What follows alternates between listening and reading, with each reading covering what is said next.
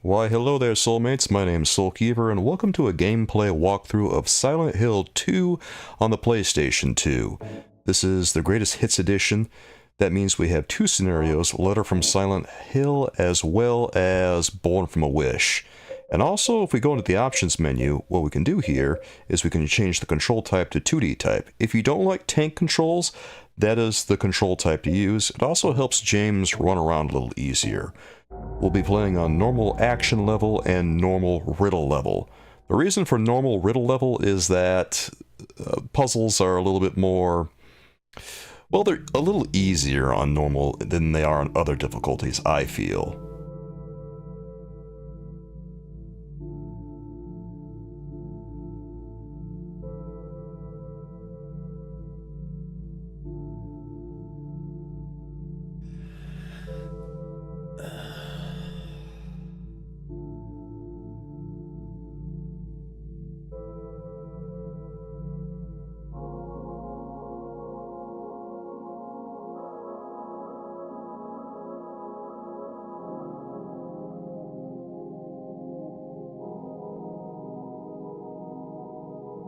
Mary, could you really be in this town? Once you have control of James here, you can go and look on the wall, and you'll see a little bit of an Easter egg here. That poster is of Heaven's Night, or a Heaven's Night poster, and has a picture of Maria on it, believe it or not. So you see her very early on in the game, although it can be a little hard to make her out on the PlayStation 2 version because of the PlayStation 2's resolution. But if you play an HD version of this, you'll notice that, yeah, that's Maria. Over here, there's a blue gem that I'm going to pick up, and if you want to get the UFO ending, you have to pick that up right here. You only get this if you have a save file from the Black Label release after completing Silent Hill 2, or if you've completed Silent Hill 2 on the Greatest Hits version that I'm playing right here. There's not a lot of there's not a lot of differences between the Greatest Hits version and the Black Label release, aside from additional endings, some graphical enhancements, and the Born from a Wish scenario. Anyway, when you're ready, leave the bathroom/restroom, and we'll get the cutscene that we all know and love out here. In my restless dreams, I see that town, Silent Hill. You promised you'd take me there again someday, but you never did. Well, I'm alone there now, in our special place, waiting for you.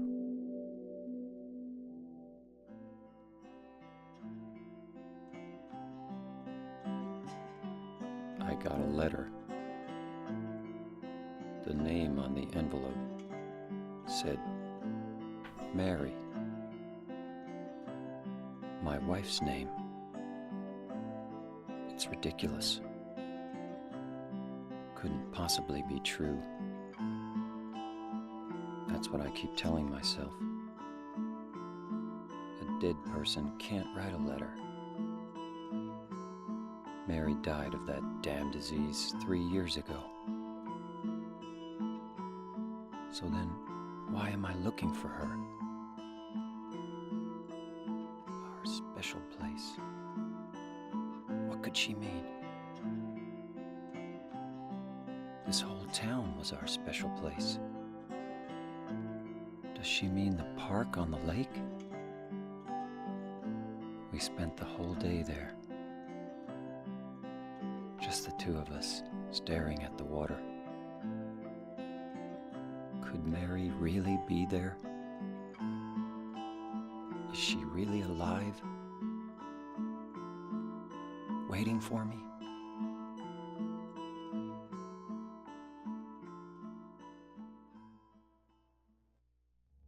Once you have control of James, run over to the car. You'll notice that the door is open, and in the driver's seat there's a map that will be very useful.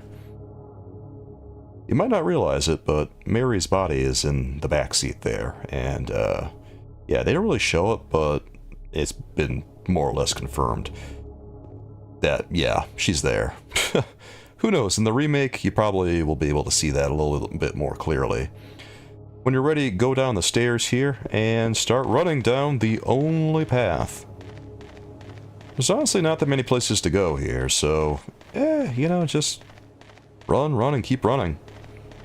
Like, if you can get lost here, I'd be very impressed. This goes on for a little while, and the beginning of the game is mostly just there to set the atmosphere, to set the tone for you, and to make you feel a sense of isolation, loneliness, unsettle you a little bit with sound effects and visual effects. And to be fair, it's fairly effective because this place is so empty and you hear things that are seemingly surrounding you. Strange noises. You think that something's gonna come out. Something's coming around you. There are very strange noises. Over here in this well, there is actually a place. There's our first save of the entire game if you choose to save. There's not really a lot going on quite yet, so I wouldn't blame you if you don't really feel like saving yet, but it's there. It's just nice to note it, right?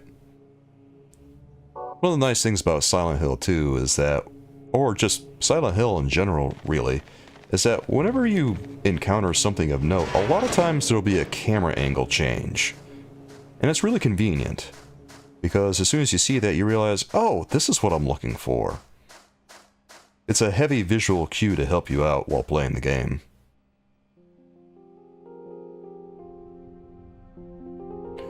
Anyway, when you get to the graveyard, just walk forward, and you'll meet Angela.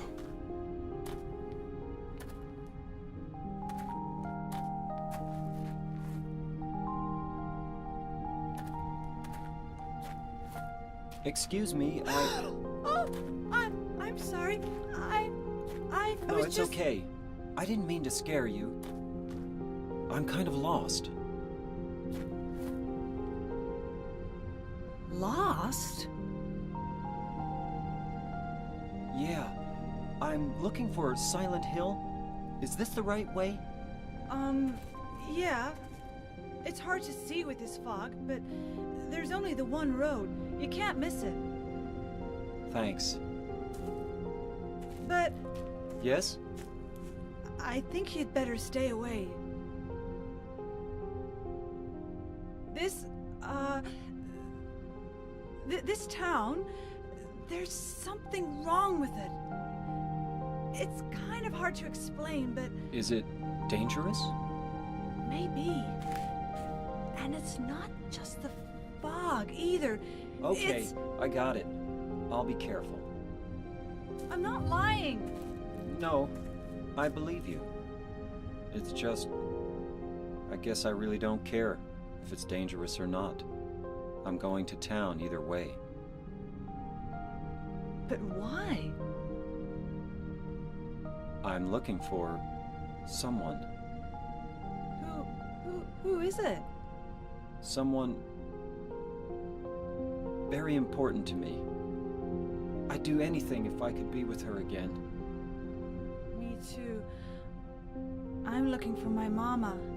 I mean my mother. It's been so long since I've seen her. I thought my father and brother were here, but I can't find them either. I'm sorry. It's not your problem. I hope you find them. Yeah, you too.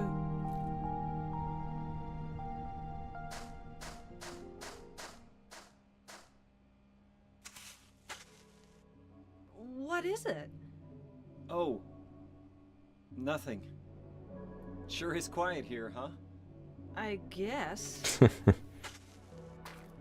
One of the fun things about this is you can actually go back to the character you just talked to and talk to them again. I think there's an additional line of dialogue if you talk to her one more time. It's just kind of funny because it lightens the mood of Silent Hill 2. This can be a very dark, dreary game at times, and it's nice to find those little things that brighten things up. When you're done talking to Angela, run toward the gate. If you're having trouble finding it, just find the chapel and then go to the right of that, and you'll find the gate to get out of here. And then keep following the only road. There's not really all that much to interact with around here. If you've beaten Silent Hill 2 before and you go over to the right, there's a chainsaw embedded in a log that you can grab. So go ahead and take that. And there's Silent Hill Ranch. Notice how that's not Comic Sans. So, you know I'm playing a legit copy of the game instead of that HD collection version. Oh, God. Oh, man. I feel bad for people who have only played that version. If you can get your hands on a legit copy of Silent Hill 2, I really hope that you can, because it's way better than that crap. Godspeed. Silent Hill 2 is really expensive, but God, it is worth playing, definitely. The real version, not the fake version, i.e. the HD collection version. When we get to the chain link fence here, we're almost in Silent Hill. It's just that the scenery is changing a little bit, things are becoming a little bit more industrial, and now it changes to concrete. It's really, really dingy. Looks like things have not been kept up. No one's done any repairs, no one's bothered to clean up all the posters falling off, all the newspapers. This place is trashed. This entire time I'm playing this, I am using 2D type controls, and 2D type controls use the analog stick to move James in whatever direction it's pressed in. That is, well, it's the opposite of tank controls. If you're playing tank controls, you press up, and that makes James go forward, because with tank controls what happens is you press forward, that makes the character go forward, you press left or right, that makes them go left or right, and if you press back, it makes them go back. But if you use the control stick, then James will run in whatever direction you press it, whatever direction you press the stick. And that makes it a lot easier to dodge monsters, because tank controls are by their nature very stiff. The thing of Silent Hill is that it doesn't have a fixed camera. It has a camera that is frequently moving along with you. So it does make it a lot easier to use this 2D type control setup. I decided to come over to the flower shop and see if maybe we could interact with that, and not really, but there is a first aid kit over here to the left of the shop that we can grab. And if we go left all the way over to the end here, it's just a dead end. Sometimes I like to explore Silent Hill a little bit, just see if there's any supplies maybe I've missed, because it feels like you'll learn something new every time you play it. But whenever you're ready, just go to the right of where you came in, and eventually James will see something. Right there. The blood leads the way. Are these marks blood? Well, certainly not road markings.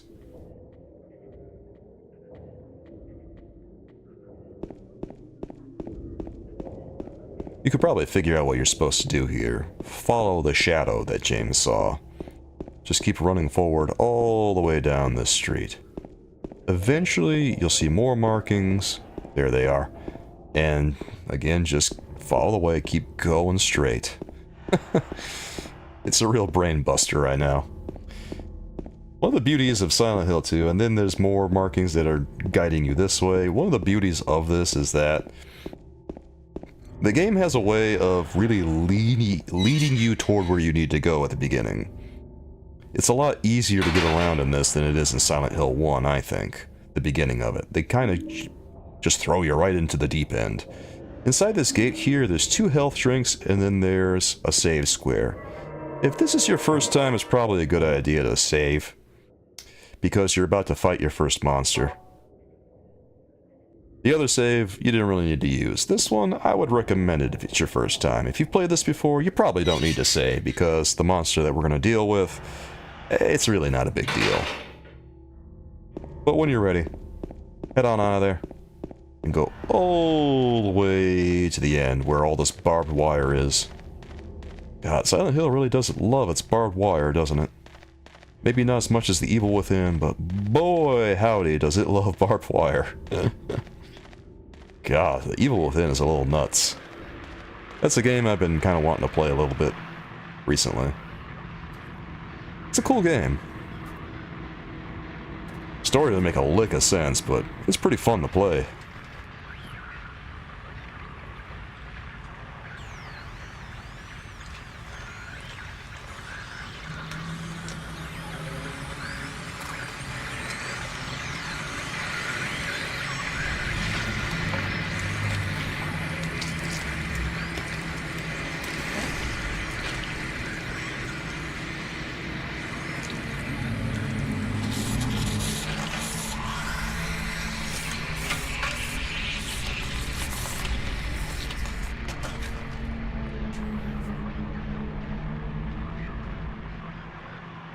Well, now that James is armed, walk over to the monster and start hitting it.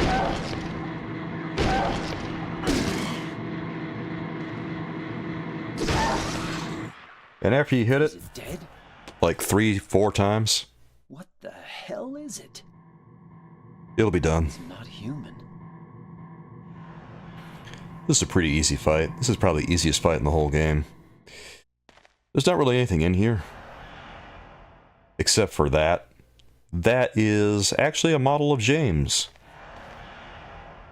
One of the fun things about Silent Hill 2 is that almost all the dead bodies that you come across are just repurposed models. Oh yeah.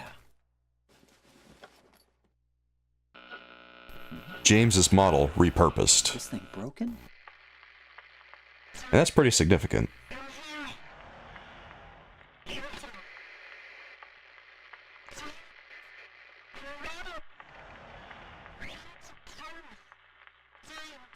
What the?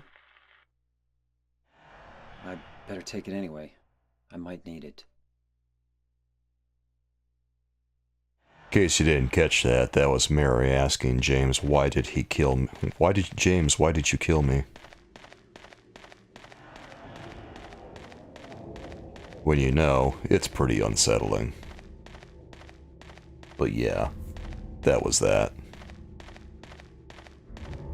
Got cut off just as she said, why did you kill?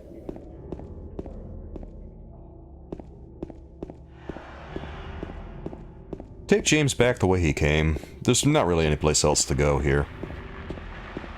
And we're going to take a left. Luckily, the blood kind of guides us the right way we need to go, so it's easy enough to figure out there. Now, it's a little bit more up in the air here, but when you see those roadblocks, go ahead and turn into those, and just go for it. When you encounter this alley, run down the alley. This is going to take us to where we have to grab a crucial item. There's also a health drink over here that I would recommend grabbing. And I also recommend hugging the right when you run past this van up here. Otherwise, there's going to be a monster that's going to scare the hell out of you. Or if you just want to get scared, go for it. There's James's model repurposed again, and we got the apartment key. So, there's not too much to say about this guy here. I mean, like I say, almost all the dead bodies you come across are just James's model repurposed. And, well, you could say that's very topical here. A lot of meaning behind it. I don't want to give too much away, but you can probably reach your own conclusions about what that might mean. And if you know the story of Silent Hill 2, well, yeah, I guess you kind of do know what that's driving at. James's journey is not a happy one. Underneath this, there's going to be some handgun bullets. There's also going to be a first aid kit right here. Doesn't hurt to have a few more supplies. So go ahead and grab those, and then continue on your way down the same street. There's one of those monsters hiding under a car. It doesn't matter much. We're almost at the apartments. Just ignore them, blow past them, and when you get over here, there's Just a little bit further, and there's the gate right there. Just go and interact with it. James will use the key automatically, and you'll be inside the apartments. So that was actually pretty easy getting in the apartments, wasn't it? That was way easier than it is getting started in Silent Hill 1. In Silent Hill 1, you have to go fetch like 4 different keys just to get to the school. It's a little crazy. There's more supplies right there. There's a map on the wall that I really recommend you grab. And then there's a little save square right here that probably isn't a bad idea to use. It's a pretty good idea, so go ahead and use them. Or excuse me, use it. Kind of eerie the way that it's got all those little, what do you call them? They look like tree branches. But it's very eerie. It's like it's really just digging into James's mind. Go to the second floor. James does not have a light yet, so you'll be running in the darkness a little bit. It won't be super dark. You'll be able to see a little bit, but you won't be able to see that well. So run down here to this door. Run down the hallway a little bit, and you'll know when you find it. If you find a locked door, don't worry about it. Just keep running until you get to room 205. You have your map on you, although you won't be able to use it because it's too dark. And run when you get in this room, you'll find a flashlight on a mannequin wearing Mary's dress.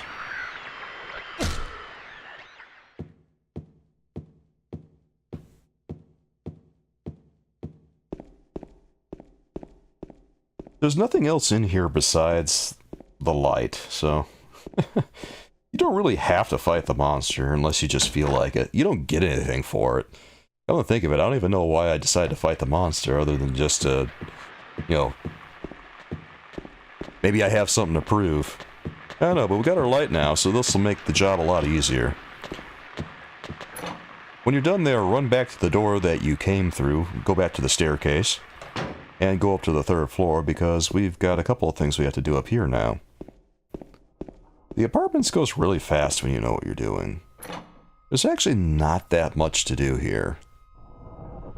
I know that might sound surprising, but really it's pretty easy to get out of the apartments. It is the beginning of the game. Interact with that key on the other side of the bars. Try to pick it up and, well, see what happens.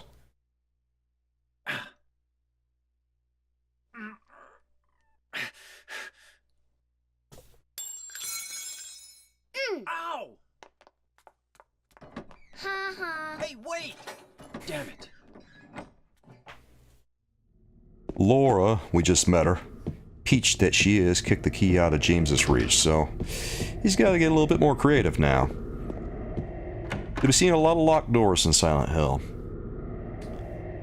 A lot of locked doors. Every door is locked in this game, it seems like. Go into the door at the end of the hall, and strangely enough, in this apartment, there's going to be a shopping cart. I guess we'll call this room Guns or Us.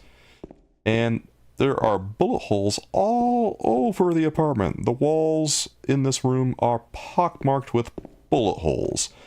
And in that shopping cart is a gun. Someone went postal in that room.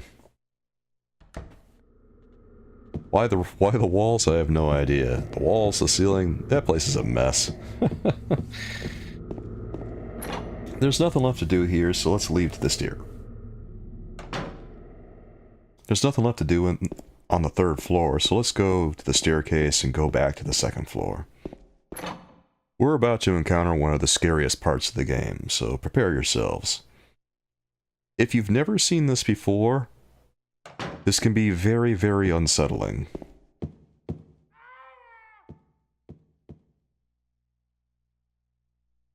When you hear that noise, run down this hallway here, go all the way to the end. You'll see what made that noise. Yeah, there he is. You recognize him? I bet you do. What an oddly low-key way to meet the most iconic character in the entire series.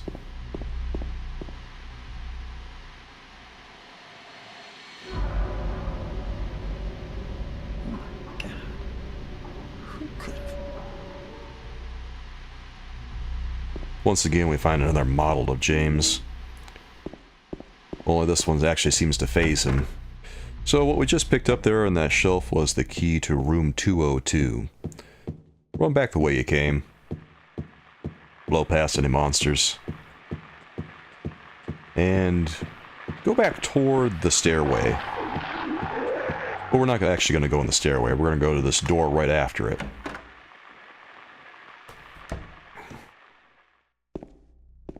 In here, there's going to be a strange hole that James is going to want to reach his hand into. You don't have a choice. He has to do it. And of course, it comes accompanied by this very eerie music. Like, that music is intense, isn't it? There's a lot of sounds in this game that are so frightening. Everything about this game sticks with you.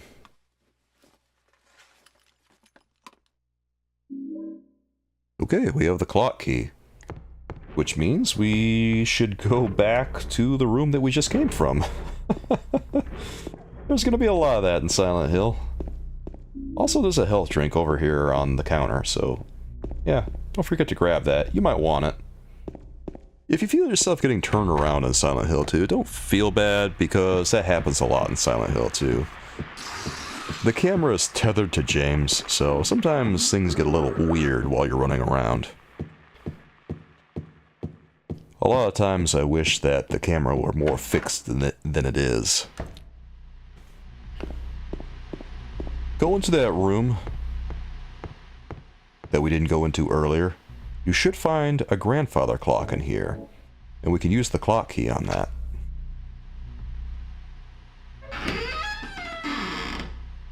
The solution to the puzzle is 910. That means, if you can't tell time, that means you have to get the little hand there on the 9, and the big hand on the 2. If you didn't, and if you need me to tell you that, well, learn how to tell time, you fool. Also, the solution is effectively on the wall opposite the clock on normal. It has names listed, but the names just represent the first initial hours, minutes, and seconds. So it's really not that hard to figure out. There's not really a lot going on in here, so we could just leave the room. I don't know why I'm trying out these doors. I guess I'm just trying to find things, see if I've ever missed anything.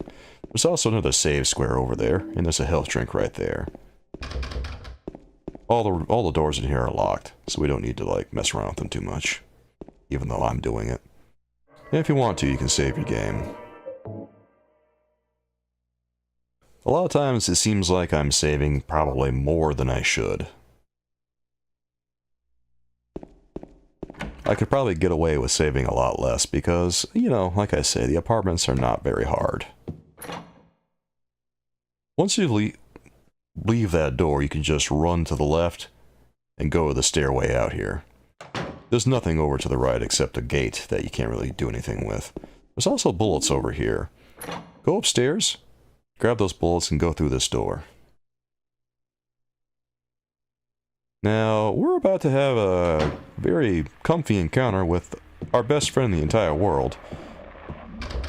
There's going to be one door, two doors. The two doors that you encounter first are going to be locked. And then, once you go into the third door, that's when we're going to meet our pal. And he's up to no good in there, if you know what I mean.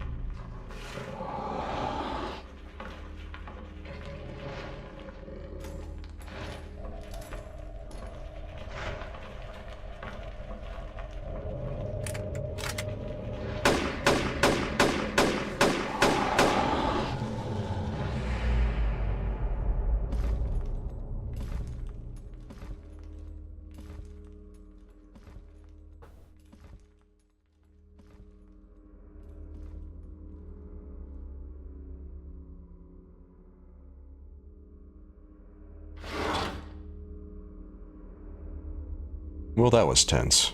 And that closet you were just in is a courtyard key. There's nothing else in here. So when you're done, have a look around. Feel free. But like I say, there's nothing in here.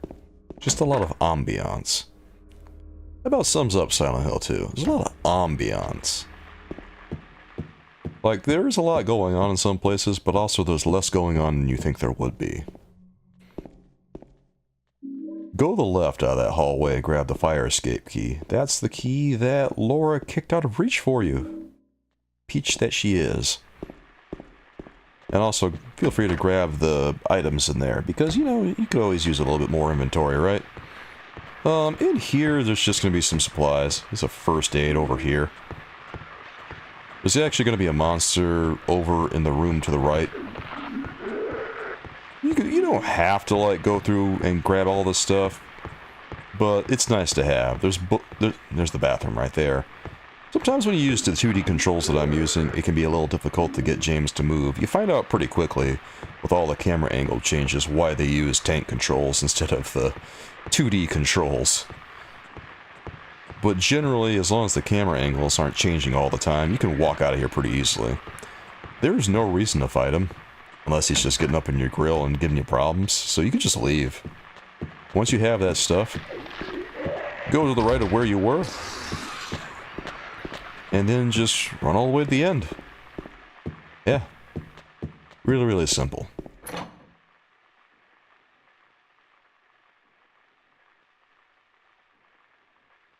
Like I say, seems scarier than it actually is, guys. Don't worry, you'll be okay. Go down the staircase here. You actually can't access the second floor, so just go all the way down.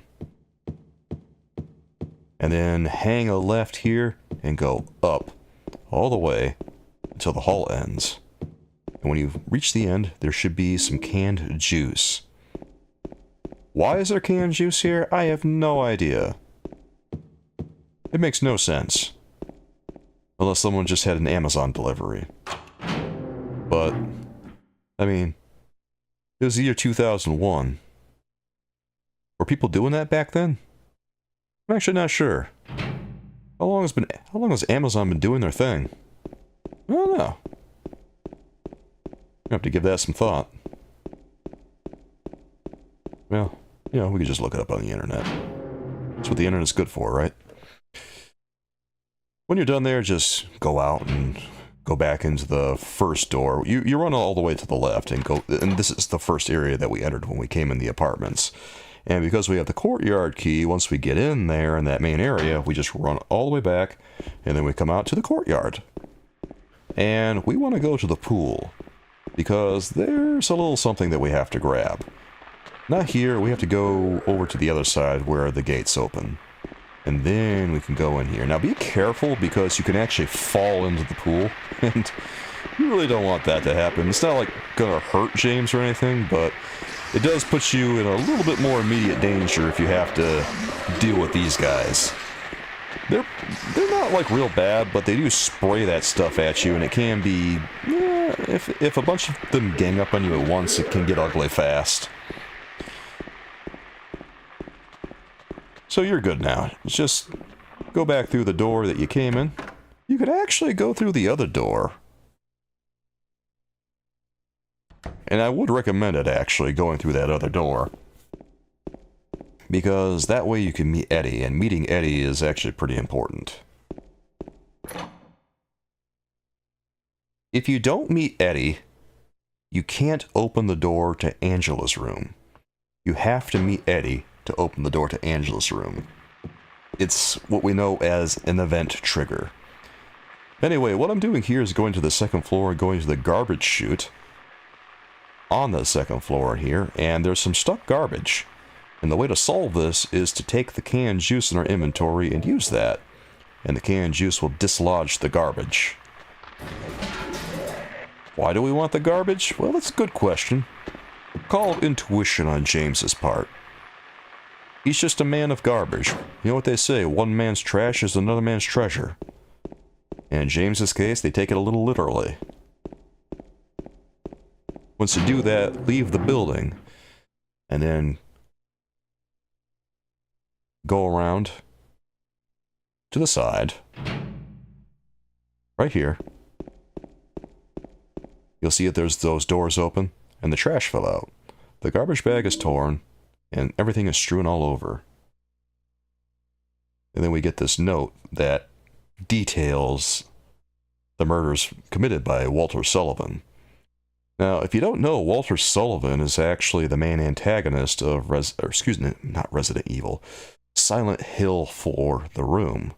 And if you haven't played that game, I recommend giving it a play. It's a pretty good game overall with some very creepy elements. A lot of stuff in it that could have been done better. But overall, I'd say it's definitely worth it. Because, like I say, there's some very scary things in there. It's a fun game to play. And, well, this does give you an idea of how closely woven together Silent Hill 2 and Silent Hill 4 are. There's a lot of little things in Silent Hill 2 that you see in Silent Hill 4. Now, what you want to do is you can go back into this room, and we can use the fire escape key to go over to another building.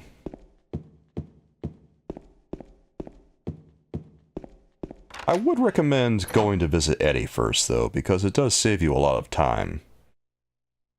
I think during the course of this I was very tired filming it, and I wasn't sure what I was thinking here. So here's the infamous fire escape scene, where there's no fire escape, there's just another building that James can step to. A lot of people for some reason think that James jumps to this window. He doesn't jump. He just steps over. And then, you know, he does a little hop down, but that's not necessarily a display of athletic ability. I don't know why people have it in their head that James jumps over there.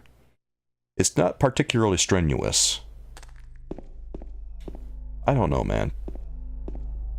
People are weird sometimes.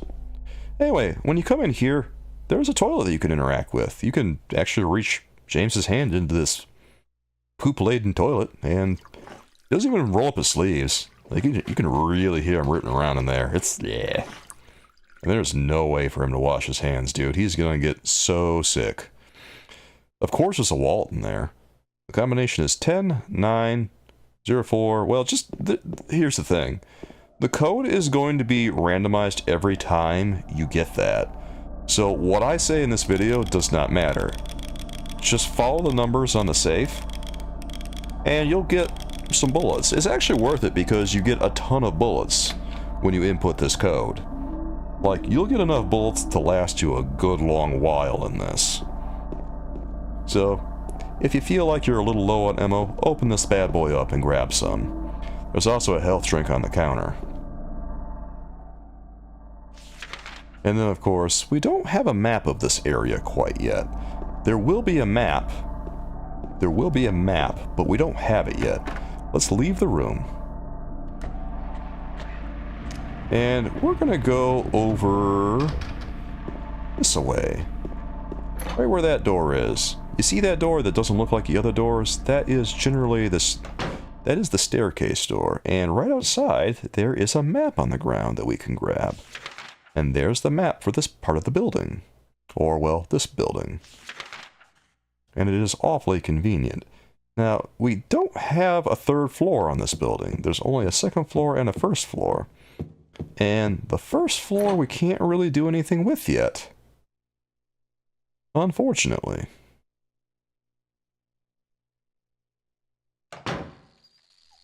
Because we do still have to visit Eddie, but we can go pick up something in room 105.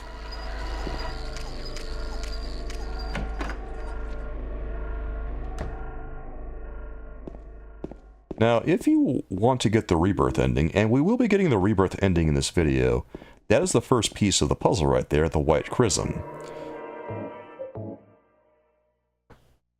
To get the dog ending, you will have to get the Rebirth ending, or you have to get all three normal endings. One or the other. and then you'll be able to get the dog ending. And you have to be sure to use the same save file. So what we're going to do now we've got all this sorted, we have to visit Eddie now, since we hadn't done that already, and ideally we should have done that. And if you're playing this, I highly recommend that you go visit Eddie before you do anything else, before you come back through the courtyard. When you're out in the courtyard, you need to visit Eddie first. I know it's a little bit silly that I'm doing this. Like I say, I must have been very, very tired when I was recording this. Because I've played Silent Hill 2 an awful lot. And I think I was just having the biggest brain fart that day. I spent a lot of time streaming on Twitch. I spent a lot of time making videos on TikTok and YouTube. And I don't know, sometimes your brain just gets a little scrambled when you're making all this content. It's hard to articulate why you do certain things versus others, but I think that's the vibe that I feel. But anyway, it is what it is.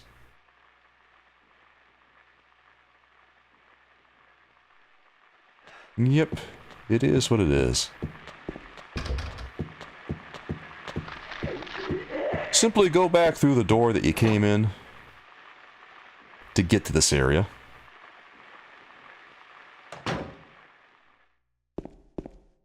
And then we're going to go all the way downstairs. You have to come back through the fire escape, of course. And then we got to go back out to the courtyard.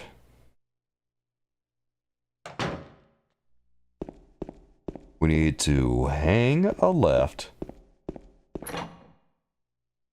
And then we're going to hang a right.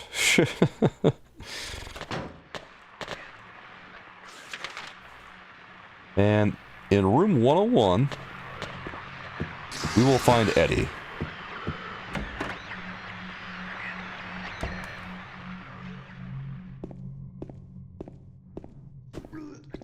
See the guy in the fridge? And you hear the noises? Yeah. We found Eddie. So let's go ahead and meet the poor guy. God, pull your pants up, Eddie. Damn.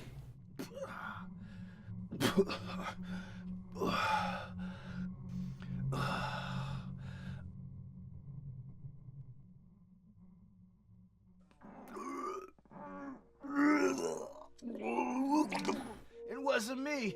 I didn't do it. Do what? I didn't do anything. I swear. He was like this when I got here. My name's James. James Sunderland. Eddie. Eddie. Who's that dead guy in the kitchen? I didn't do it. I swear I didn't kill anybody.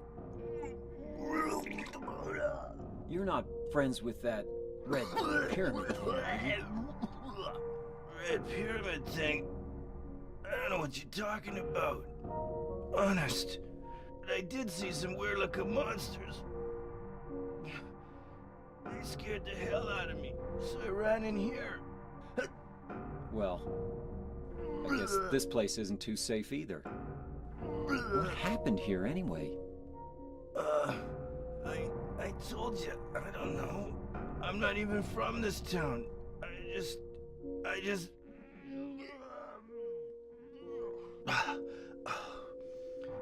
You too, huh? Something just brought you here, right? Yeah, you could say that. Well, whatever it is, I think you better get out of here soon. Yeah, you're right. What about you? I'll leave as soon as I'm done here. Eddie, be careful. James, you be careful too.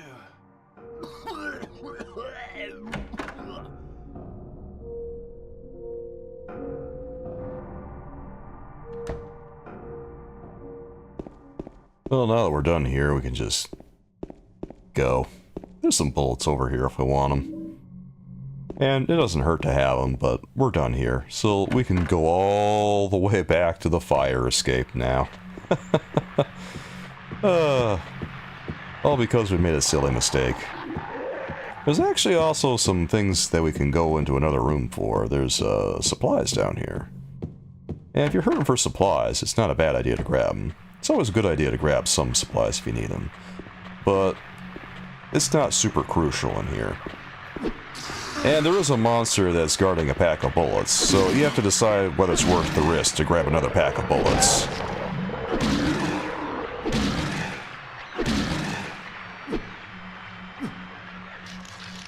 All that for a pack of bullets. Does that seem worth it to you? I don't know if I'd call it worth it. I think I would just leave those bullets in the future. Also, this guy, sometimes he'll just get on the ground, cuz... Here, give him a little kick on the butt. There. That takes care of him. Yeah, there's also a document here. There's a brochure. It's a sightseeing brochure. And if you just want to see some more documents, yeah. It's a Welcome to Silent Hill document.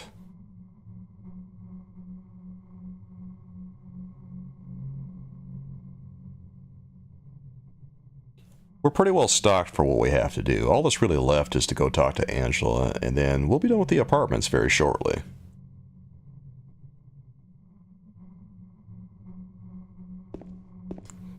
This is one of those cases where you should remember to do as I say and not as I do. If you take a lot of hits, make sure that you heal yourself up. The controller will vibrate a little bit to let you know that you're taking quite a bit of damage.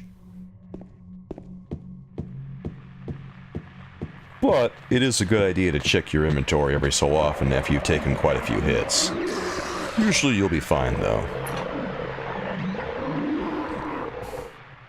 If you're playing on hard, well, I haven't played on hard super often. There's some idiosyncrasies to hard, much like there is in every other hard difficulty that you'll ever play. But I'm focusing on normal right now. But if you want to play Silent Hill 2 on hard, it's one of the more accessible Silent Hills to play on hard, I think. Or so I understand it to be. Maybe I'll get around to making a guide on that one of these days. I'm just making a guide about this one because a lot of people don't really seem to know Silent Hill that well. A lot of people have never played Silent Hill. And with Silent Hill 2 remake coming out soon, as of this video being recorded, well, it's a nice thing to do, we'll put it that way. Anyway, we're ready to go back over, and once again, James does his little cross.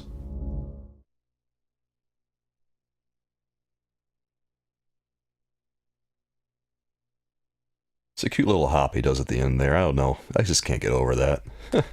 Like, alley-oop, boop.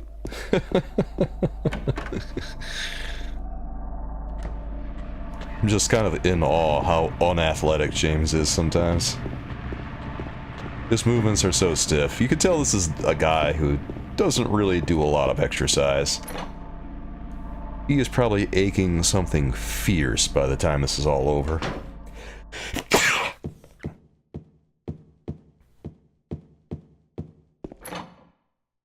Anyway, once we get over here, let's go back to the first floor, and we're going to go to room 107. Room 107. And it should be on this wall over here. Should be the first floor, or it's not the first floor, but the first door. Right after you walk away from the staircase door, or the stairwell door. This door is going to take us to Angela. Let's go have a talk with her and see how she's doing.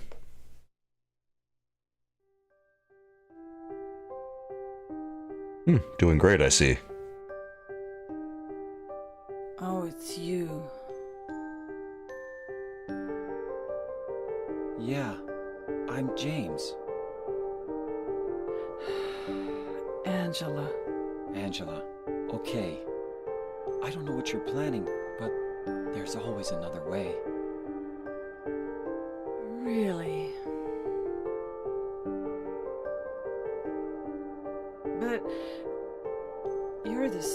it's me. It's easier just to run. Besides, is what we deserve. No, I'm not like you. Are you afraid? I'm sorry. It's okay. Did you find your mother? Not yet. She's not anywhere. Did she live in this apartment building? I don't know. So, all you know is she lived in this town. What did you say?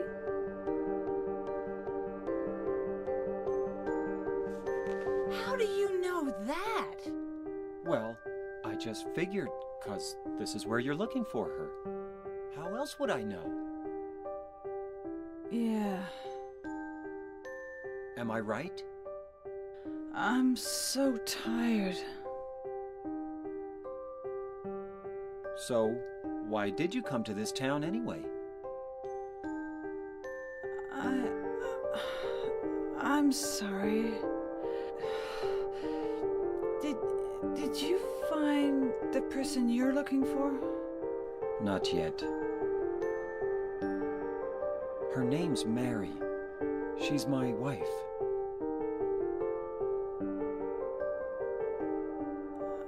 I'm sorry. It's okay. Anyway, she's dead. I don't know why I think she's here. She's dead? Don't worry. I'm not crazy. At least, I don't think so. I've got to find my mama. Should I go with you? This town's dangerous. Now I know what you meant back there in the cemetery. I'll be okay by myself. Besides, I'd just slow you down. What about that? Will you hold it for me? Sure. No problem. If I kept it, I'm not sure what I might do.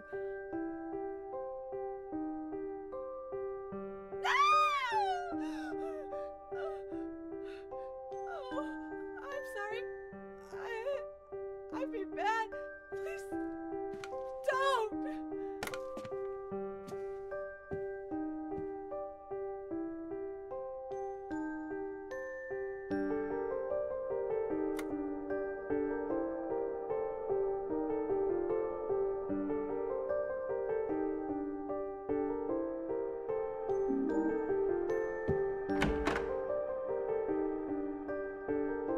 Well, wasn't that lovely? Be sure you grab that coin off the counter. At this point, we should have 3 coins in our inventory. We only need 3 of them. We should have the prisoner, we should have the old man, and we should have the snake. And if we have all those, we're ready to complete the apartments. At this point, we need to go to room 105. 105. I'm actually not sure why I'm running up the stairs here to the 2nd floor. I think I just wanted to see the note on the door over here. Which isn't over there. Yeah. Wonder what SK is doing over here. I don't know. But anyway, there's a door that we have to go in. And it's locked. There's a note stuck on the door.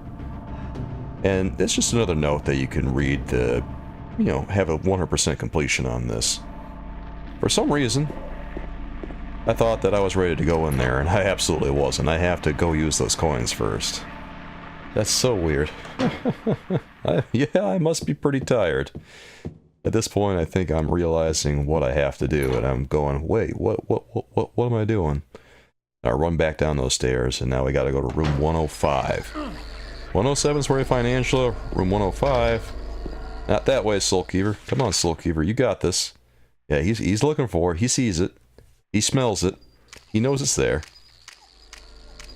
It's this door right here. Maybe, maybe not. Okay.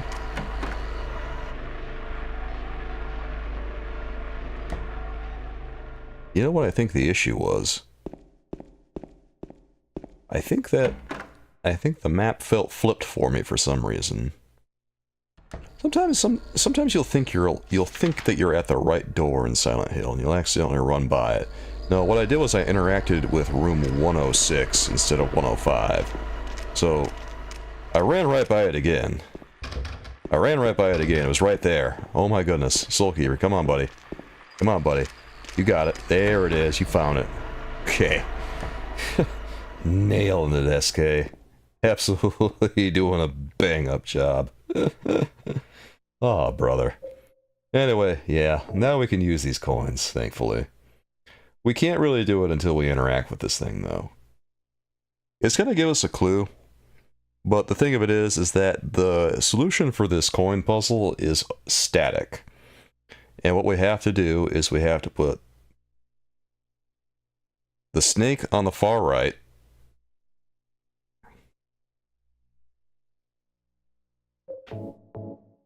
snake goes on the far right.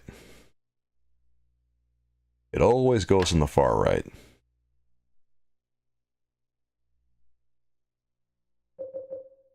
And then we'll take the old man coin and put that bad boy on the left. We'll put it on slot 2. And then the last coin, the prisoner coin, we'll put that on the right of the old man, smack in the middle. And that's the solution. Old man, prisoner, snake. 2, 3, 5. And that gets us the Lynn house key. That's the key to that door that had the note on it on the second floor. So now we gotta go back up there. And hopefully we can avoid enemies doing it. Fortunately, the door to the stairwell is not that far away. We just have to be a little bit nimble getting there.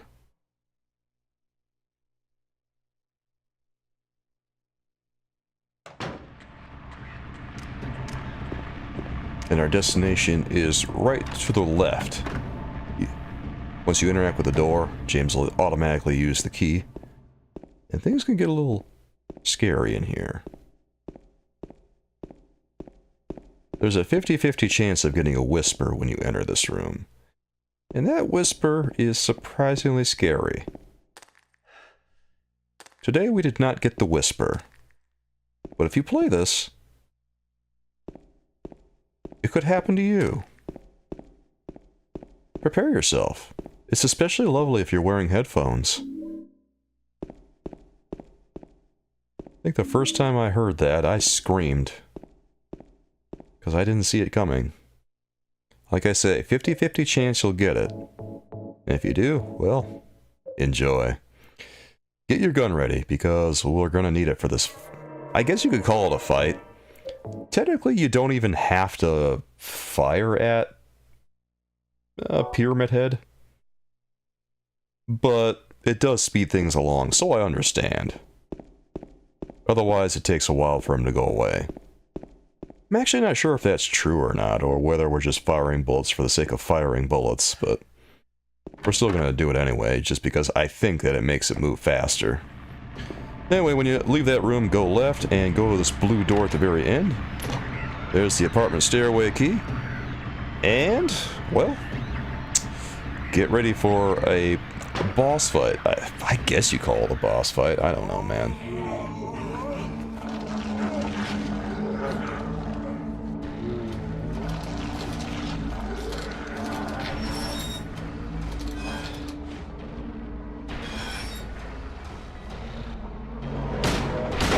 So, yeah, you kind of want to just pay attention to Pyramid Head's movements in here. This is a very tight area.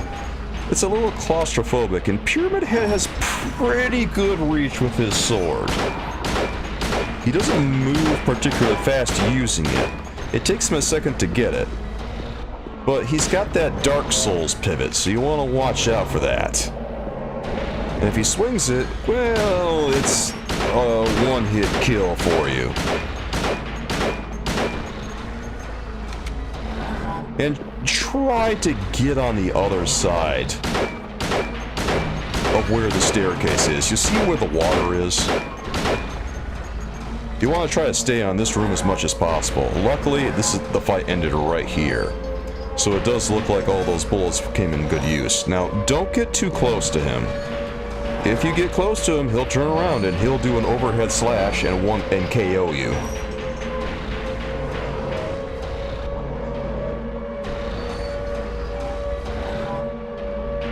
You'll notice that there's a lot of water damage going through all these areas. It's very telling of James's state of mind. The fact that there's so much water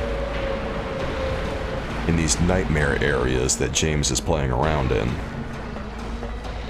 Pyramid Head will leave the area and that'll drain the stairway, and now we can leave. And we're done with the apartments, guys. Whew. See, that wasn't so bad. Yeah. Pretty simple if you know what you're doing. Which, at this point, you know, sometimes it felt a little dubious there for me, but if I did it again, I imagine it'd look a lot cleaner. Run over here and grab the first aid kit. There's one over there. You might as well take it because, I mean, you might need those a little bit later on. And then follow the path. Don't even bother going up here. I don't know why I did this, but yeah, there's nothing up there. There's some boxes you can look at. Those are pretty nice. And also you can make James fall off the stairs. That's pretty funny, actually. That's a nice touch. Yeah, I love it when these games put stuff like that in there. Oh, and, well, here's Laura. Again.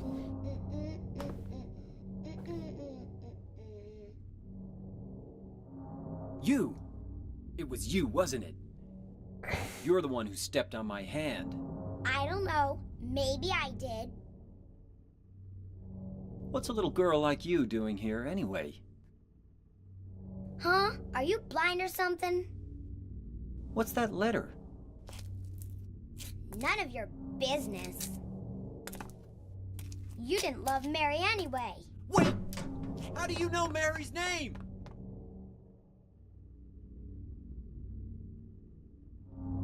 You know, when you really think about it, it's kind of odd that James doesn't recognize her at all, but I think it'd just be Silent Hill playing tricks on you.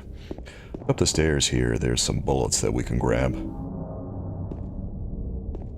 We used a few of them during the fight with, well, I guess you could call it a fight with Pyramid Head. It's less of a fight, more of just a run away and try not to die type of situation, which, yeah, I guess you could call that a fight.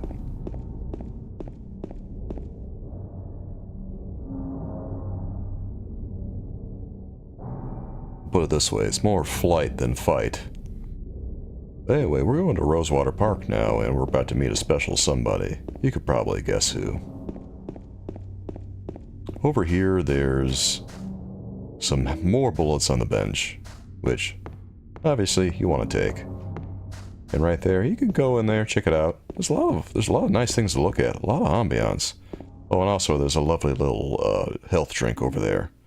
I like to call them chalky milks.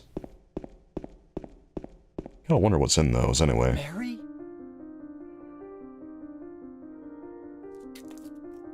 Health, that's what's in them. No, you're not. Do I look like your girlfriend? No, my late wife. I can't believe it. You could be her twin. Your face, your voice, just your hair and clothes are different. My name is Maria. I don't look like a ghost, do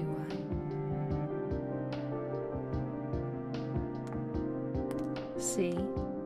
Feel how warm I am? You're really not Mary. I told you, I'm Maria. Sorry. I was confused. Where are you going? I'm looking for Mary. Have you seen her? Didn't you say she died? Oh yeah, 3 years ago. But I got a letter from her. She says she was waiting in our special place. And that's here? Anyway, I haven't seen her. Is this your only special place?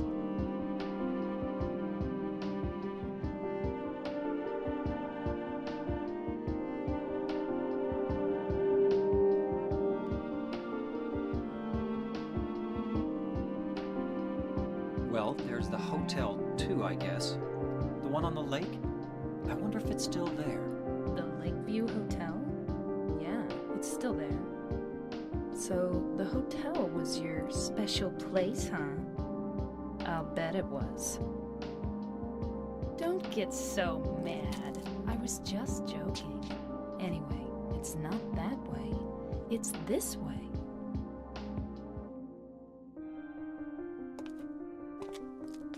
You're coming with me? You were gonna just leave me? No, but... With all these monsters around? No, I just... I'm all alone here. Everyone else is gone. I look like Mary, don't I? You loved her, right? Or maybe you hated her. Don't be ridiculous. So it's okay?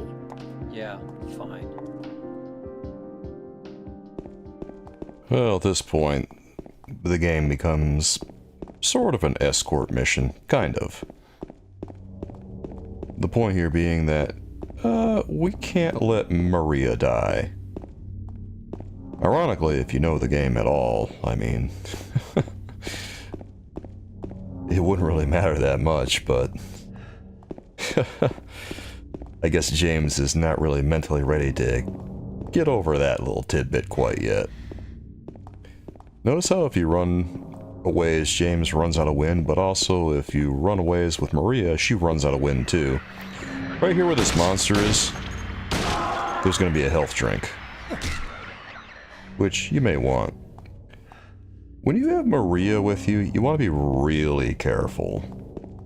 Oh, also, if you're coming out this way and you've got a save file where you've completed all 3 endings, or the Rebirth ending, you can go to the left there, go next to Jack's Inn, and in that little area, there should be a space for the dog key. Right in this little area right here. There's no doghouse over here right now, but if we meet the conditions, there will be a doghouse in here, and it will be very obvious.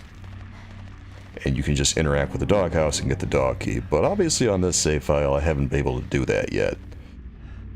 Unfortunately, although I have gotten the dog ending at the time of this recording, so here I am just kind of looking for it. I guess I was kind of hopeful that I'd be able to find the dog key. I was thinking to myself, man, where's this doghouse? Where's that doghouse at? But no, there's no doghouse over here, so it's time for us to just get going. One of these days, we will find it. And I did find it. Dog ending is a lot of fun. I love the dog ending.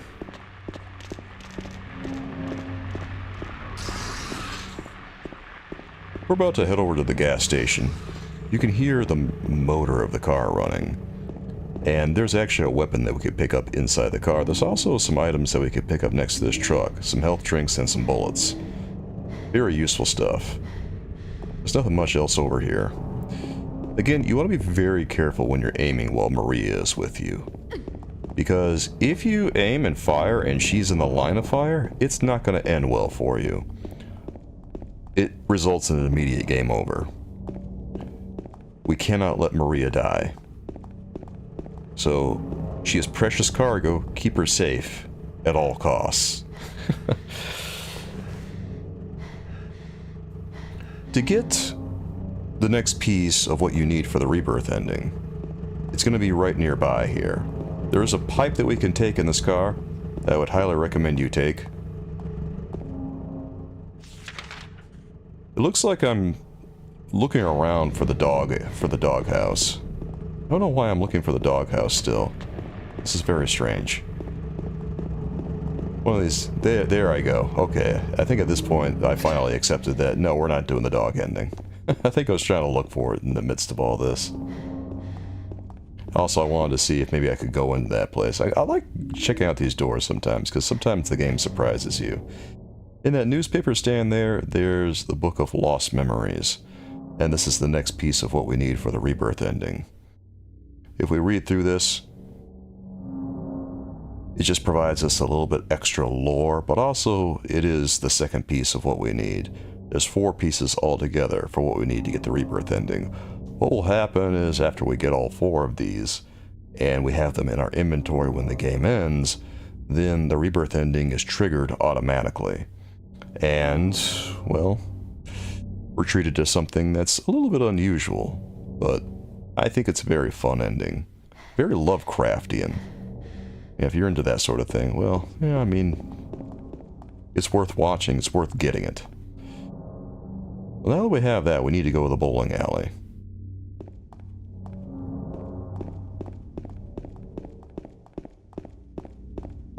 Which is really not that far away. It's right next door, actually. I'm looking around over here, but the entrance is right there. I'll wait here. I hate bowling. I didn't come here to play, you know. Hurry back, okay? It's a little odd that she doesn't go in with us, but it does keep up the mystique. And, well, it is something of an indicator that Maria is not all she seems. Also, who hates bowling? That's weird. So what'd you do? Robbery? Murder? Nah, nothing like that. Huh, you're just a gutless fatso. What'd you have to say that for? I thought you said the cops were after you. No, I just ran because I was scared. I don't know what the cops are doing. But if you did something bad, why don't you just say you were sorry? Well, I guess I run away a lot too. It's no good. They wouldn't listen. Nobody will ever forgive me.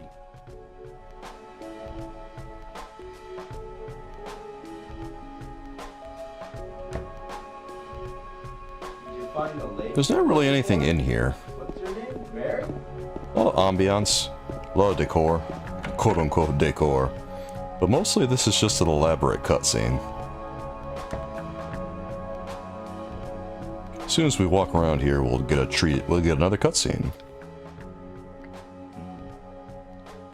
There's one item in here that we could pick up. Eddie? Oh. You're... James. We met in the apartment building? Yeah, I remember. But...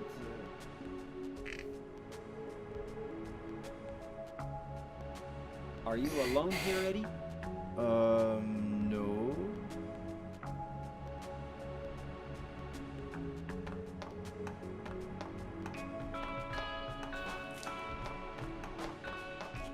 Bye-bye. Wait! Come back! Eddie, let's go after her. Huh? Laura?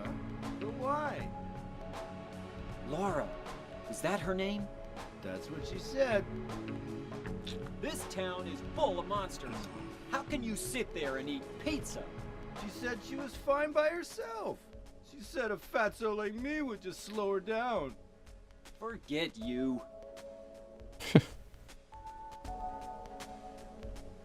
This man needs his pizza. There are bullets at the end of the bowling alley. They're very well hidden, but they're over there. If you want them, just look around the other end of the bowling alley, run straight down the lane, and you'll find them eventually. I think there's only the one. I haven't been able to find anything else there. Did a little girl run out of here? Yeah, she was too fast for me. Aren't you gonna go after her? Well, if you put it like that, Maria, yeah, I guess we are.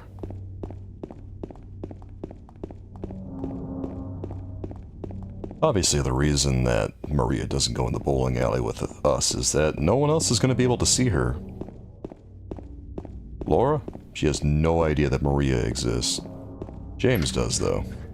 And Eddie wouldn't be able to see her either, and that would have clued us in a lot earlier to the nature of Silent Hill.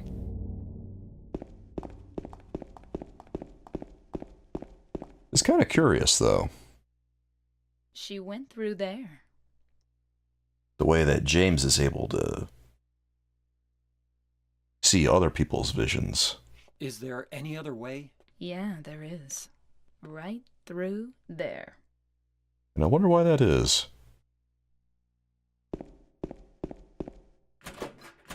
It's no good. It's locked.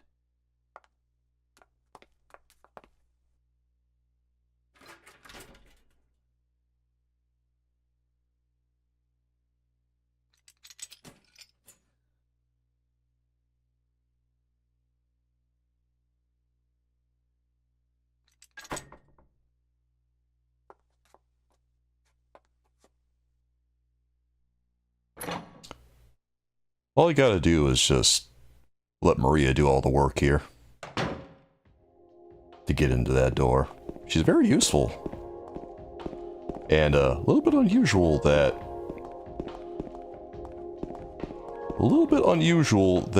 she can do that.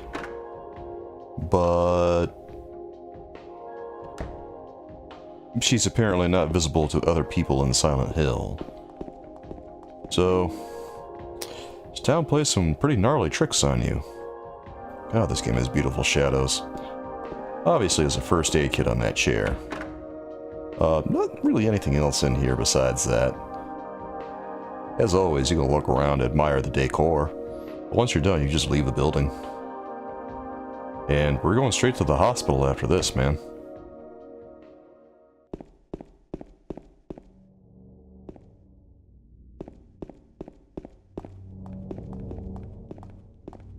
There's not really anything over here, although I did go and look around just to make sure there were no items lingering about. Because, you know, sometimes things are kind of just hidden, stashed around in Silent Hill. It's like that in a lot of games. Run down the street, you'll be treated to a little mini cutscene where you'll see Laura entering the hospital. Why? I have no idea. Maybe she's pretending she's visiting Mary or something. Over there!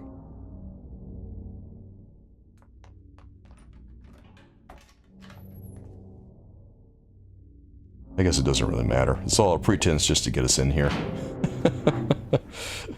Because, hey, we gotta have another hospital level like we did in Silent Hill 1, right? God. Silent Hill 2 is a lot more subtle about the way it handles things. More so than Silent Hill 1 is, I think. Silent Hill 1 kind of has a way of beating you over the head with some of its level design. It's not bad. Anyway, go into this room here. There will be a handful of things that you could take. And there will also be a place where you can save. And at this point, you might feel like saving because, you know, it's been a little while since we've been able to do that. And plus, we're about to do some pretty dangerous stuff. We're about to meet a new enemy, too. The nurses in Silent Hill are a little unhinged. When you're ready, go through this door. And then, yeah, watch out for Maria, too, because she'll have a funny way of jump scaring you.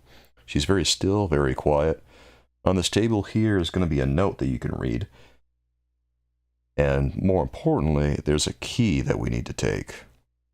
You can see the key at the bottom right there. Doesn't look like a key, but that is a key. It is called the Purple Bull Key.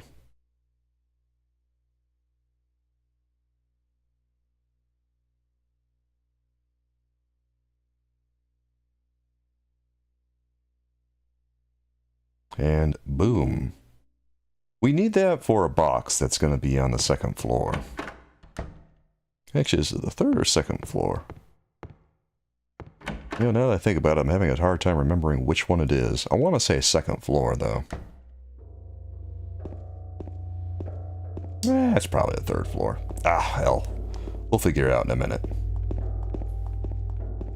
You know, you play Silent Hill. Here's the thing about Silent Hill. Even if you know a lot about the game, like, it's hard to remember everything about it because there's just lots of little things to keep track of in the game. A lot of details. It's a very detail-oriented game.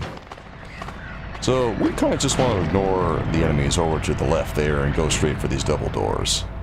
It's in our best interest to do that. Pick up the bullets, and inside this door there's going to be a note that's got a combination on it. There's going to be a first aid on the bed, and there at that typewriter is the note that we're looking for. Just keep interacting with it until you're able to read the note. It's not immediately obvious that you can read this, because initially James is just going to say, just some stacks of paper, and there, that number is randomly generated, so you have to read this paper. And here, the number is 3932. But it's going to be different for you, so remember that. What I say doesn't matter here. It matters what you get. So you have to remember the number and enter it on one of the locks on the box that we're going to encounter. Do not fire your gun when you go into this room because Maria is standing right across from you. If you do, you'll get a game over. The game likes doing that to you.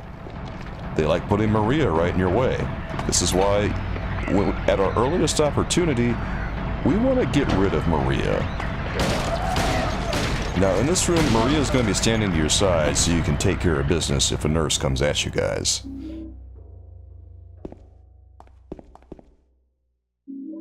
Grab the items on the ground, and then get the hell out of here. And watch out, make sure Maria's not in the way, and get rid of the nurse that's blocking your path. When you get your weapon ready, make sure that James is facing the right direction. You don't want to accidentally fire your gun while you're facing Maria, because James will do it. He will shoot at Maria if if you point him the wrong direction, so be very careful. It is okay to fire your gun here. Maria will be standing off to the right. And then there's going to be some more items that you can pick up. Health drink and bullets mostly. That's really all there is here. So it's looking like the box is on the 3rd floor. I was having a hard time remembering, but the box is definitely on the 3rd floor now that I've gotten a look at things here. You really want to keep your distance from these nurses. The nurses are not like some of the other enemies in this game, where they're not like the mannequins or... I forget what the other one is called. The lying figures, I think. The ones that look like they're in a flesh straitjacket. Those enemies are both very, very simple by comparison. These enemies, the nurses, swing wildly, they're very aggressive, and they will wreck you. We need to go to the women's locker room. We don't have to worry about it too much here. We've got the lapis eye key. We've got 2 keys that we need, actually. This door leads us back to the staircase. We need to go a couple of places over here, and this is very important. This is quite important. Now, there's one code here that is going to be static. Make sure you know where Maria's position is before you attack this nurse. That's a good rule of thumb while you have Maria in tow, is just make sure you know the position of the enemies before you do anything else. In this door I'm going in right here, there's not really going to be anything in here except this lab coat. And there's going to be a note in here that's going to tell us something. Yeah, there's the examination room key. The examination room key is going to get us the code for the door that we have to go through on the 3rd floor. And then when we go in here, there's a couple of things that we need to get. One, well, they're both... Well, one's a weapon, and the other one's a key item. What's wrong? I just pricked myself. Are you okay? Yeah. There's a hook stuck in that bear. A bent needle, I guess you could say. Which is a hook by another name. And in the locker here is a shotgun.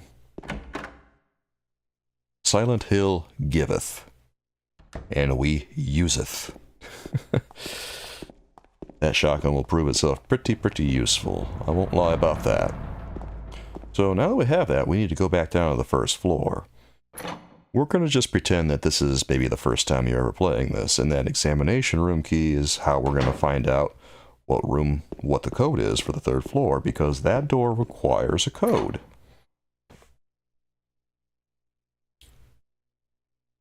The hospital will also lead us to the basement. And well, there's some pretty gnarly stuff in the basement. It's not too bad down there. The examination room key can be used on this door to the left of the staircase when we're going in. It's in the center of the room. If you have any doubts, just follow the line of doors in the middle of the room until you find the door that the key unlocks. There's nothing in the first room. Go in this other room, get the shotgun shells because, hey, ammo, right? And then look at this whiteboard over here. There's the code. That's a static code, by the way. It's going to be 7335 every single time. And now you know. So you never have to look at that board ever again if you play Silent Hill 2, unless you just forget and you have to go through the motions again. But remember, 7335 is the code every single time. It's static. It's kind of nice, right? Yeah. That does make this quite a bit easier, I'll tell you. Anyway. I don't know why I went to the second floor here. When I think about it, there's not really a lot to do here. We should really go to the third floor. One, because, well, we need to, but also we want to drop off Maria ASAP.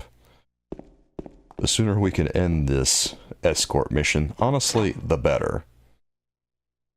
It's like I say, Maria can be a real headache sometimes, because she's always getting in the way of your bullets and stuff. Anyway, when you go up here, immediately go to this door, enter the code, 7335, and then get the hell out of there.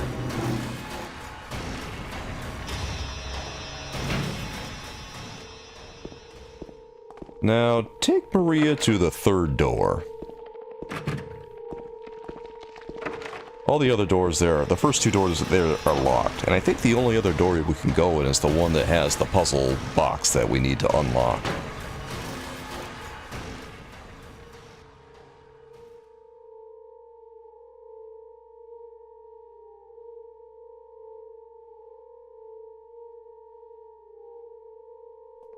James.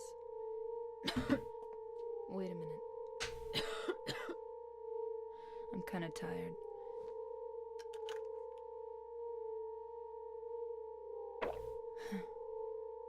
It's just a hangover. You should rest.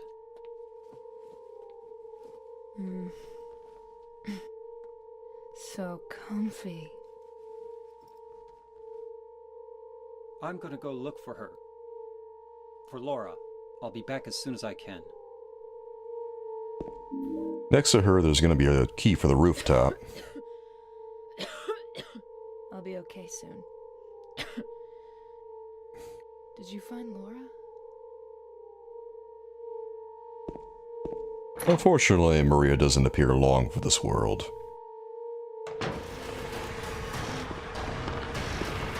If we want, we can go explore all these doors. But the only one that's really going to have anything worthwhile is the door at the end. All these other doors are just locked. Locked and more locked.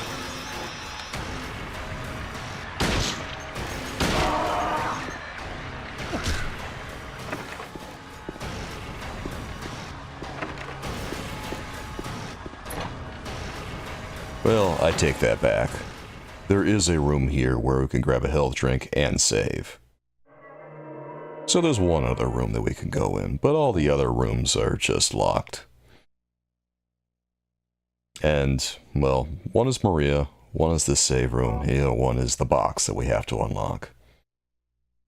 It's nice that they have this. Though it's kind of odd, because the saves are pretty close together, honestly. I imagine that might be a little bit more useful on hard difficulty. Yeah, be careful playing these games on hard difficulty, Silent Hill, because Konami, well, they have a reputation for making some pretty hard games. So does Capcom, but man, Konami. If you've played some Konami games, you know what I'm talking about. Run up here and go to the roof. Use that key. There really isn't much up here. You don't even have to read the diary, but if you want to, it's over here. It's another document that might be fun just to check it out.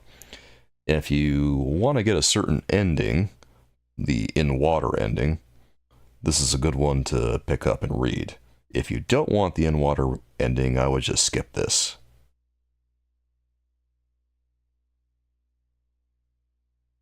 A lot of little things that tip the scales in favor of different endings. Like one, reading the diary here, that'll do it to you. They'll add some points in favor of in water, looking at the knife, looking at Mary's picture, looking at the note a bunch. Those will all tip the scale in favor of in water.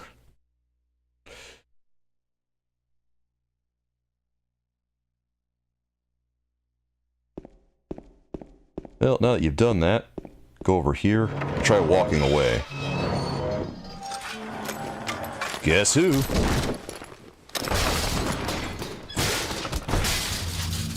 Man, he really gave James what for, didn't he? Ah, Pyramid Head. What a great guy.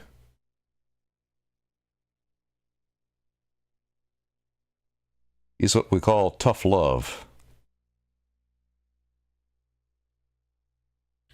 So that knocks us into this special room here. Also, you should really go into your inventory and heal here, because you take force damage during that part. And you're currently in critical after that one. Go into this room here and look at the numbers on the wall. The ones that are painted in blood. The code here is random. It's complete RNG, so take a look at it. And if you have to look at your memos when you're opening the box, then feel free to. After you're done, go through this door. This will take us back to the 3rd floor. And then run back in here, and then go all the way to the end of the hallway.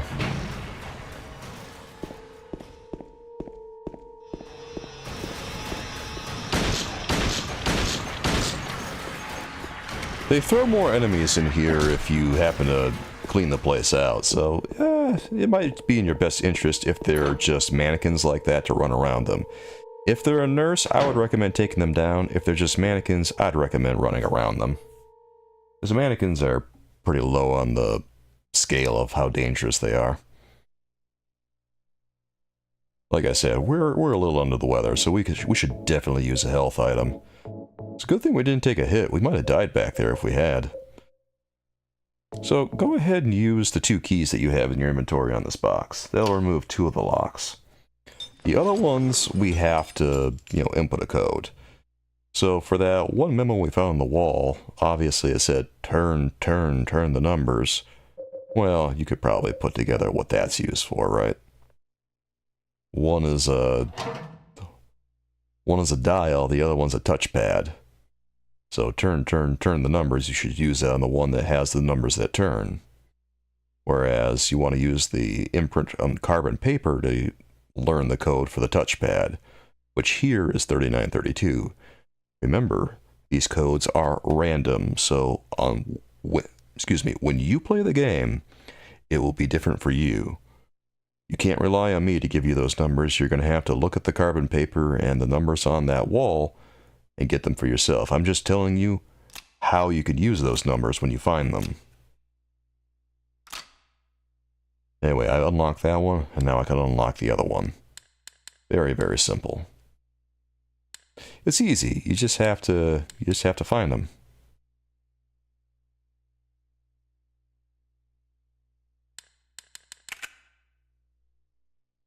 I thought it was a 2, but apparently it was a 7. Those numbers on the wall, sometimes it's hard to tell what they are. Sometimes the 3 looks like a 5, sometimes the 2 looks like a 7, or vice versa. There's nothing inside that box except for a hair. But That's still going to be very useful. We'll go to the door over here and go over to this drain. When you look in the drain, there's a little something in there. Use the combine feature. This is actually kind of a... This part's a little bit annoying because we're standing right over the drain. And James, for some reason, is not using it. If you're having issues getting it to work, then have James look at the drain. If he bends over and looks at it like this, then you know that you're going to be able to use the item. So combine the hair with the bent needle, and then use it. Combine feature is really odd in this game. It's a little bit counterintuitive because you have to hit combine when you interact with the item, and then you gotta like back out and choose the other item and then hit combine again. And you sort of think to yourself, I don't know, is this working? But yeah, that's how it works. As far as adventure games goes, it's a little unintuitive, but we get an elevator key for our shovels, which means we can run over here and use the elevator. This is the elevator that we're going to use. Yeah, we're not using an elevator elsewhere. There's an elevator out in the main hallway, but we want to use the one in the patient wing here, because this is the one that works. And we're going to take it to the second floor. Our mission here is to find Laura, remember that. And, well, we're going to do it. But not before we check out a couple of rooms here. We actually have not... Have we been in this area? I believe that we have. I think I misspoke. I think I meant that we're going to go to the first floor. I went to the second floor here. I meant we're going to go to the first floor because we've already been on the second floor. We have not been to the first floor wing. Here I look at my map and realize I made a boo-boo, and yeah, I did. I said second floor, but what I meant was first floor. First floor is uncharted territory, so obviously we want to go down there. And there are not that many rooms to look at. So, yeah. Finding Laura is just simple by process of elimination. I probably should have realized that here. I don't know why I didn't. You know, sometimes you just have a brain fart. Like I said, there's a lot of little things to keep track of in Silent Hill, so, you know, don't feel bad if you make a boo-boo here and there. Because even if you play the game a lot, sometimes things just escape you.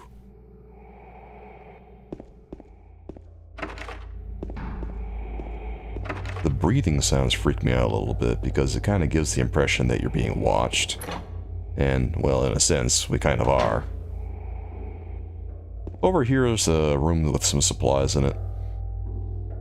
Obviously, I mean, you probably want the shotgun shells. You really need shotgun shells for what you're about to do. Because we're about to enter a boss fight. At this point, we should have about 30 shotgun shells. 30 shotgun shells will tide us over very nicely. Okay, when we're ready, go into this next room, and we're going to find Laura in here, guys. And she's going to bring us to the boss fight.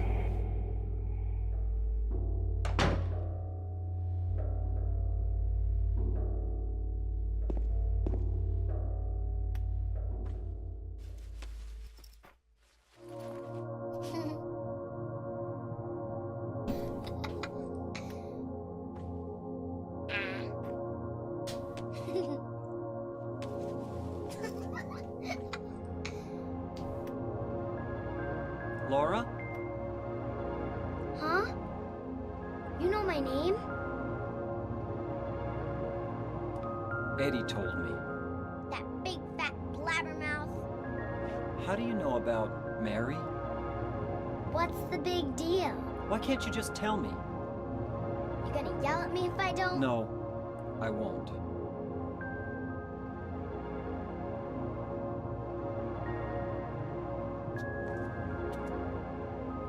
I was friends with Mary. We met at the hospital. It was last year. You liar! Laura, Fine, don't believe me. But last year, Mary was already...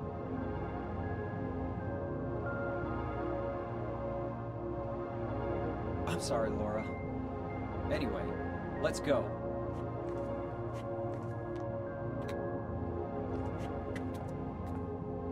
We can talk about this later. This is no place for a kid. There are all sorts of strange things around here. I can't believe you haven't even gotten a scratch on you. Why should I?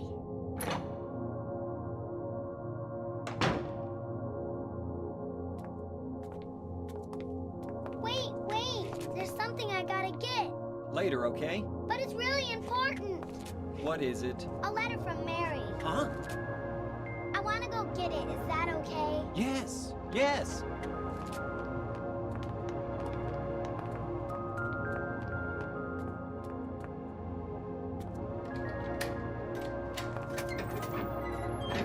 Come on, hurry up. Is it in there?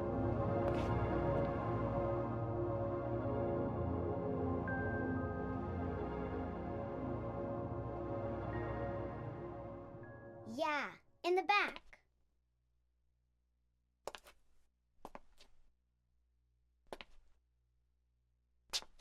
What are you doing, Laura?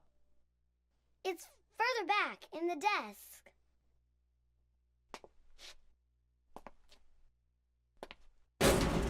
Laura!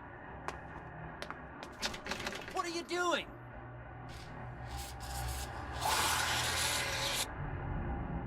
Ha ha, I tricked you. Open the door, Laura. Why should I? I'm a liar, right? Want me to open it? Huh?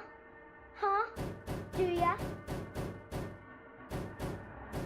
What's the magic word? Laura? Okay, I guess I won't open it. I think I'll just leave you like this. You snotty little brat! Open up! Why, you... Laura? You cut me!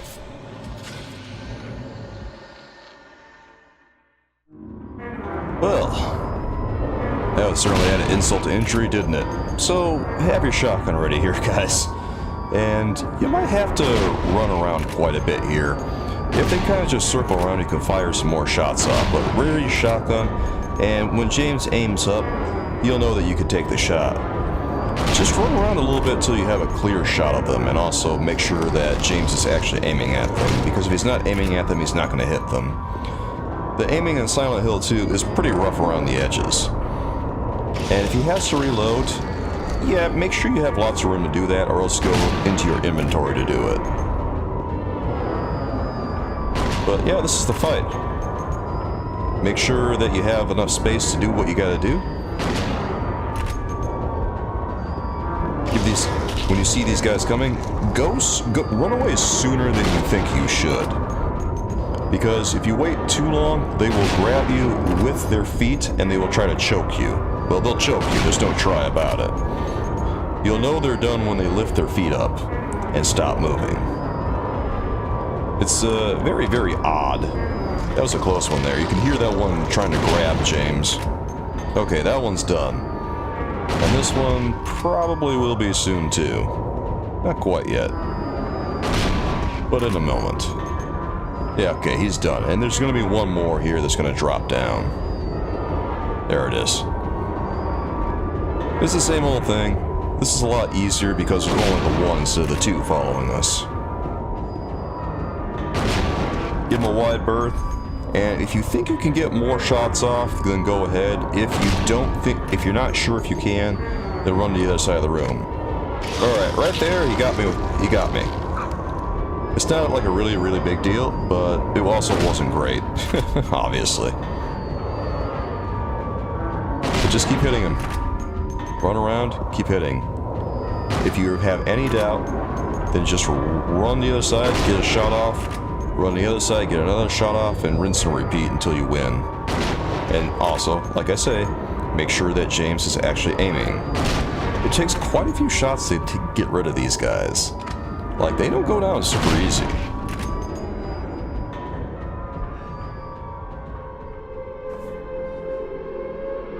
Tougher than they look. Not that hard, but tougher than they look.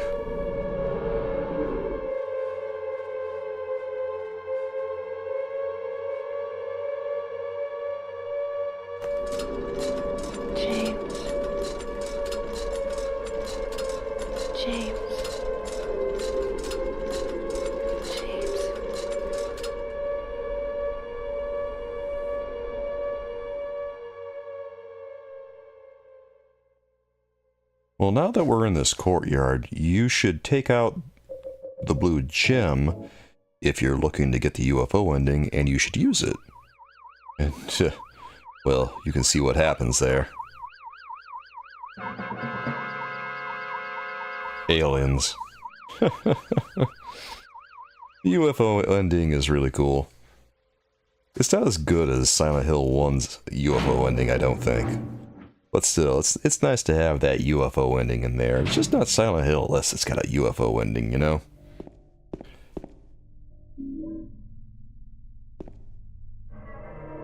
So you might notice now that things are getting a little bit wetter when we go to the evil version of something. Honestly, it's very, like I say, it's much more subtle. You can see the rain pouring and stuff. You can start to see a lot more water damage. Like, look at everything here. It doesn't look like super bad, but also it's not super good either. This is a little bit more mild than, say, the hellscape that was all the other areas from Silent Hill 1 or even Silent Hill 3. Silent Hill 3 is a pretty intense game. No, most of what we see here is water damage. I should... By the way, yeah, there's those sounds in there. Just random breaking glasses. Yeah. That'll probably startle you. Even listening to it right now, it kind of surprised me a little bit. Like, oh, wow, where'd that come from? Oh, that's right, that room just does that. When we go into this version of the hospital, all these doors are locked. There's nothing too much to see over here. So we'll go in, and we'll start checking out all these miscellaneous areas.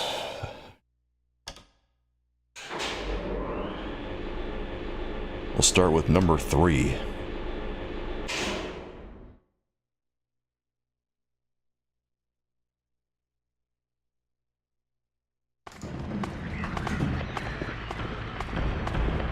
There's going to be some nurses in here, so watch yourself a little bit.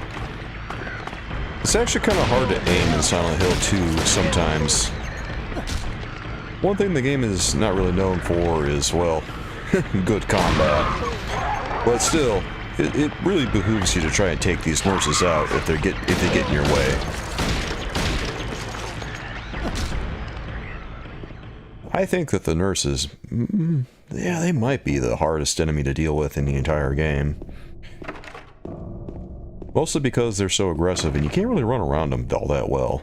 Although, there's another enemy later on that you can't really run around all that well either. In this room over here, there's going to be an ampule and some handgun bullets, which, you know, may be worth picking up. There's also a note there that you can take, or, well, not take, but look at. And, well, you know. If you're a note hound and you really love reading lore, obviously it might be right up your alley. If you can avoid some of these enemies, it might be for the best, because a lot of times they'll just throw more enemies in here with you. The game likes to keep you on your toes. Come to think of it, one of those nurses might just have not been dead yet. They might have just been playing dead instead of actually, you know, being dead. This particular room creeps me out a lot because of that breathing in there. This is where Maria was in the normal hospital. It's subtle, but we're in a nightmare area now. There's lots of sheets. There's, you know, some fencing on the windows. There's those bottles.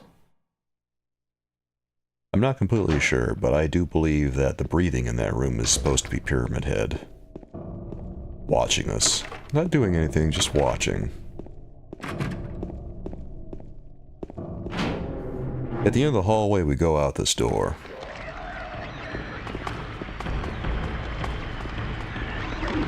And you want to take out the nurse here. Well, you don't have to take out the nurse, but I recommend it. Because otherwise, it's too much of a headache. There's another nurse down this way. I'm looking around here to see if there's any supplies and stuff that maybe I don't normally grab. There's nothing really down here though. But there is a door right there that we can go into. And this room actually has some supplies in it. There will be a box here that we can go get later. That's actually really, really good. If we answer the trivia questions, it'll provide us with some heals and some much needed shotgun shells. Obviously, very, very useful. There's not too much left to do in here, honestly. As you can see, we've pretty much looked at every room that there is. So what we need to do now, if you look over to just before the elevator there, you'll see that there's a door with a painting on it. And we do have to do something with that door very, very soon. On the second floor, at the very end of the hall, there will be a room that has a refrigerator in it. Obviously, there's more nurses out here. Keep your distance, because these nurses, they have a lot of range with their swings. And they can swing farther than you think they can. I'm taking the opportunity here to explore a few more of the doors. It's really hard sometimes to deal with the combat in Silent Hill 2 because of the way the camera works. Obviously, it's not a fixed camera. It's more of a free-roam camera. This room is particularly nasty because it's got the nurses right there as you're going inside. I don't know if I would even recommend going into this room because it's such a hassle to deal with. But if you do come in here, shotgun is not a bad option. But obviously James doesn't react very quickly. So try to kick them after you put them down. You might wind up using a lot more ammo than you really need to. And like I say, I really don't recommend coming in here. I mean, what do you get for your troubles? You get some shotgun shells, you get a health shrink. Is it really worth it? You just use 4 shotgun shells to take them down. And the moment you go into that room, they're just swinging at you. It's really not worth the trouble. Most of the second floor isn't really worth it anyway. The only thing that's really in here is this room at the end.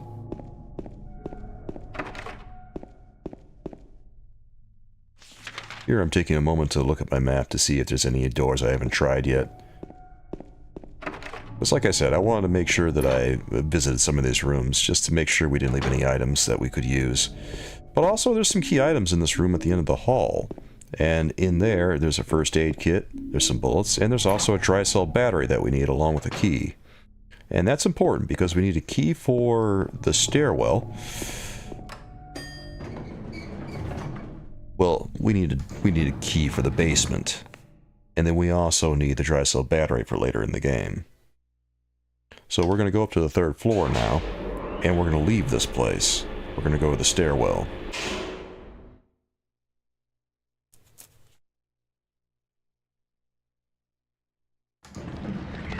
So get yourself out of here, run all the way to the end, and leave this 3rd floor hall. This patient wing. And then go right across here, right there, to the stairway. Okay. And then we're going to go downstairs.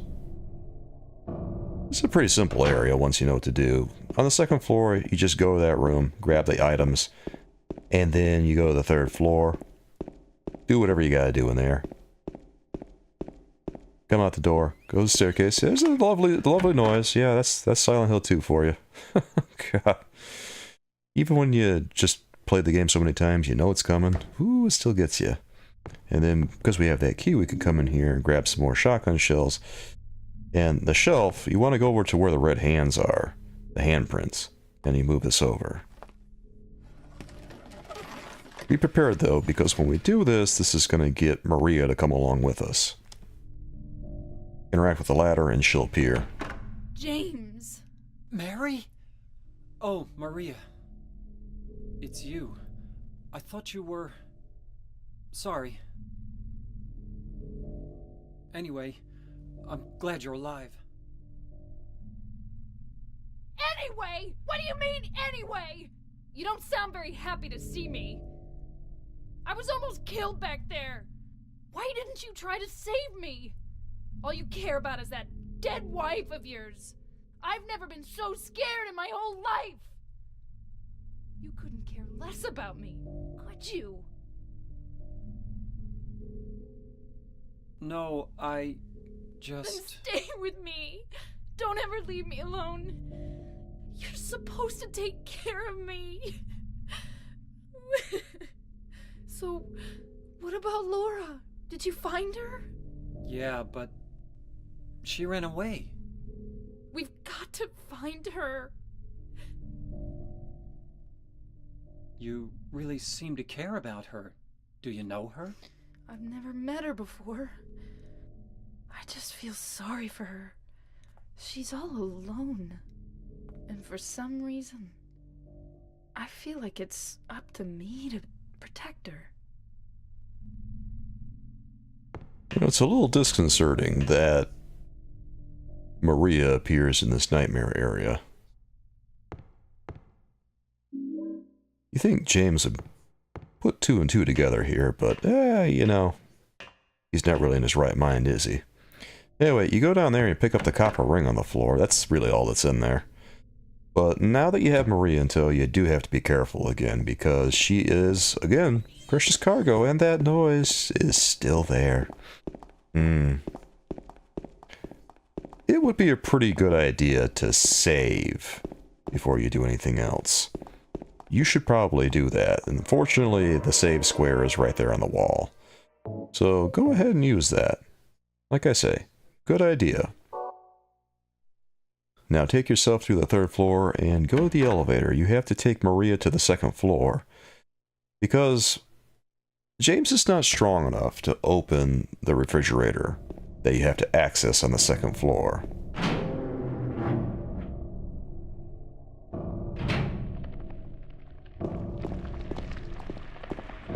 And be very careful, because there will be enemies that reappear here. They do not want you to succeed. There won't be that many of them. Come to think of it, I'm not sure whether they respawn or whether I just didn't put them down. I'm inclined to say they respawn. I do think so.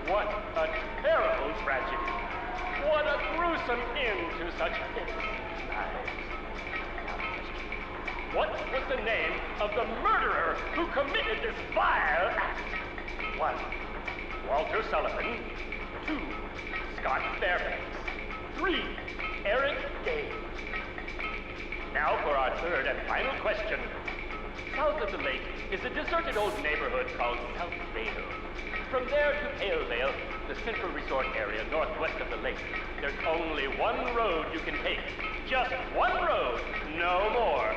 The third and final question is, what is the name of that road? 1. Bachman Road. 2. Rindell Street. 3. Nathan Avenue. Well, that's the last of our questions. Have you got it all figured out? When you know the answers, head to the storeroom on the 3rd floor to collect your prizes. But be careful if you're wrong. Well then, everybody, thanks for tuning in. See you again sometime. Bye-bye.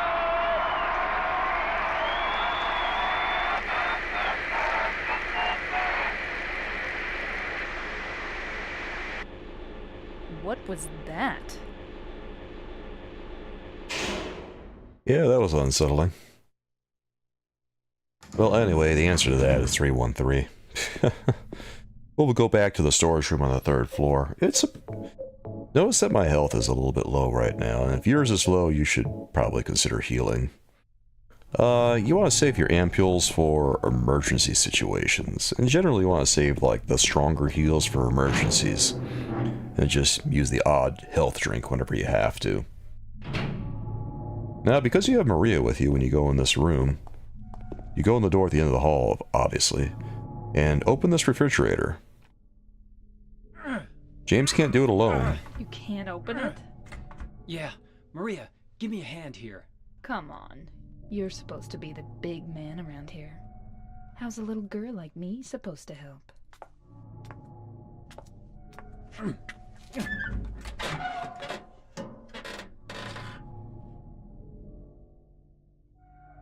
What's this? Not very cute, is it? Here, James. You take it. Thanks.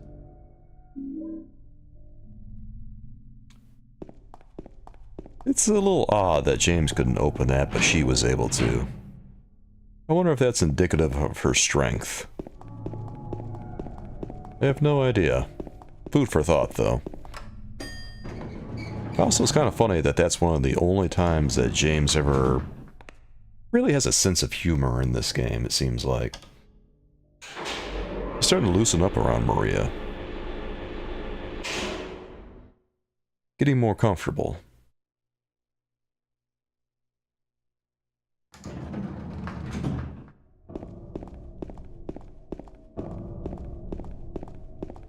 Now, we could use the rings that we have in our inventory, but first things first here, we want to go into the storage room. And that's not the storage room, this is the storage room. It doesn't really look like much of a door, but this is the door. And right here is the box that I told you guys about. Now select 3, 1, 3. The Q1, Q2, Q3, that stands for questions. Okay, so there's a bunch of ampules and shotgun shells there. Obviously, that's really, really nice to have. I would recommend taking it. You don't have to take it, but, I mean, they're really, really nice to have. Especially if you're running a little bit low on ammo. But when you're ready, you might even want to go out to the stairway here and save. Because there is a red square out in that stairway that you could use. Might be a good idea. If you're ready, though, put the rings on this painting's hands. And this will lead us out of the hospital.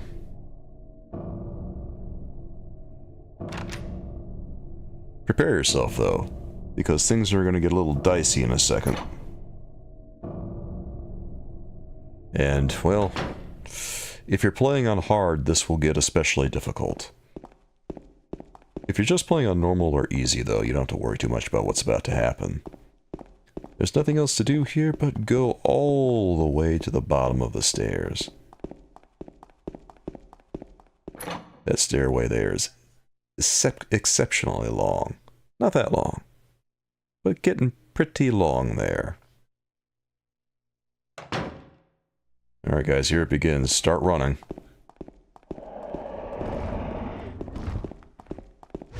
Now, if you're playing on hard, you probably want to start, you know, stick close to Maria and fire off a few pot shots at Pyramid Head to drive him back. As I understand it, I don't think Pyramid Head will really attack you. He'll focus more on Maria.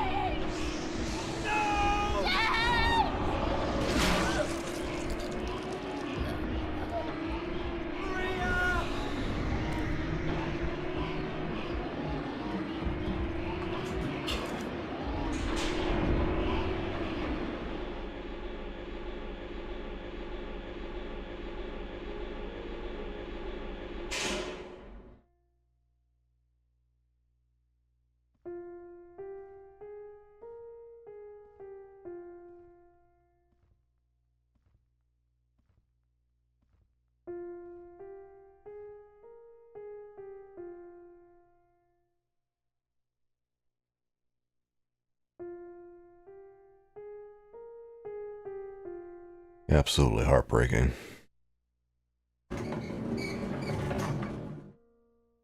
You imagine the despair that James must feel here.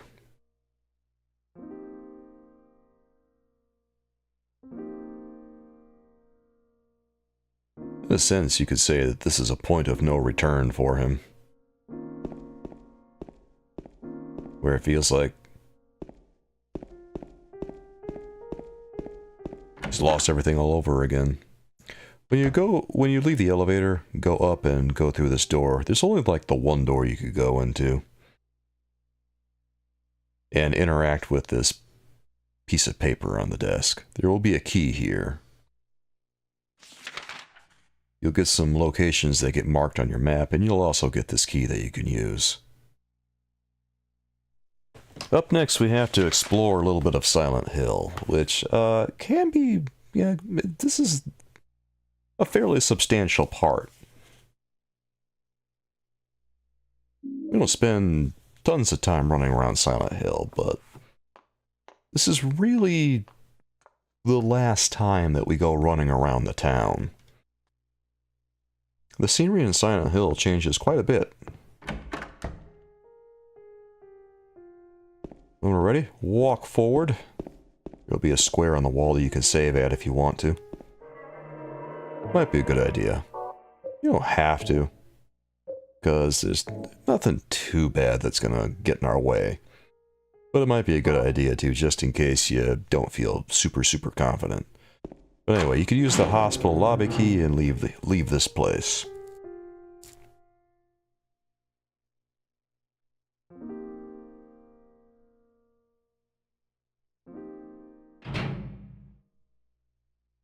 It's a little odd here that James doesn't really have any dialogue.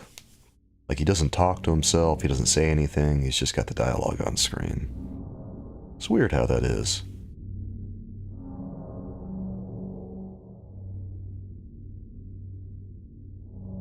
Probably something they didn't factor into the game until after the recording session was done or something. And they didn't want to bring the actor back in or anything. Well, anyway, it's time to run. So make a right out of the hospital there. And, you know, depending on whether you want to see the sights, well, it's really up to you here, but we do have some things we have to do. Getting a good look at the map here to kind of get my bearings about where I have to go. We have to get a letter, and we have to get a wrench. Now, there will be a bunch of nurses in the streets now. They have left the hospital, they're roaming around, and they're a bit of a problem. Over here is a first aid kit next to this car, and there's also a health drink. So those might be worth picking up. Hell, I would recommend it.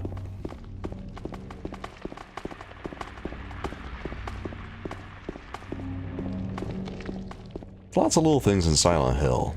Lots of little items that you can pick up along the way, so it's to your advantage to look around at the nooks and crannies and see if maybe you've left some items lying around. I don't think there's anything in this lot, though. Nah.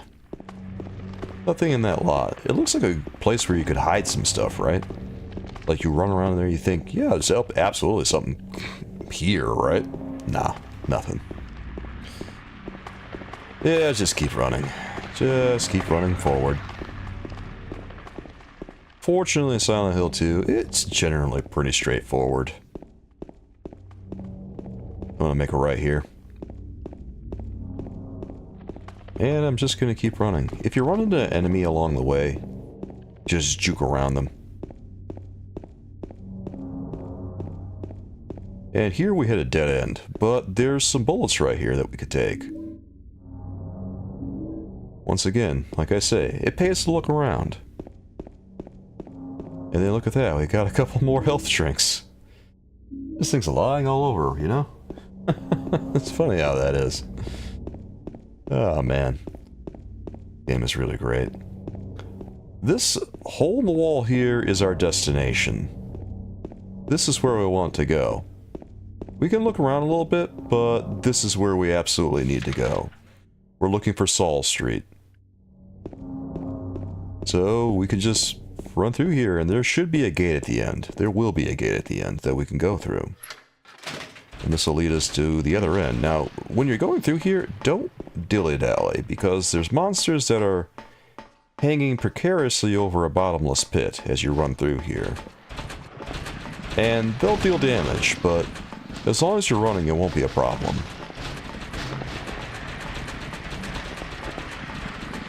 If you feel like you should, you can just run over to the side, away from them, so you don't walk right over them. Might be a good idea. But like I say, you should be okay. Now right here, it's an RV. It's got a first aid kit right there. There's also some, I believe those are some bullets over there. Shotgun shells.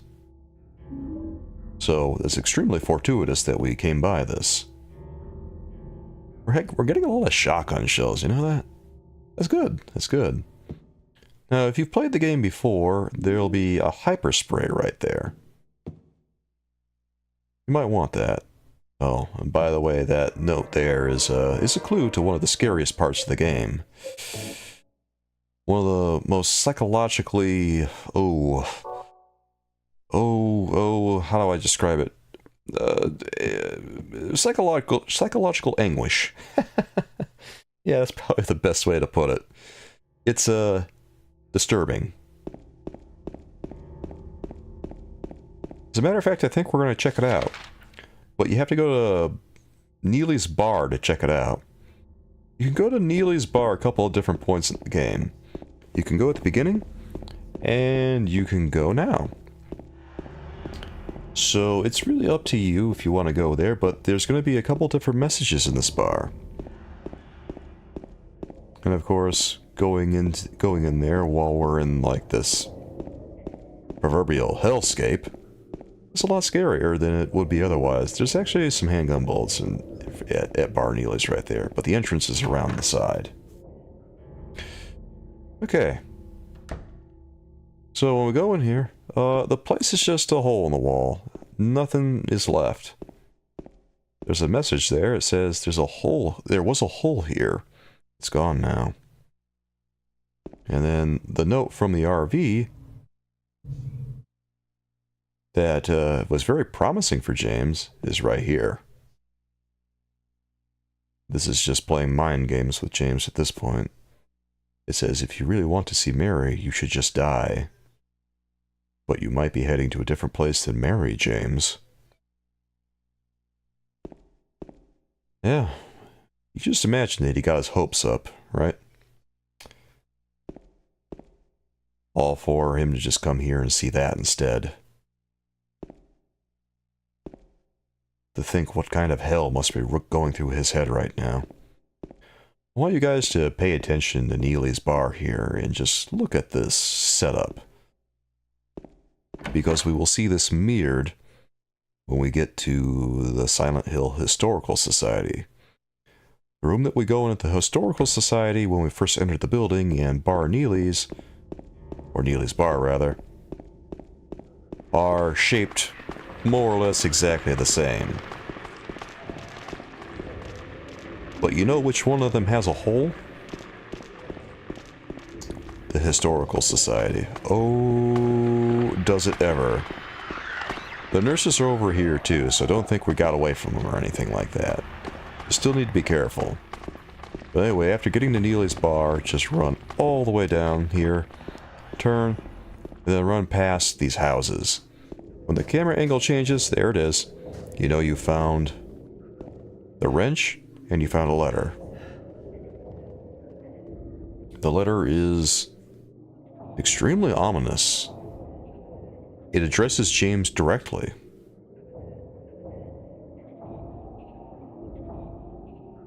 And it tells us very much that we need to go to the Historical Society.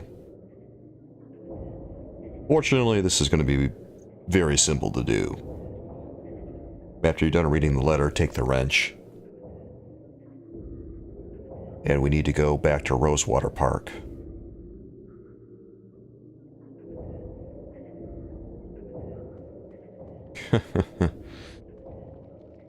The note is telling James to stop.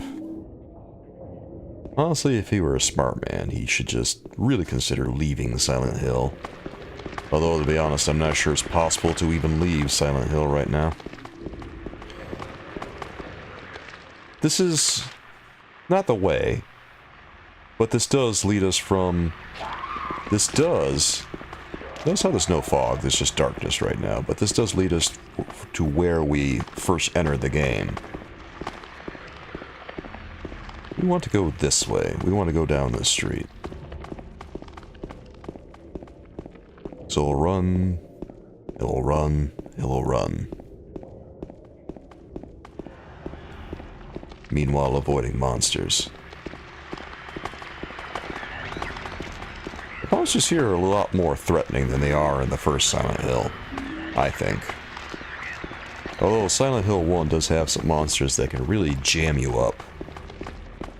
Also, keep an eye on, like, all the little items that are against these doors. There's lots of little things over here. It's worth picking them up if you're low on stock. Also, the road ends there, so be aware of that. But if you follow and just want to pick those items up that I picked up, feel free.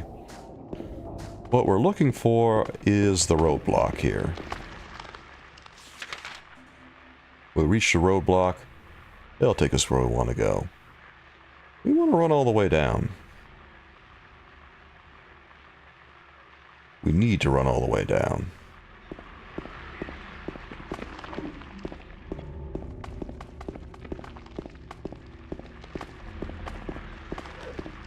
Because unsurprisingly, we're going to find another door that's going to take us to the other side of the map. We can't quite reach Rosewater Park yet. We have to go to the other side of the map to do that.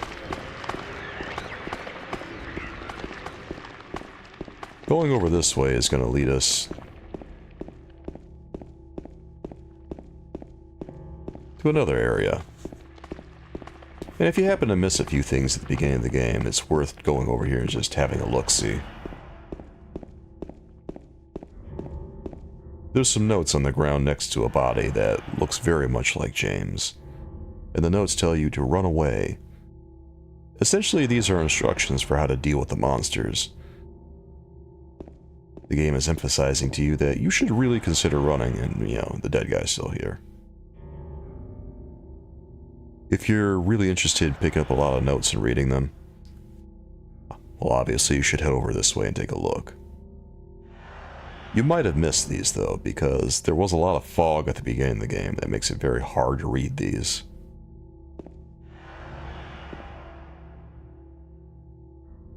Like I say, notice how that looks very much like James. Everybody in this game looks a lot like James.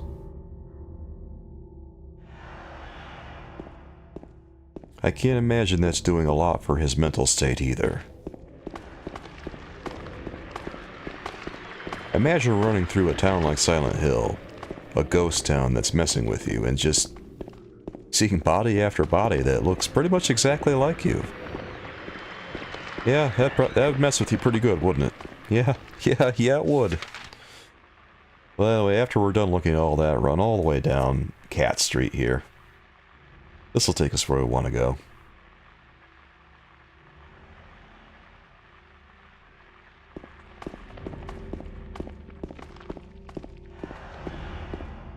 Won't be much longer now until we reach our destination. Fortunately.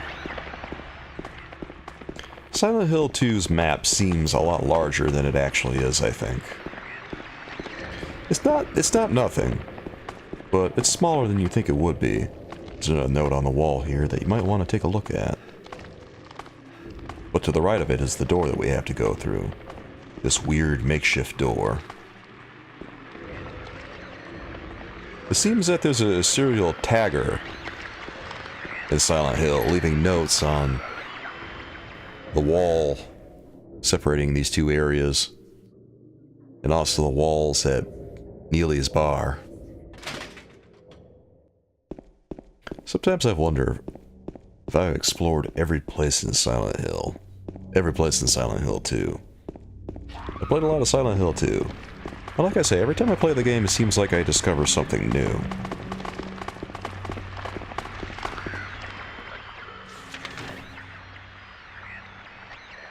And I wonder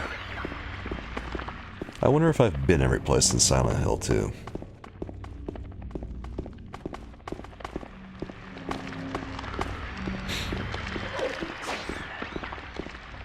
If you run along here, there'll be a pack of bullets right there.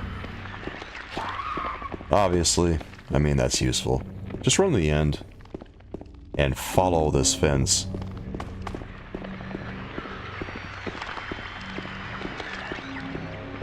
Until you reach Rosewater Park here. Now, the chain link fence wasn't really a thing there, but we remember we are in the nightmare version of the town. And it's not like a huge difference between the nightmare version of this and the normal version. They're very, very similar, aren't they? It's like I say, the differences between the nightmare and the normal version of things is very subtle.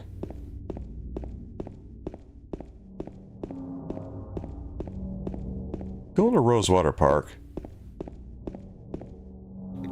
There's some nice things to look at, but run over through this area here.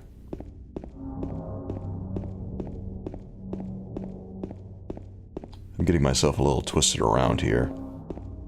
I think I feel myself getting disoriented. At the beginning of the area, there's more bullets that you can take, but we have to run back inside here. Now, once you get over... Come on, Soulkeeper, you could do this. Once you get over... Come on, a little bit further, Soulkeeper. Yeah, you got it. Yeah, run in here. Okay. And then we should be getting close to our statue. Run up in here. And then go to the side, and then boom, we found the statue that we're looking for. So you have to run down the side, and then run up the middle. And then look for this statue here, where the camera angle changes, and there'll be a pile of dirt in the back that James is going to dig up.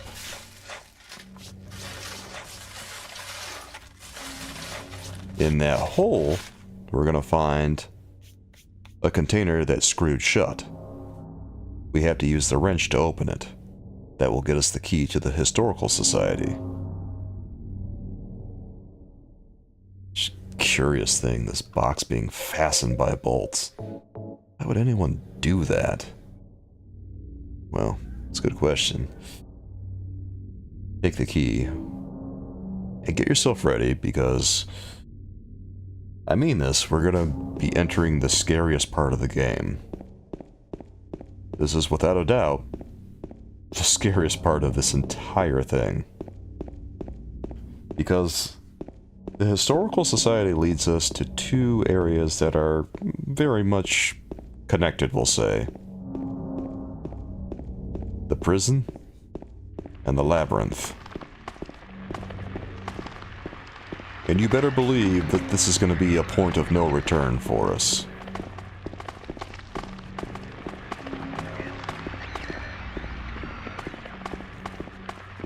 That isn't really anything, it's just a billboard for the Lakeview Hotel.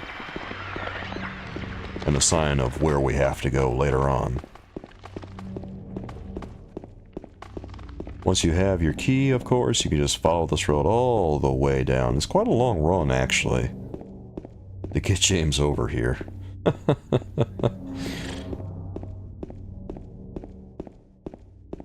But once you see the fence, the log fence, the log fence, I guess you call it. Yeah, you're getting close to the Historical Society. Not that much further now. Well, I mean, it's, you got a little bit further. This is really off the beaten path from the rest of Silent Hill. That sign there, I wanted to see what it said. It just says, "Your ad." I never stopped to really look at that sign before, and it's nothing. It's really, really, really generic. It's kind of funny that it's like that. Like, who's stopping to buy ad space in Silent Hill, right? Well, I imagine somebody did before this became a ghost town. I wonder how long it's been a ghost town. that nurse there is blocking a first aid kit, which, honestly, it might be worth our time to pick up. Debatable, but I'd say it's worth our time. Now we can use that key that we took from the park to enter the Historical Society. Okay, so a couple things here. We can save, which might be a pretty good idea. But also we're going to get the third part of what we need for the Rebirth ending. As I say, notice here the structure of the Historical Society. It is very similar to Neely's Bar. If you really want to see, there's a very creepy painting over there on the wall of the guy who's watching you for the entire game.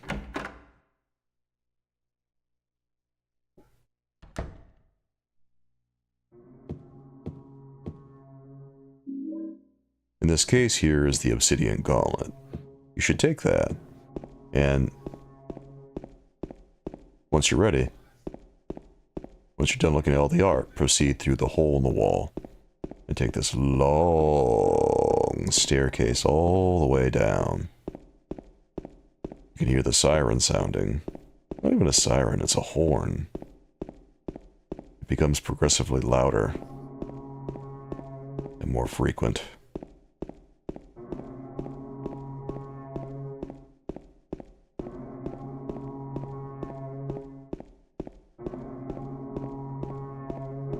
We're going deep within Silent Hill at this point.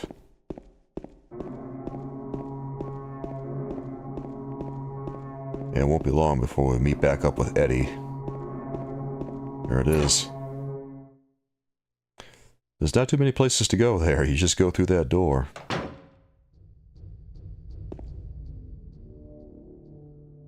And you see the date says 1820. That should give you some clue of just how old this place is.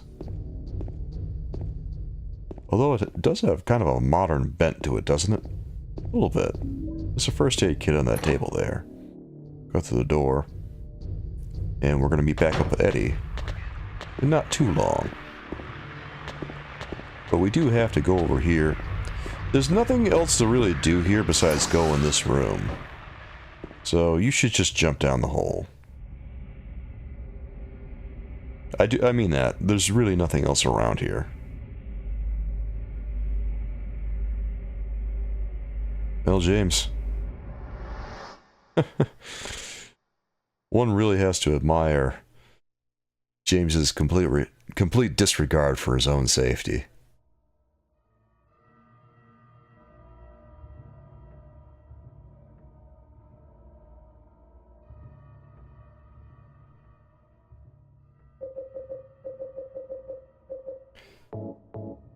You'll notice that you're trapped in a well. Get out a melee object. And interact with these walls until you find James say that there's something different about the wall. Just circle around. Eventually he'll say, huh, this is different. Yeah, he'll say that. And once that happens, start smacking it. With the pipe, it'll break in 2 shots. And there'll be a door here that is revealed after you break the wall down. Now, I don't recommend using the pipe because the pipe is not super useful as a melee weapon. James tends to just poke with it.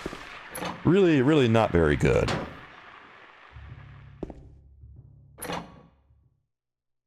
In this room, there's going to be a key that we need to jump down another strange hole, and this is where the battery dies. And that's why we have the dry cell battery. You have to use that dry cell battery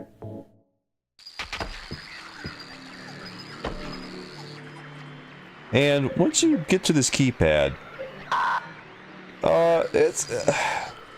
The correct number lights up, but what you have to do is you just have to keep trying different permutations of these three numbers until you find the right button combination. And it can be a challenge because you are surrounded by enemies. But generally the answer is pretty straightforward and it'll just be a straight shot across the keypad. But sometimes sometimes it gets a little nasty and you have to just keep trying things. There's only three numbers, so, you know, it's not gonna be that bad. Seems like right now I'm racking my brain trying to figure out what I haven't tried yet. I'm thinking that maybe it's just gonna be 2, 5, and 9. I'm kind of curious right now if I've actually tried that. I keep getting it wrong here, and I'm feeling pretty silly about this. Didn't I just try that? I think I did. Man, Soulgiver, you're really fumbling it, aren't you? Yeah, it's 259. I don't know why I didn't try 259 right out the gate. That's the most obvious one. Now that I think about it, I'm not sure if it ever changes. I think it's always just that straight shot. I'm not sure if it ever, like, has, like, just a randomized number pressed like that with 3 numbers. Well, I'm inclined to say that it might be random. But anyway, there's nothing else to do around here, so with that key that you just picked up in that room, unlock this.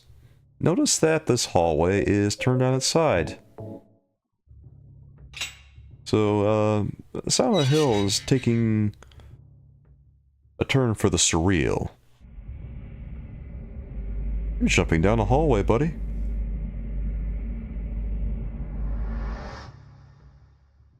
He's really taking some leaps of faith here.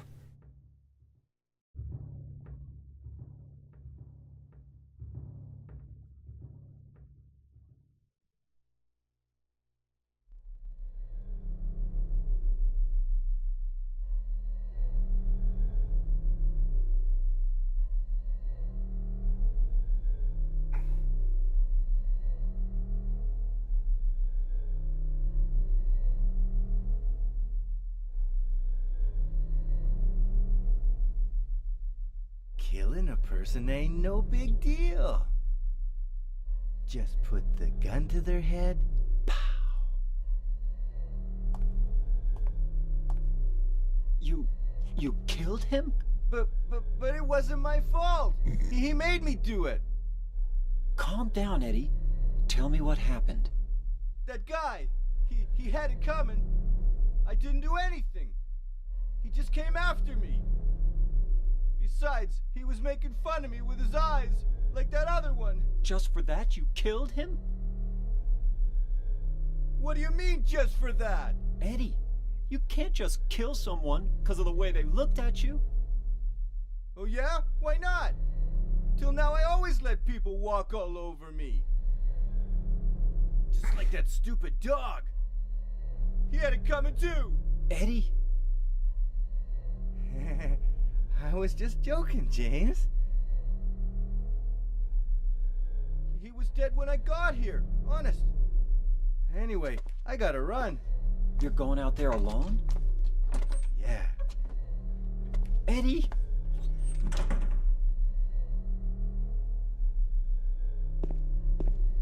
Well, Eddie seems like he's doing fine.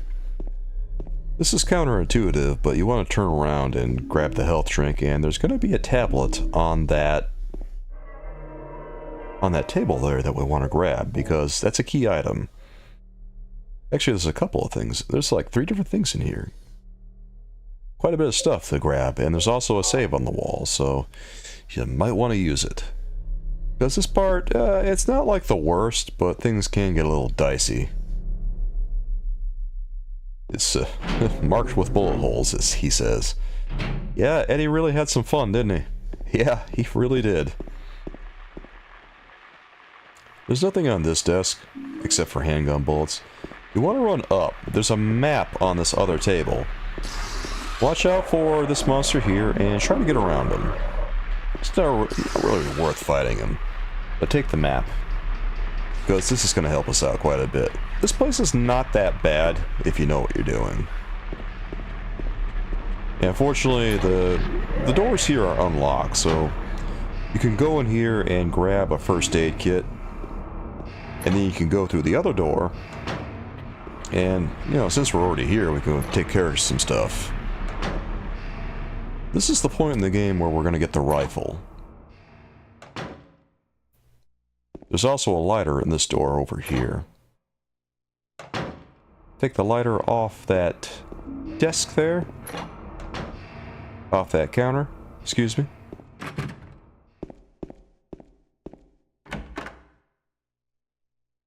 And yeah, this is fun stuff here. If you want, you could go knock on that stall. It's not going to do anything for you. It'll get you a good jump scare. This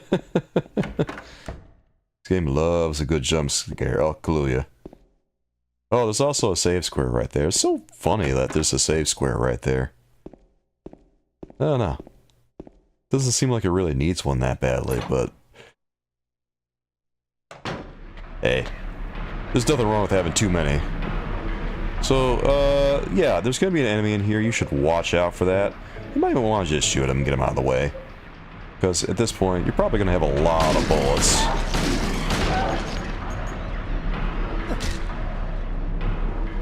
Wouldn't blame you if you wanted to do it. And in here, there's gonna be some health items. Obviously, it's a good idea to pick them up. There's even an ampule. There's a first aid kit, health drink, and an ampule.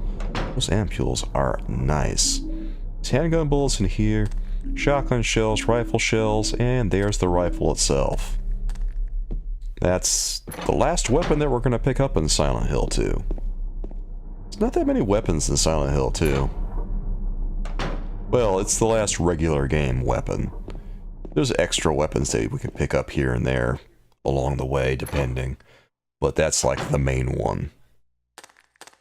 We get a couple of ho-hum melee weapons, the pipe and the you know, the 2x4 with the nails in it and stuff. Then we get the handgun, the shotgun, and the rifle.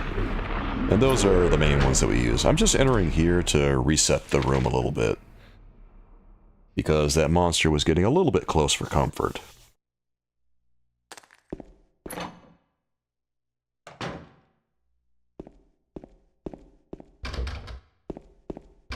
I'm actually not sure why I came in here, other than to just check those doors and see if maybe I could find something I hadn't seen before.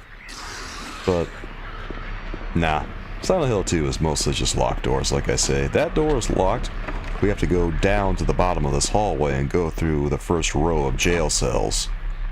But before we do, we're going to go into these, I guess you could call them solitary confinement areas.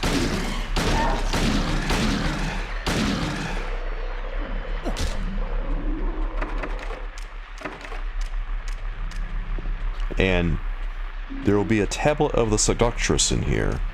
And we have to have that. That's very important.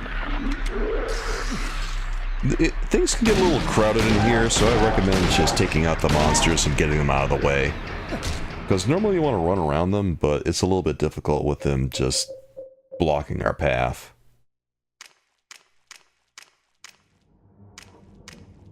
And if we want, we can go look around in these rooms. There's nothing here. Just ambiance, just vibes. That's all. Nothing but vibes. The only thing in this area is the tablet of the seductress, and once we have that, we can leave. And then we want to keep running down. And then enter through this door, and we're going to find ourselves in the first row of jail cells, or the first, well, line of cells. There will be monsters in here, so watch yourself. And there'll be a handful of open jail cells that we should go into. Don't get too close to the cells. There's monsters in some of them, and yeah, they'll attack still.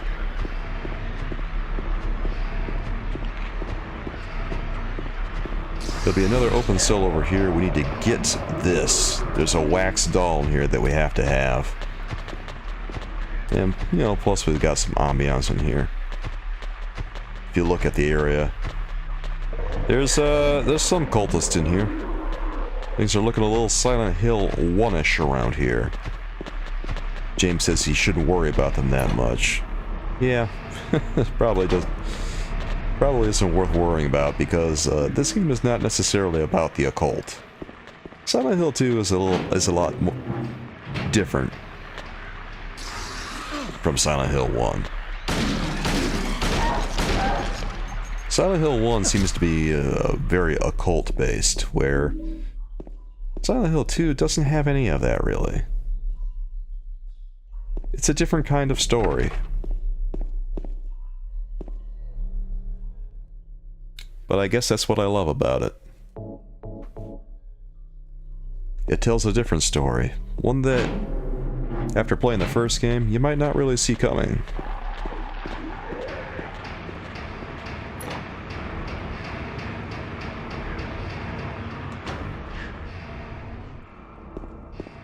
This is the second line of cells we have to go through here. We didn't have to go through that other door over there where we found that one monster. There's gonna be a figure running around in here. There's also a nice little... There's also this little Easter egg over here that we could look at. It's just a note. It doesn't really have a lot of bearing on what we're going to do. But it does offer up some more vibes. Don't worry about the creature that's stomping around. Nothing is going to hurt you in here. This all sounds very scary. And, you know, it's going to be right in your ear. James is kind of looking up at it. Don't worry about it. It's not going to bother you.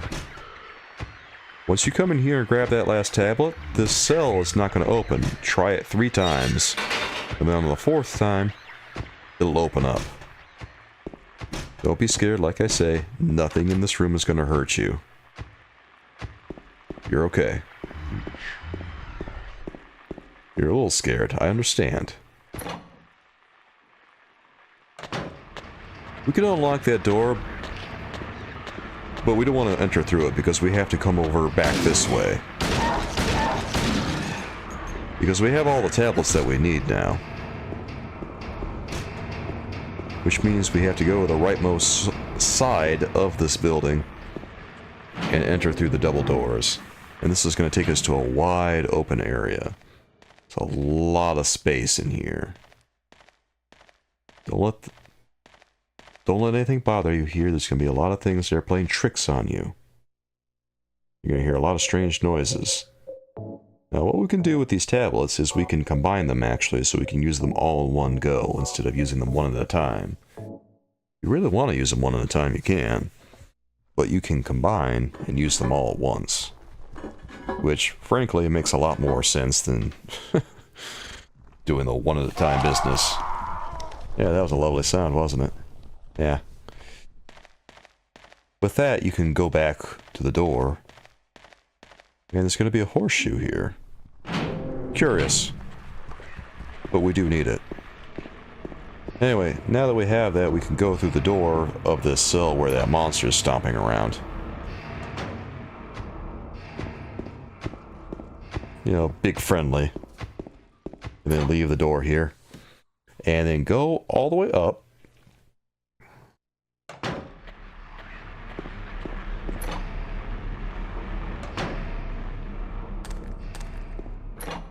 Go through the visiting room.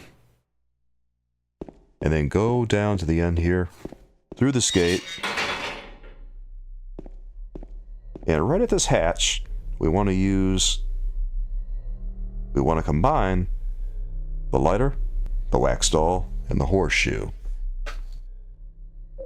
As I say, the combine feature in this is a little odd. You have to hit combine on the item and then back out, and then go to the next item and select combine, and then rinse and repeat until you have all the items, and then finally you hit use.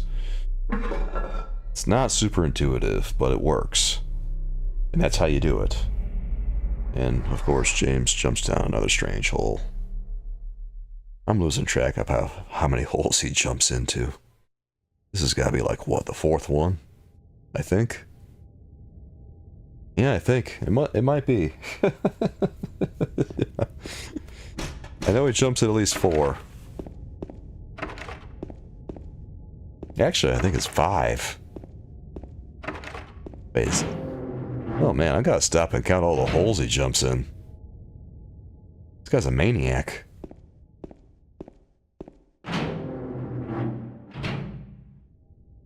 Sure, okay, yep, that's right, he jumps in here.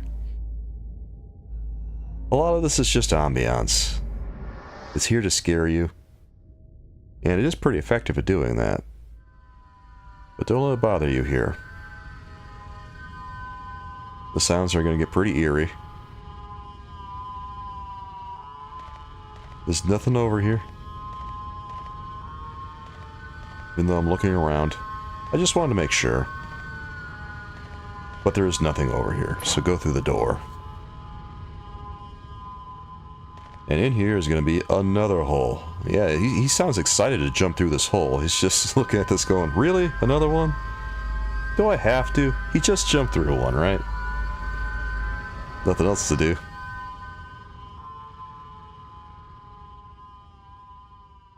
I love the magical realism of Silent Hill.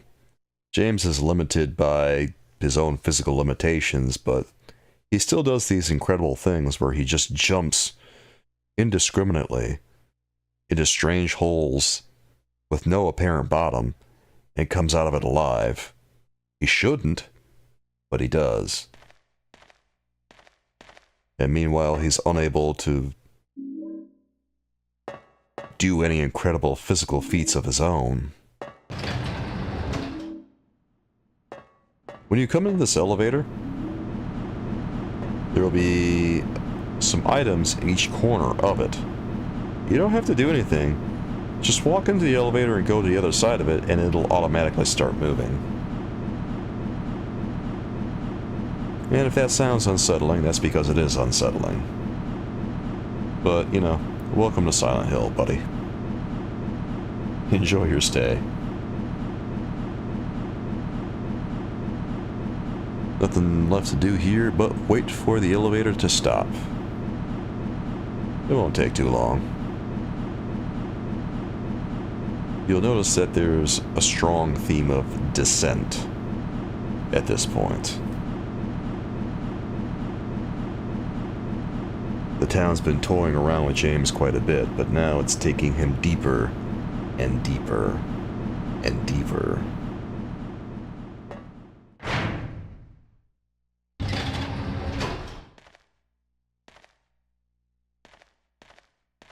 At this, we have the beginning of the labyrinth.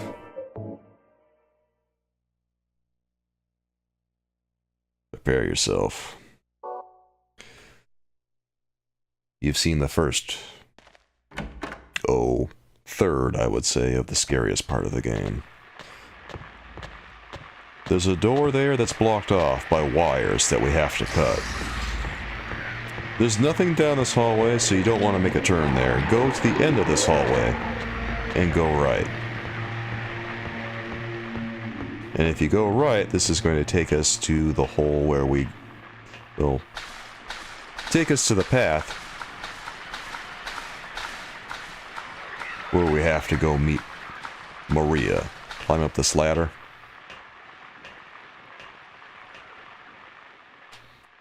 And there'll be a head here that we have to turn. Turn it to the yellow eyes, and then turn the yellow eyes upside down. That will arrange this next room so we could go through this door and go see Maria. Waiting for us.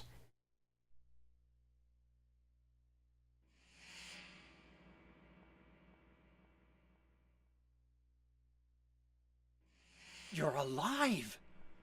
Maria, I thought that thing killed you. Are you hurt bad? Not at all, silly. Maria? That thing, It stabbed you. There was blood everywhere. Stabbed me? What do you mean? It chased us to the elevator, and then... James, what are you talking about? Just before! Don't you remember? James, honey, did something happen to you? After we got separated in that long hallway? Are you confusing me with someone else? You were always so forgetful. Remember that time in the hotel? Maria? You said you took everything, but you forgot that videotape we made. I wonder if it's still there. How do you know about that? Aren't you Maria? I'm not your Mary. So, you're Maria? I am. If you want me to be. All I want from you is an answer. It doesn't matter who I am. I'm here for you, James. See? I'm real.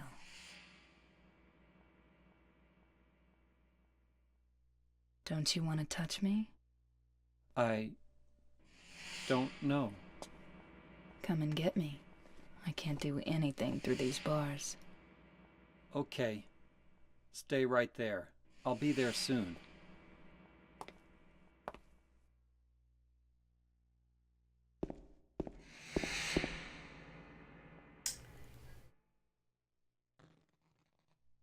I'm not sure how this guy... Surely this man understands that those are red flags. Like, so many red flags are waving around right here that it's kind of incredible. Be sure you go to that box and grab the wire cutters before you leave that area. Once you're ready, you can go back down here and run past these monsters, and then go back up the ladder. Now, you don't have to go to the other end of this hallway up here, but if you want, you can go to the other end of that hallway, and you can go down the ladder over there, and what that will do is it will take you to an area where you can visit Pyramid Head's lair, and you can take the Great Knife. Now, part of the issue there is that you're very likely to run into Pyramid Head down there, and that can be bad. That can really go south in a hurry. So if you want to do that, feel free, you just need to be careful. I would recommend checking it out if you haven't checked it out before. Now, it's hard to give like a concrete guide for like the labyrinth, because the labyrinth is kind of a dumpster fire.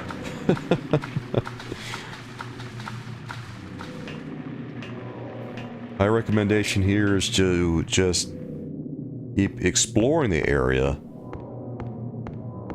until you find what you're looking for. And right here, it's obviously it's led us nowhere. Exploring the labyrinth in Silent Hill 2 is a little bit like clipping through the back rooms. It feels a lot like there's no way out. Notice how everything is very, very wet too. There's a lot of water all over this place. In every single level in this game, we inevitably run into water damage. It's very topical. Very unsettling to think about.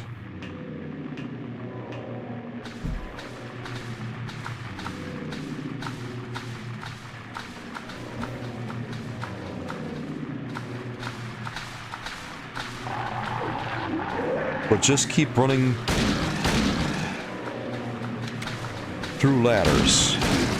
If you reach a dead end, turn back around and go climb another ladder. If you climb enough of them, you'll find your way around. This monster is kind of blocking my way. If you have to fight monsters to get them out of the way so you can keep running, by all means, go ahead. I wanted to get to the other side here so I could climb this ladder.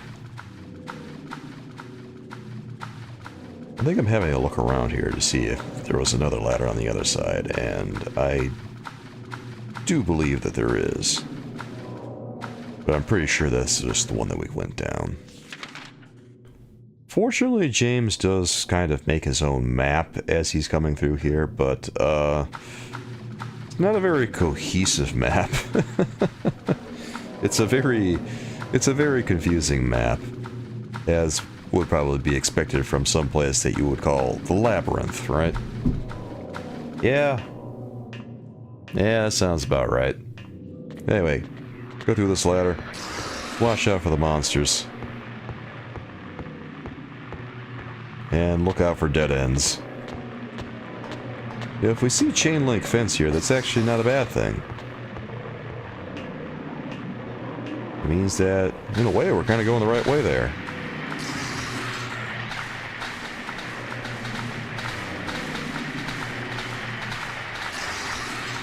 One of the big hazards of going through the labyrinth is that you are in danger of running into Pyramid Head down in these areas.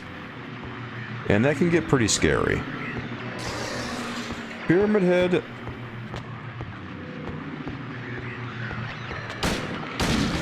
I don't know why I'm shooting these guys here. There's not like a lot of benefit to it, but... I guess you could say I'm just getting them out of the way.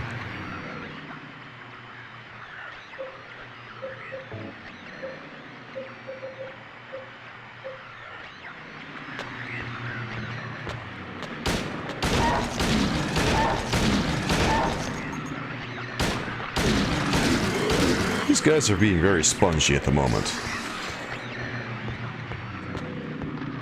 They really don't want me to get out of here, do they?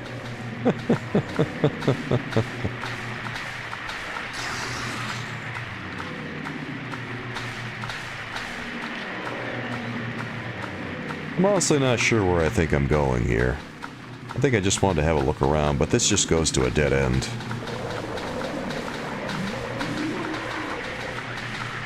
And as I say, if you encounter a dead end, turn yourself back around and go where you had a better idea of where you could actually do something. Of course, that way is going back up this ladder where those monsters were that I was attacking. This ladder that I'm about to go down is very likely to lead me to Pyramid Head.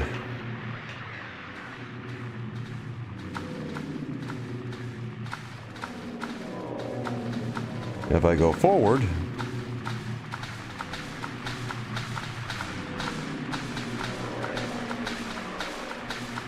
there he is. So, you know, I'm doing just great right now. Oh, and by the way, there's a ladder. Thank goodness for that. Phew. Very, very stressful, right? Yeah, it is. Unfortunately, this leads us to a dead end. There's some supplies in here, and those are nice to have.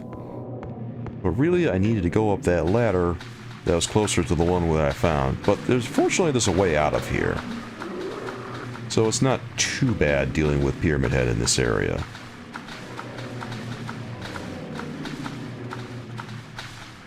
Pyramid Head's walking that way. What we could do is kind of just... I want to go the way that he's going. So he's kind of getting up in my chili here. And hopefully he won't turn around.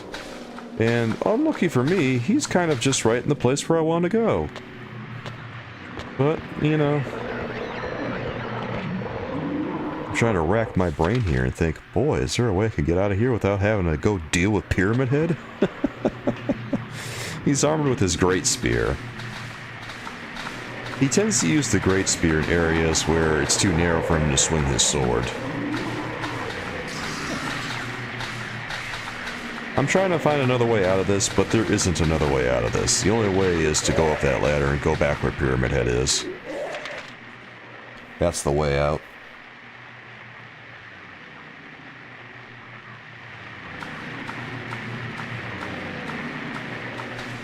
It's funny, when you explore the labyrinth in Silent Hill 2, sometimes you get out of it faster, and sometimes it takes a little while to get through it.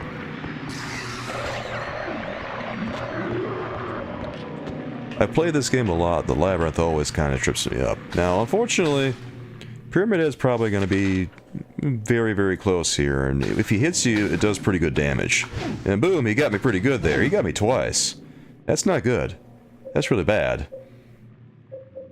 In fact, that's so bad I use an ampule. Now, we want to run like hell and get to the ladder, and that'll get us out of here. Thank God for that. And there it is. That was the end. Pyramid Head was blocking the exit. Isn't that great?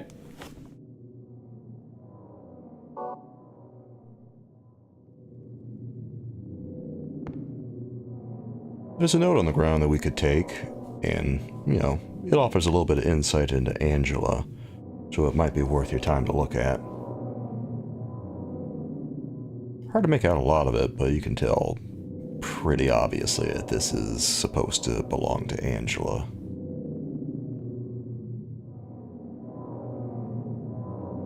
We do have a boss fight coming up, so it would probably be a good idea to get your shotgun ready, make sure it's loaded, and that's really all you need for this fight. We don't have to go too ham on this one, fortunately. And plus we're getting close to the end of the labyrinth, so this is kind of nice. When you're ready to go through the door, you probably want to make sure you save before you do this, even though the abstract daddy is not that scary of an enemy. At least in terms of, like, difficulty. James will automatically go into this room that's got paper plastered all over it.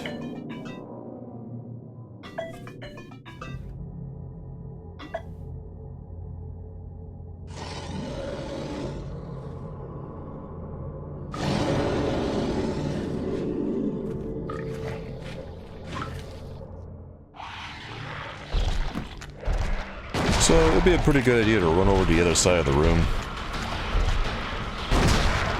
Try to get in a couple of shots on the abstract daddy when you can. And I don't know if you want to run past Angela. You probably want to keep up against the wall if you're able to. That might be a little bit safer. But see if you can get a couple of shots in, and then when you don't feel like you can anymore, find the widest berth that you can, and then run to the other side of the room, and then turn and fire again.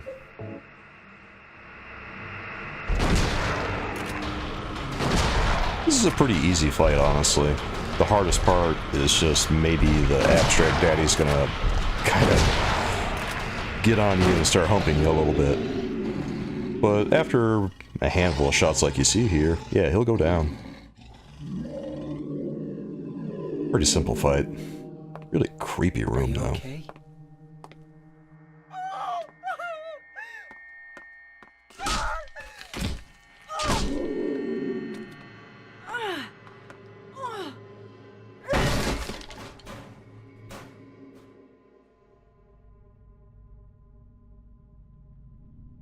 Angela, relax. Don't order me around! I'm not trying to order you. So what do you want then? Oh, I see. You're trying to be nice to me, right? I know what you're up to. It's always the same. You're only after one thing. No, that's not true at all. You don't have to lie. Go ahead and say it. Or you could just force me. Beat me up like you always did. You only care about yourself anyway. You disgusting pig.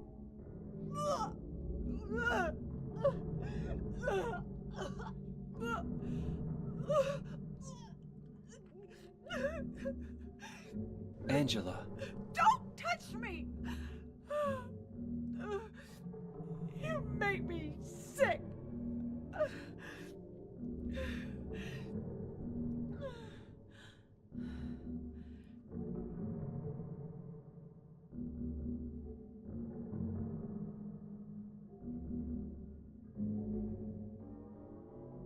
You said your wife Mary was dead. right? Yes. She was ill. Liar! I know about you. You didn't want her around anymore. You probably found someone else.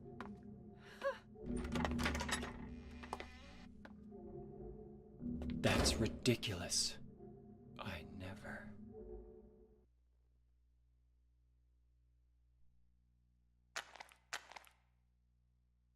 Well, this is one of the instances where we can very clearly see what Angela saw. There's a little bit of inconsistency with Silent Hill 2 like that. Like, these characters don't really see what James sees. But he can see, in a few instances, what they see. In a way, it sort of casts doubt on whether or not they're real, I think. Well, it's just food for thought. This next puzzle here is a pretty simple puzzle. I'm actually not sure if this is a static puzzle or not. I think it might not. I think it might actually be a static puzzle on normal riddle difficulty. But what I'm looking for here is the arsonist. I'm looking for... if you read through this limerick on the wall, you'll find that at one point it mentioned that there's an arsonist that they never found, right? So that's the one that we're looking for. And then what we have to do after we look at this room and read that riddle is we have to go to the other room at the other end of the hall, and there'll be 6 bodies hanging. We have to find the one that's labeled the arsonist. I don't think that the riddle itself is RNG, but I believe the placement of the body is. So we have to look through these bodies until we find the arsery one. Or the arsonist one, the arsonist. That one is the arsonist. So the one on the bottom left, or I guess you should say bottom right. That's probably more accurate. But anyway, go over there, pull that noose, and then you'll have the answer. We have to go between these rooms a couple of times. Anyway, a really simple puzzle. Fortunately. Now we need to go back over there. And where that body was, it won't be there anymore. There'll be a key that we can pick up. A key that we need. If you pull the wrong noose in this area, there'll be a bunch of enemies in this hallway that will appear when you go outside the door. So don't pull the wrong noose. It's not great. It's not real bad, but it's not great either. Anyway, as you can see here, we need to go over there. There's a paper on the floor. That paper on the person's face is gone, or the body is gone. We got the key of the persecuted. So now we can leave, and we can go to the end of the hallway, and we can leave this place.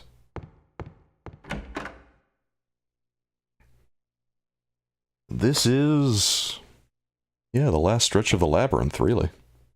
All we have to do is go down this entire hallway. Actually, it looks like I accidentally got turned around. That's kind of funny. Well, it's like I say, I did notice here that that door on the side looked like Angela's room.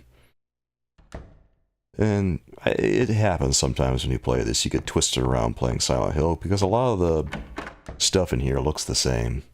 Especially in the labyrinth, where, like I say, kind of feels like you're clipping through clipping through the back rooms. I almost said black rooms. I don't know why. You know, sometimes you just... what can I say? Sometimes I accidentally say words I don't mean to. Doesn't make any sense. Anyway, back rooms. You know what I'm talking about. So yeah, over here we just have to run straight. There's going to be a little thing over on the side there, but we don't have to go there yet. This room is going to take us to Maria.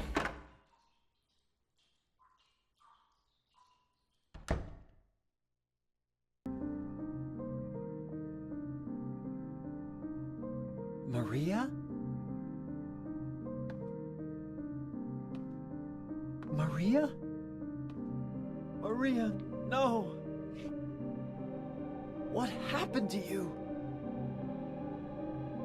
Why? Why?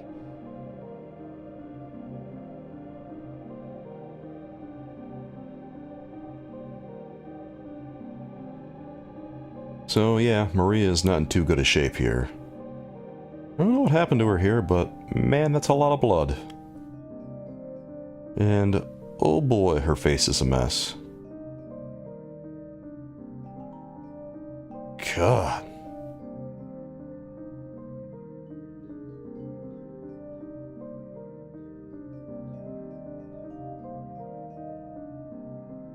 Mary.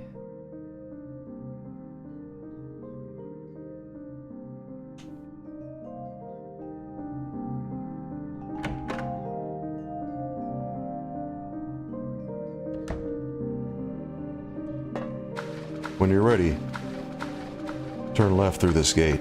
It isn't locked anymore, so we can leave this place. If you tried to go through it earlier, it would have been locked, but after you go to Maria, it's unlocked. Just go to the end of this tunnel and climb the ladder.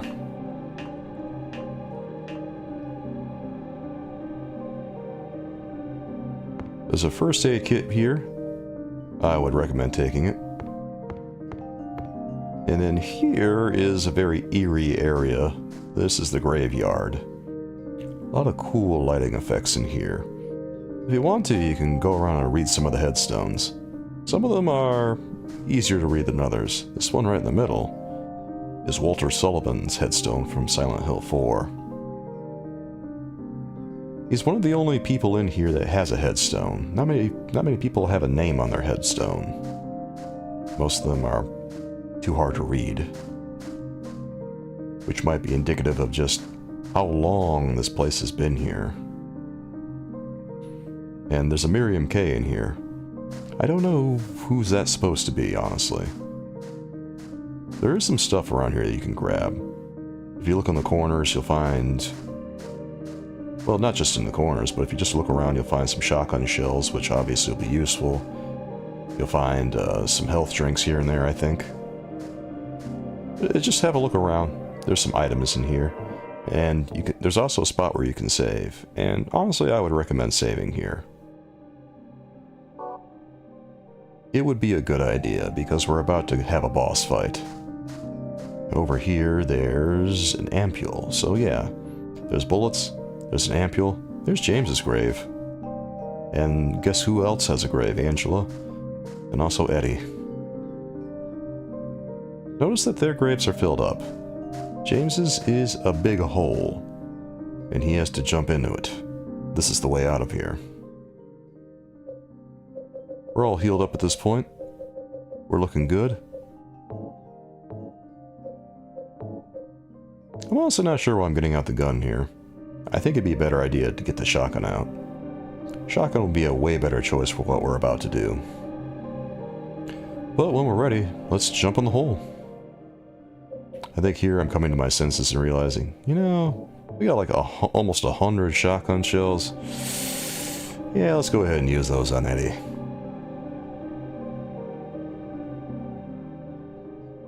Honestly, for the beginning of this fight, I think it might be a good idea to use shotgun, but then once you get to the second part of the fight, it might be a good idea to switch to the rifle.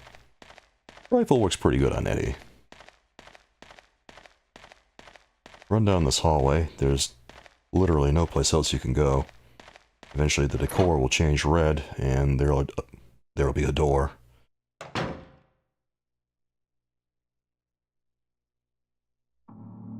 And here we are.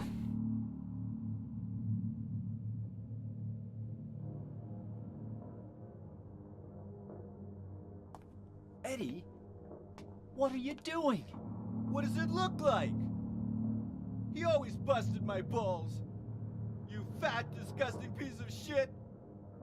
You make me sick. Fat ass, you're nothing but a waste of skin. You're so ugly, even your mama don't love you. Well, maybe he was right. Maybe I am nothing but a fat, disgusting piece of shit. But you know what? It doesn't matter if you're smart, dumb, ugly, pretty. It's all the same once you're dead. And the corpse can't laugh. From now on, if anyone makes fun of me, I'll kill him. Just like that.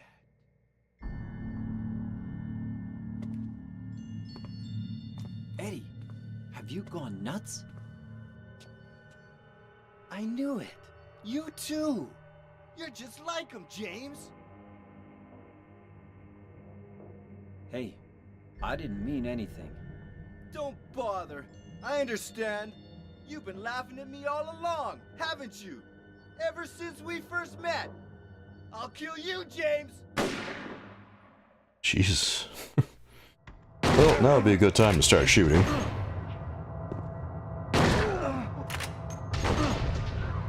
You might want to keep an eye on your health here.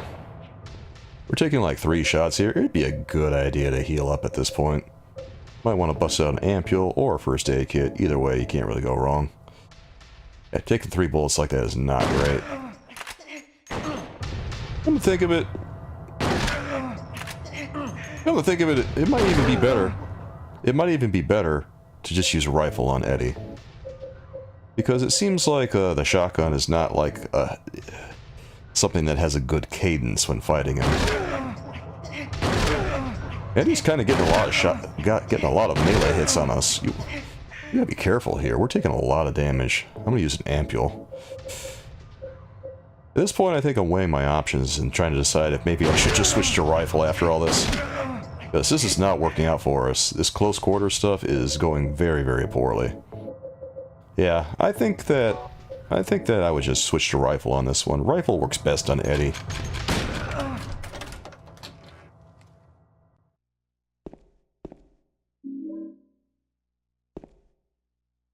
Shotgun shells work on... They work on some of the lower level enemies, but like Eddie and as well as the final boss, rifle works a lot better. Yeah, I think I'm going to just suggest that you switch to rifle on this one. Go into this with rifle, I think you'll be okay. Do you know what it does to you, James? When you're hated, picked on, spit on, just because of the way you look? After you've been laughed at your whole friggin' life? That's why I ran away after I killed the dog. Ran away like a scared little girl. Yeah, I killed that dog. It was fun. It tried to chew its own guts out. Finally died all curled up in a ball. Then he came after me. I shot him too, right in the leg. He cried more than the dog.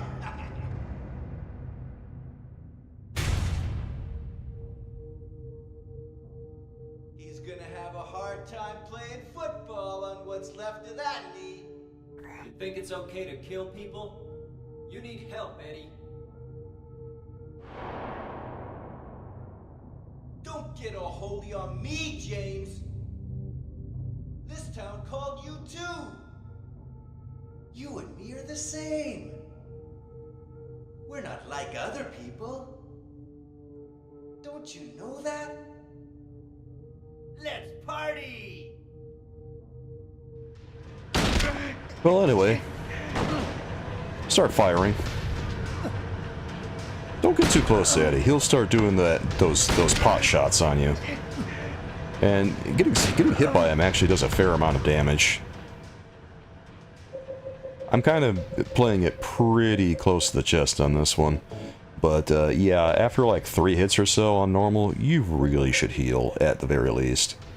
And hopefully we're not going to take too much damage on that. So try to put some distance between yourself and Eddie, and then... Fortunately, it takes him a minute to like get himself ready. So the cadence of the rifle allows us to pop off all those shots, and they're really powerful shots too. This is James's most powerful weapon. And as you see, there it goes. Yeah, rifle is superior. Eddie? Eddie? I killed a human being. A human being.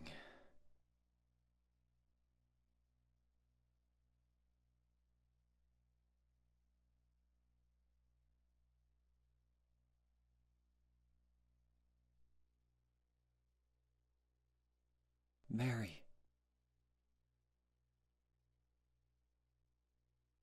Did you really die 3 years ago?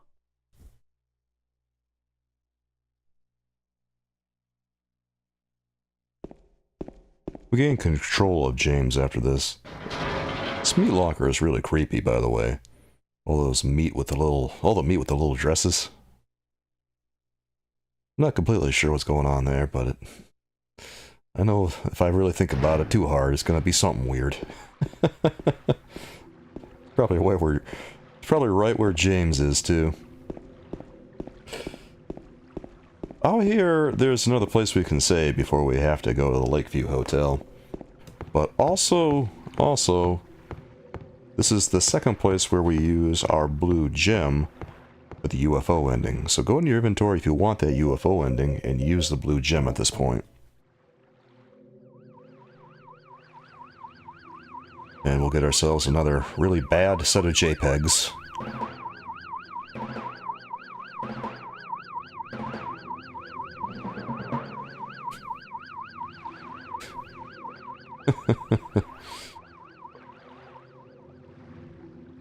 Like I said, it's really tacky. But it's fun. And plus it's an extra ending that's in the game. So if you want it, go for it. You don't necessarily have to save before you do this, because you should be fine on normal difficulty. But if it makes you feel safe, go ahead and do it. And then after you're ready, run to the end of the dock and get in the boat. Because we've got some things to take care of. Obviously, we got to go to the final area of the game. The Lakeview Hotel. AKA our special place.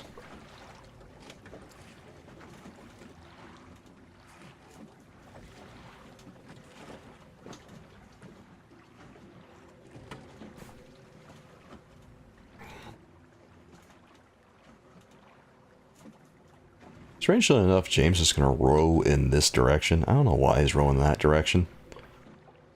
He's rowing away from the area where you gotta go. So just hit right on your controller and aim him. Just make him turn until we see the light off in the distance. And you'll know when you see it. There it is. That's what we're looking for. You see that light? Once you see that light, row toward it. Just guide him toward it and keep rowing. It'll seem like it takes forever. This is a really short section. Just remember, do not start rowing. Just have James turn in place until he finds that light off in the distance. Otherwise, if you start rowing, it's just going to get real confusing. It's going to be hard to find it. And it'll just feel like it takes forever. As long as you turn in one spot, find that light, and start going toward it, yeah, you'll be in a good place.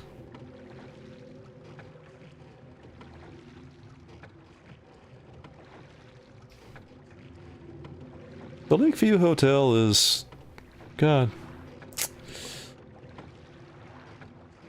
I don't know if I would say it's easy. Well, it's a fairly simple area. There's some curious things going on in there, but it's not really hard. I think the hardest part of the game is over, honestly. Hardest parts of the game were probably the hospital and the labyrinth. Yeah, I'd say the labyrinth is pretty challenging. Not because of the combat or anything, just because of the maze-like nature of it. And also, Eddie isn't the easiest fight. He's probably the hardest fight in the entire game, if I'm being completely honest.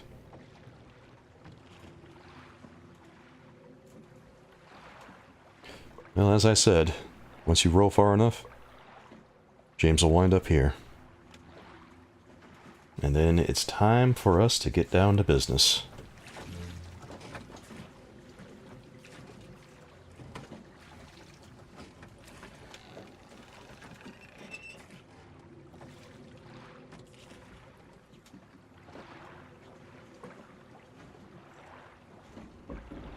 There's a theme of water about Silent Hill, isn't there? He has to cross a large body of water. Every place he goes into gets waterlogged. Every nightmare area is especially waterlogged. It's just very telling.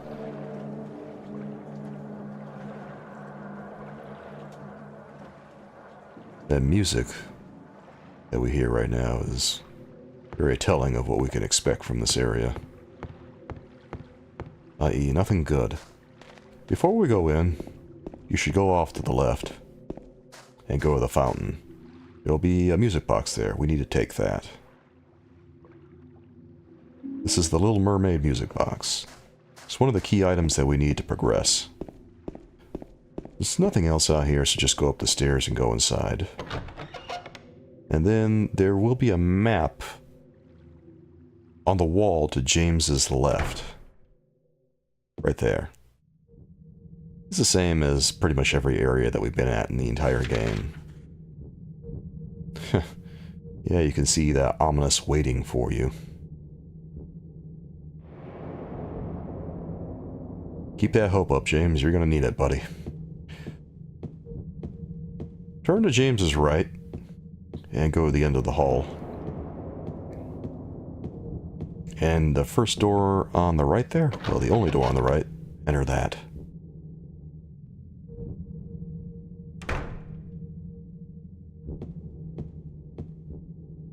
There will be a key on that table that has the cloth on it. It's on the plate. We should take that. The fish key.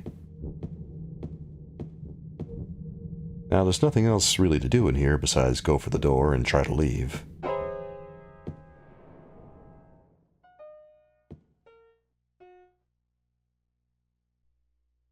Did I scare you? Yeah, you did.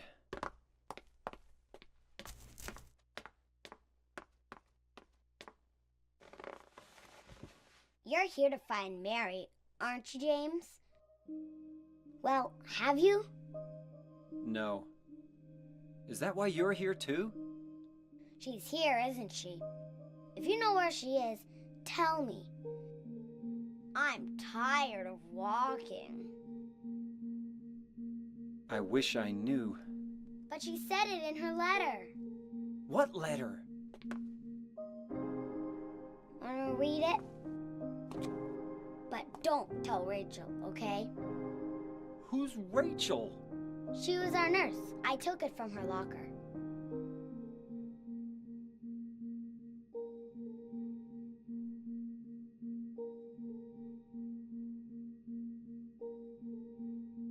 It's curious how there's no voiceover during this.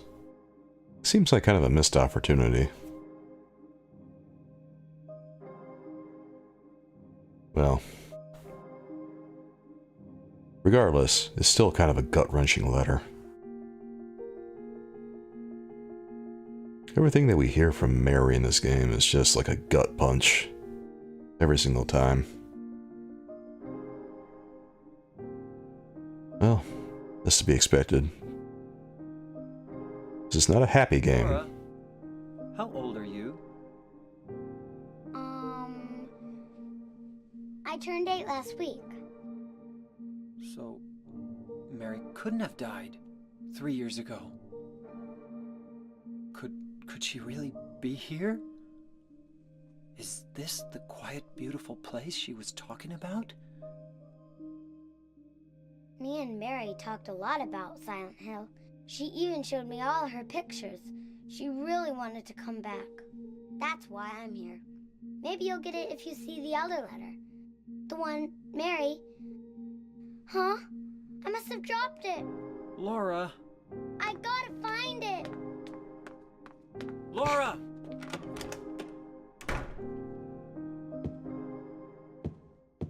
we can leave now.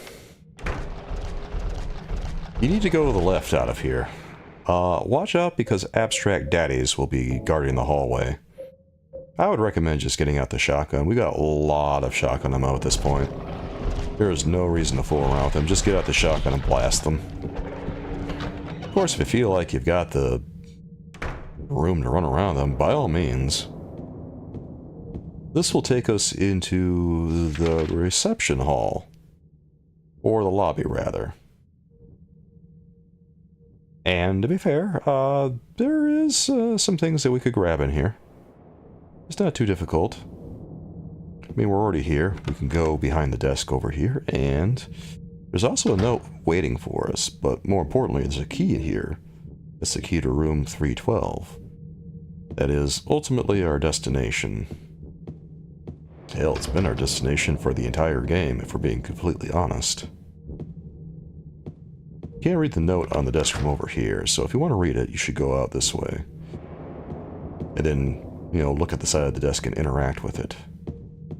There is a save spot over here that we're, you know, obviously you can save.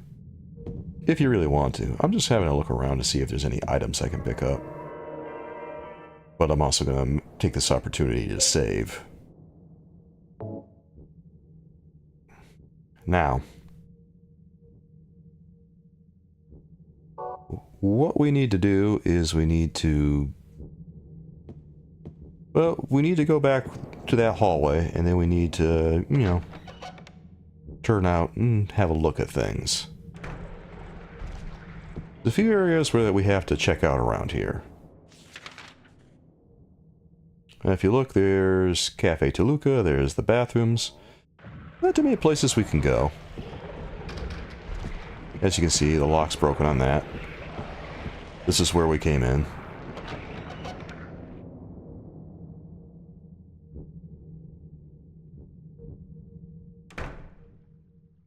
I decided to leave and just reset the room. I think I'm trying to run around these guys. This is one of those moments where I'm looking at past me and thinking, what are you up to, bud? What are you trying to do there? It's getting real fancy about things.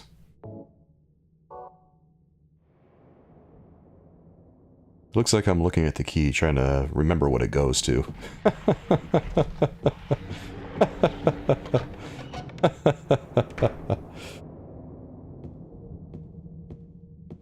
And here's the note that we could look at.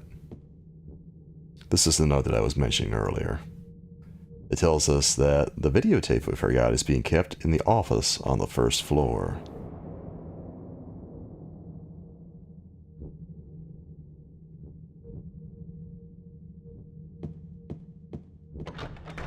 Well, obviously, we're not getting into any rooms over here. We're not getting in that elevator. That's not working. And we're certainly not going downstairs, so we should really go upstairs, I believe, at this point. Because all the rest of these doors are just plain locked. Except for this one.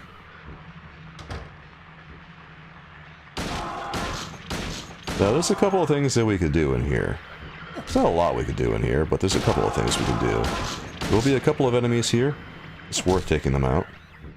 But if we go in here, there's some supplies waiting for us. There's handgun bullets, and more handgun bullets, and then some shells. Which, if you're running low on ammo, that's pretty useful, obviously. Everything else is locked. So that's one useful area where we could go. Funny how that isn't marked on the map. Like, it doesn't really tell us anything about that.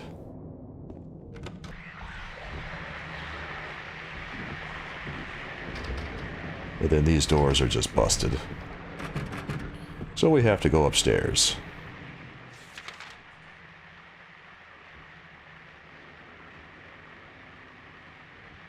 Unless we just want to try our hand at Cafe Toluca. Which I do not believe will be very profitable.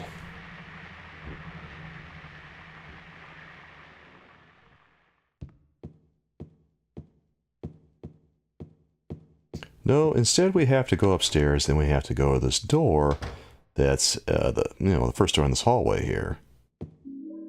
There'll be a first aid kit. Obviously, there'll be some more ammunition.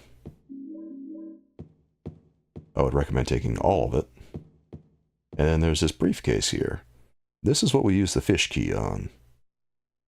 And if that doesn't seem like it makes sense, well, you're right, it doesn't really make sense, but we're still going to do it. I notice that I'm in the red right now on my health. It would be a good idea to heal up. So we got the key to room 204. What we have to do now is, well, we got to go to room 204. Silent Hill 4 is a lot of times very straightforward like that. What do you have to do now? Well, you know, the key's labeled, so I'll give you 3 guesses where we got to go next.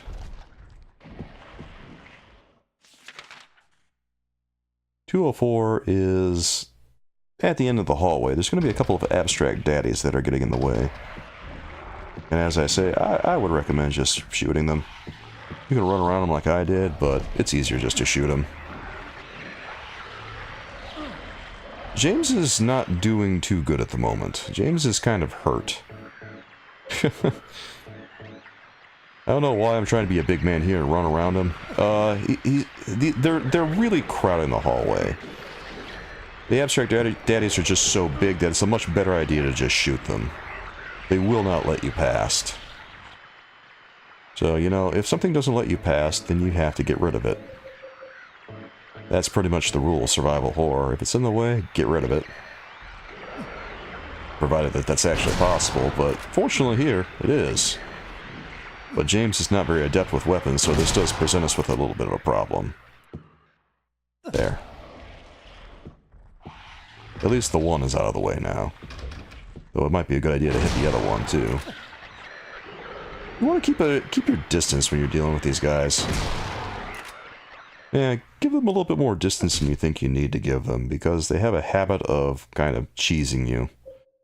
And then we wind up using a lot more healing items than we really should.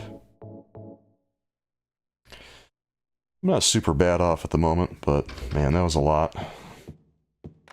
When you see the camera angle change like that, you know what that means. That means it's time for us to use our key items. Silent Hill has a way of being very descriptive without beating us over the head with it. When you see a camera angle change, that means something significant is happening. This is an RNG puzzle that we have to do, by the way. That code for this lock, there's a lock on that case, that suitcase there. And the code is on that picture that has marker all over it. But we can't do anything with that because we don't know what the code is. It's a 4-letter code, completely random, and we can't find out what it is until we use some thinner to get that marker off the picture. There are no other doors here, so just go to the end of the 2nd floor hallway, the other end. You also might want to make a pit stop in the reading room.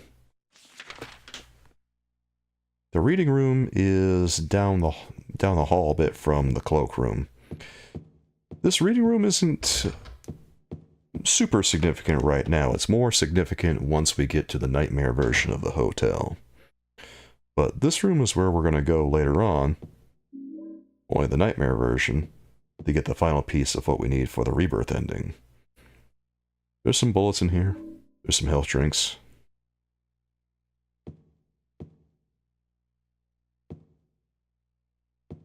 It's just a library by another name.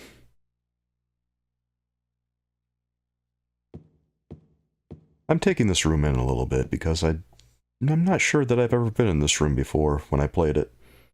So I kind of wanted to soak it in and just see what it had. I wanted to examine these things and see if James would interact with them in any meaningful way. He doesn't really. Most of this room is just gathering what supplies there are. He has a habit of saying that none of these books are of any particular use. It's too bad. I was kind of hoping to find some Easter eggs along the way. Ah, well. They can't all be winners, right? No, they cannot. Well, the 3rd floor is blocked off, so the only place left to go is in here. Like I say, Silent Hill 2, it's a lot smaller than you think it is. Go to the very end of the hallway. The very end of this little stretch here. This leads us back into the lobby, but we don't need to go down. We need to stay over here. We can't board the elevator. The elevator is locked up.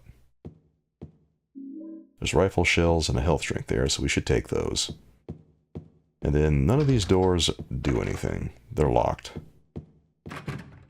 The only door that's open is this one. And this gets us to the employee elevator. Now, try going in the elevator when you have the opportunity.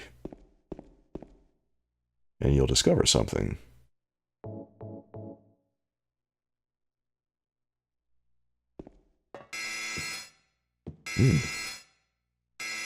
Curious. And now try exiting. Look at the top right there. You'll notice it says, weight allowance 1 person.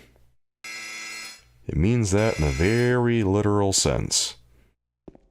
So that shelf that you see there next to the elevator, you need to put everything on that shelf. And this can be a little tedious because you have to select each individual item and put them all on the shelf. It would be so much easier if they would just let you, like, select everything all at once and put it on the shelf, but you gotta go through each item. And at this point in the game, you do have quite a few items.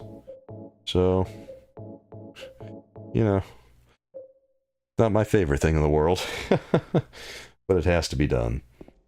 There's also a spot for you to save, so I would recommend doing that before you go down. You're completely defenseless at this point. It's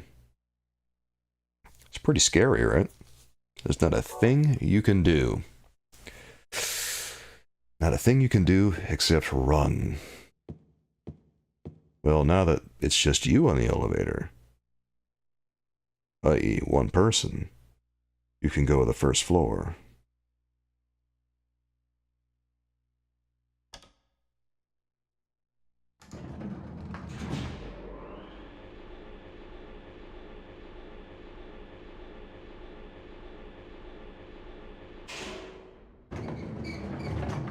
Funny how that works.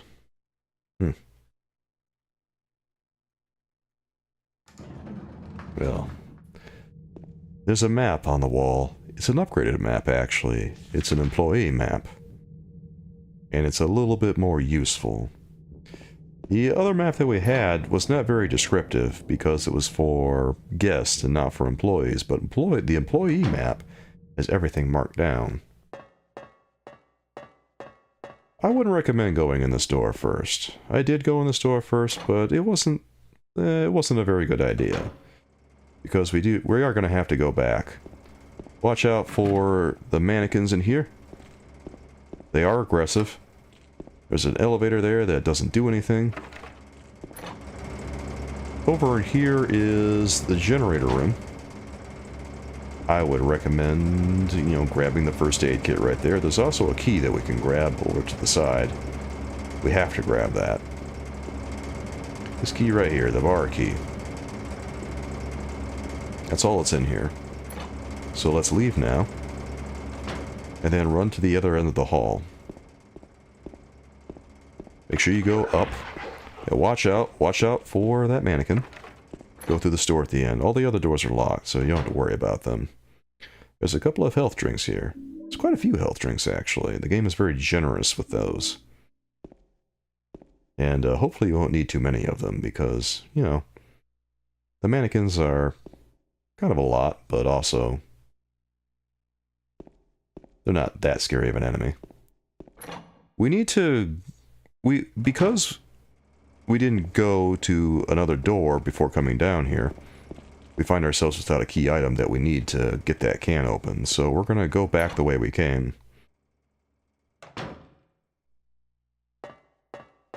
And here's the door that I recommend you take. I recommend that you go right across and go in this first door right there.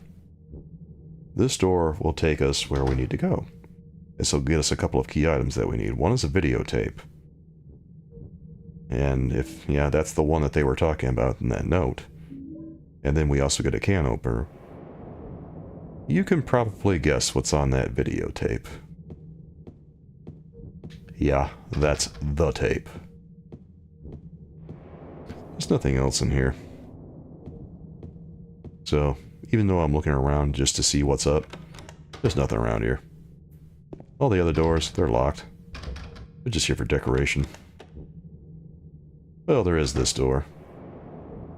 This just kind of illustrates a little bit more of the area. There's rifle shells in here, though. That's pretty nice. This looks very old, doesn't it? Looks kind of like it's from the 1950s or something. Yeah. Really, really old room. Ugh.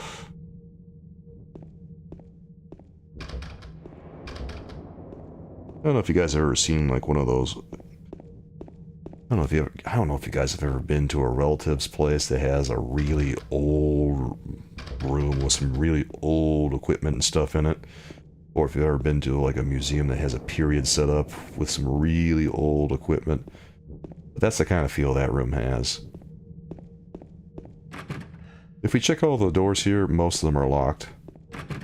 There's only like 4 doors in here that you can interact with. The rest are just locked or broken. This door with the red light is unlocked. And it has a music box that we need. You'll find that a lot of the food and stuff here is just past their expiration date, or else it's moldy. Regardless, James is not very hungry anyway, so... Everything is moldy, everything's past its expiration date, everything is very unpleasant in here. But James has his music box, so mission accomplished. We can leave now. There's nothing else to see here. We can just go back to that stairway. Go to the blue door, and we'll go back down the hall where we had to cross those mannequins. Downside of this is that you do have to cross the mannequins again. And I know that sounds like a little bit of a hassle. It is. But we gotta do it. Go down this way. Watch out for this guy. Go through, and bam! Now you can use the can opener on this can. And it's gonna get us something, well, sometimes you gotta be in the right spot to use it. I don't know what's going on here. If you ever have any doubt, just go up to an object and keep mashing X until you interact with it.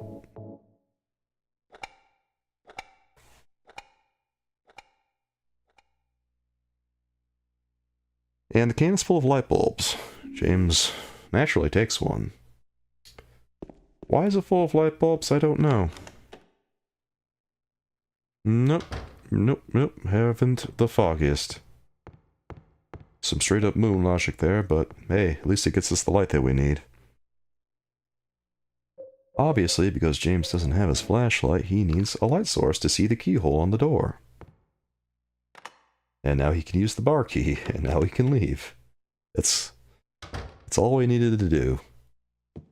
That's it. And then you'll see a couple of mannequins over there. Run over here and grab this. The can of thinner. That's actually exactly what we needed. Why is it in the elevator? I have no idea. But watch out for the... Okay, yeah. Sometimes those mannequins will just kind of glitch out a little bit, and they'll like twitch and give you and smack you one. It kind of sucks. Anyway, if you want to grab like your light and stuff and come back down there and explore, by all means feel free to, because that staircase is just wide open for you to go do whatever you want. Might be a lot of fun to go check that out. With your flashlight and all your weapons and stuff. Yeah, I mean, if you got spare time you want to do something with that, go ahead. I've thought about doing that. Because as I understand it, the The first floor is just completely changed by that. But notice that things are very dark right now. That's accurate. And in this hallway here, you'll notice that there's a couple of mannequins that are not present here on any other time.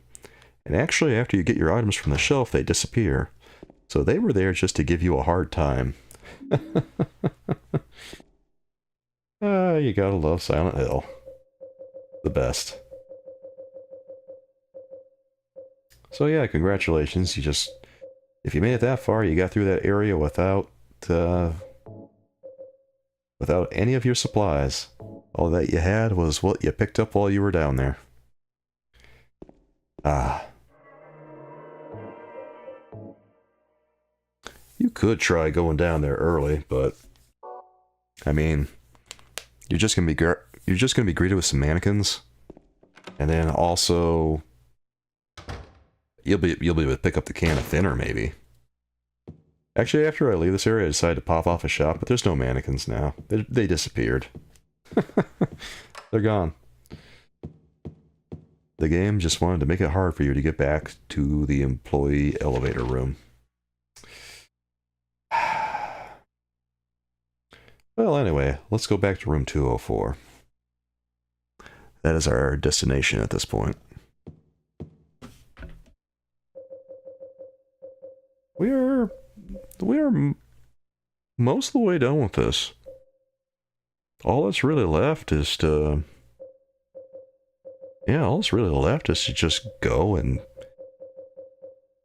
to room 204, and then we're going to be able to get the key that we need to get to Mary's room.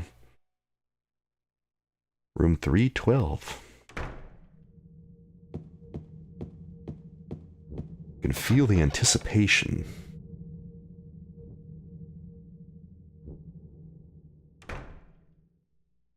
I'm telling you, Silent Hill is a much smaller game than you might think it is. Silent Hill 2.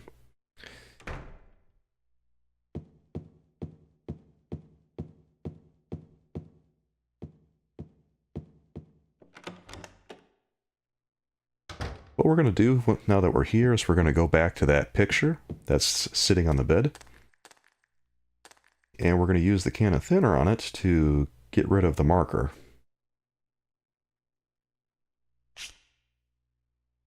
And the code here is dust. Whatever the code is for you may be completely different. So be ready for that. It's not really a big deal because regardless you have to use the thinner to get the code. If you're lucky, I suppose, you might be able to brute force it. I'm not sure if it's possible. I'm not even sure you can brute force it. I've never tried. Simply because it's too many permutations to really know what it could be. Granted, it's going to be a word. But, you know, what word is it going to be, right? Well, once you open that suitcase, you will have the final music box. You should have 3 music boxes on you right now. You should have The Little Mermaid, Snow White, and Cinderella. You need to go into the main lobby. And then you want to approach...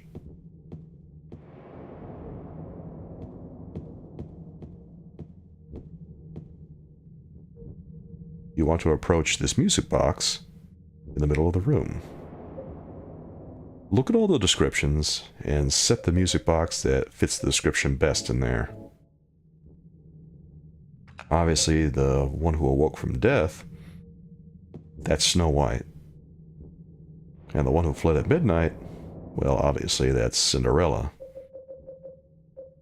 And by process of elimination, you could probably figure out what the last one is. The one who spoke no words? I mean, obviously, that's the Little Mermaid. So go ahead, put it in there. Okay. And then once you have them set, play the music box.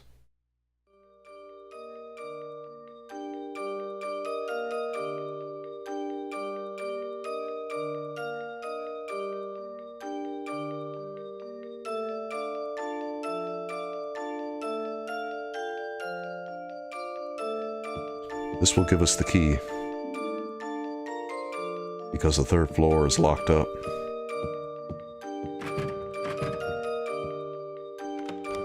There's nothing else to look at here. I'm having a look-see, but there's nothing else here. So you can go to the staircase. Whenever you're ready. If you want to look around, by all means, go ahead and look around.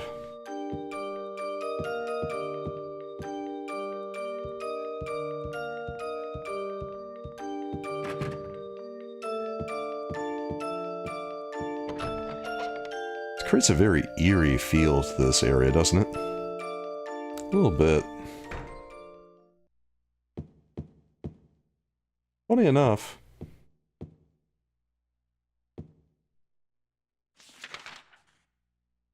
I think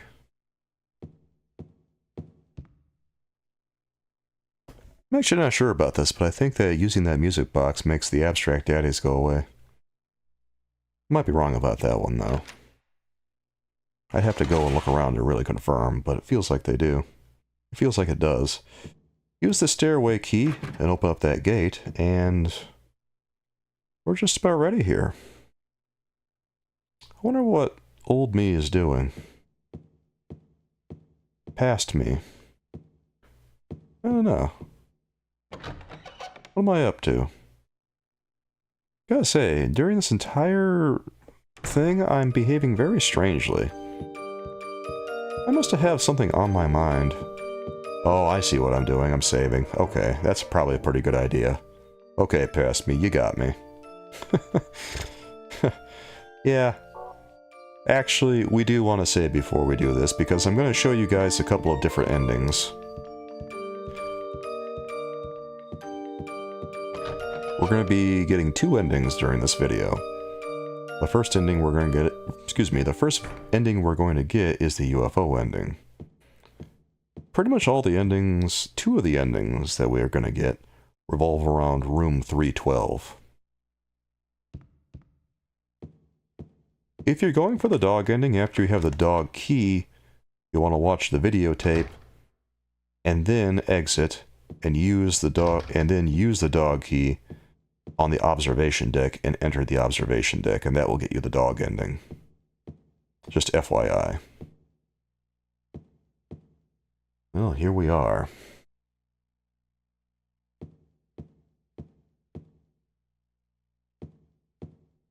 It's a very eerie room, I know. Something off-putting about this place. It's clean, it's bright.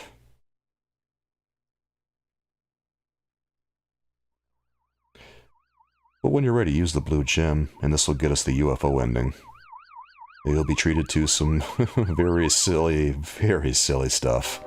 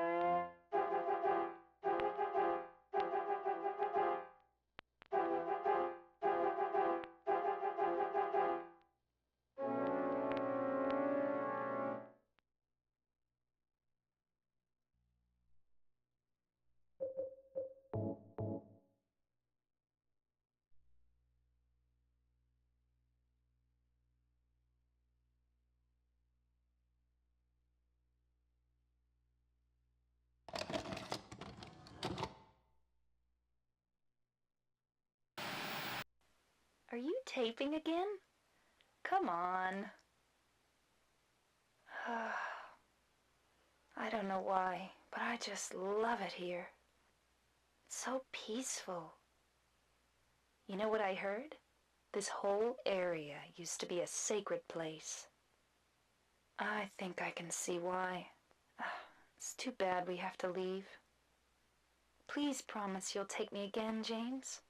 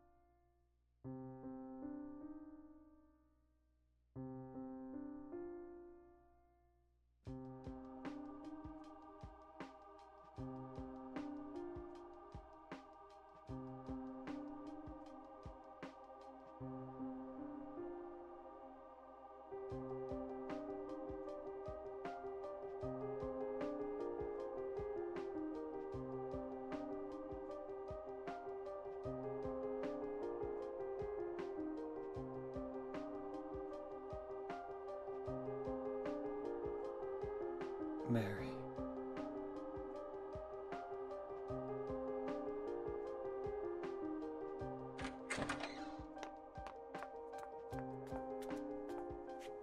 So there you are, James. Did you get the letter? Did you find Mary?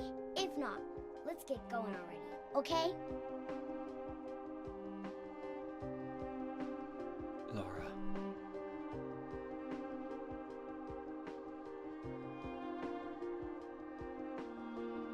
Mary's gone.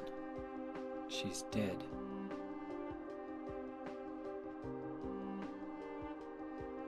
Liar, that's a lie! No, that's not true. She died because she was sick? No, I killed her.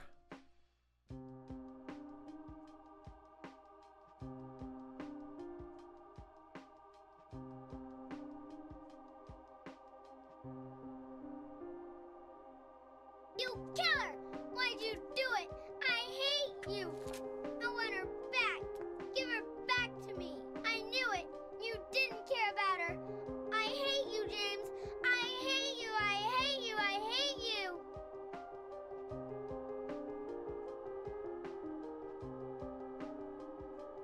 She was always waiting for you. Why? Why?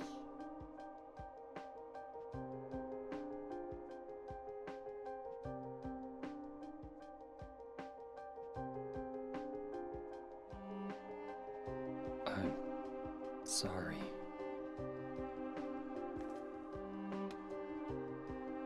The Mary you know isn't here.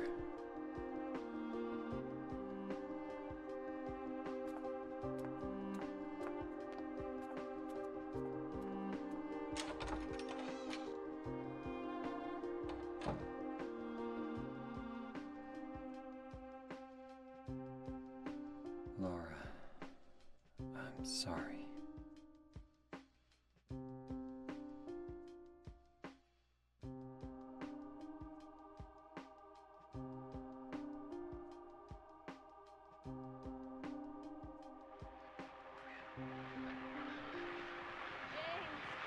Where are you? I'm waiting. I'm waiting for you. Please come to me. Do you hate me? Is that why you won't come? James, That voice! James.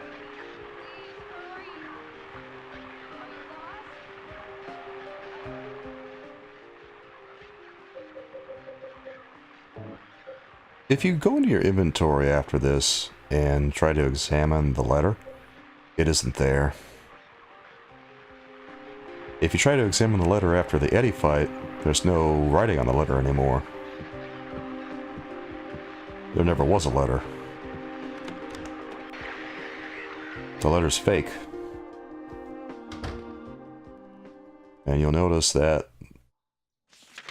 this area has transformed. Like I say, the observation room is where you would go for the dog ending at this point. If you have the dog key. Obviously, we can't really do that right now. But as I say, if we did. Otherwise, the lock is just going to register as broken. But if you have that dog key, then you can get in. There's a place for you to save right here. And, well, I would recommend you save. Because things are going to get a little weird. You'll notice that things are very, very wet. Well, this is a common theme in the nightmare segments of not Harry, but of James Sunderland's Silent Hill. It's waterlogged, it's drenched. There's puddles. Things are dripping constantly. It's just really heavy-handed. When we come downstairs, we want to go down this hallway and go to the reading room. This is the evil reading room. Okay. And what I'm doing here is I'm looking for the book that I need, because I've never picked up this book before. But fortunately, James is looking right at it. And it's right here on the edge here. This is the book that we need, the final piece of the Rebirth ending. The Book of Crimson Ceremony. Now that we have this, when we beat the game, the Rebirth ending will trigger.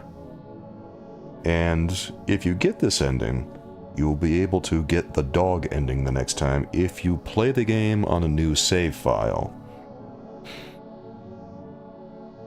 So, keep that in mind. You generally want to play Silent Hill 2 on the same save file so that you have access to all the extras. The dog ending, they don't make it easy for you to get. You have to get all 3 normal endings, or you have to get the Rebirth ending. But if you love this game, I would recommend going for all endings. It's just that the 3 normal ones can be a little challenging to get, mostly because, you know, there's stipulations for getting them as opposed to, well, there's a point system for getting them, as opposed to Rebirth, Dog, or UFO, where you can just trigger them all by yourself. The stairs there don't lead anywhere. You'll have to...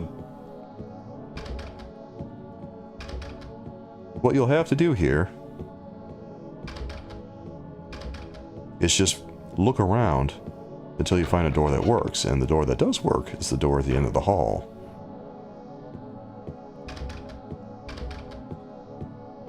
Take this hall all the way down, and once the angle changes, you'll notice that, yeah, you'll notice the angle changes, and that does make things a little odd. These doors kind of just cycle between each other. Yeah. They really do. And it's a little bit off-putting. Oh, there's some handgun bullets over there, by the way, too.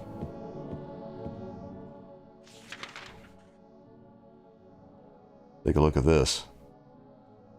Yep, things are getting pretty weird, aren't they? That took us all the way to the other side of the map. We're entering a case of some pretty bizarre architecture. And that took us to... that took us to 220. I would recommend going to the end of this hallway at this point. All these doors are just... yeah, they're done. You don't have to mess with them. But it looks like past me is going to mess with them regardless. The door at the end here is unlocked, so we'll go through that.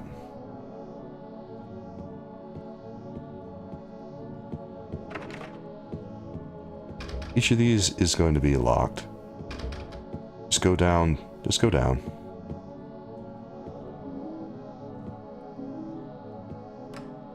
And fortunately, the elevator will be unlocked now. In the nightmare version of this hotel.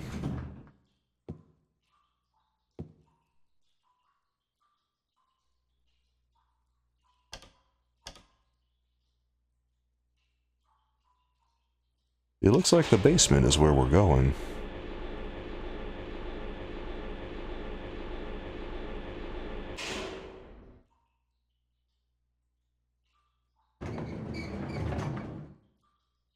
The water is rising.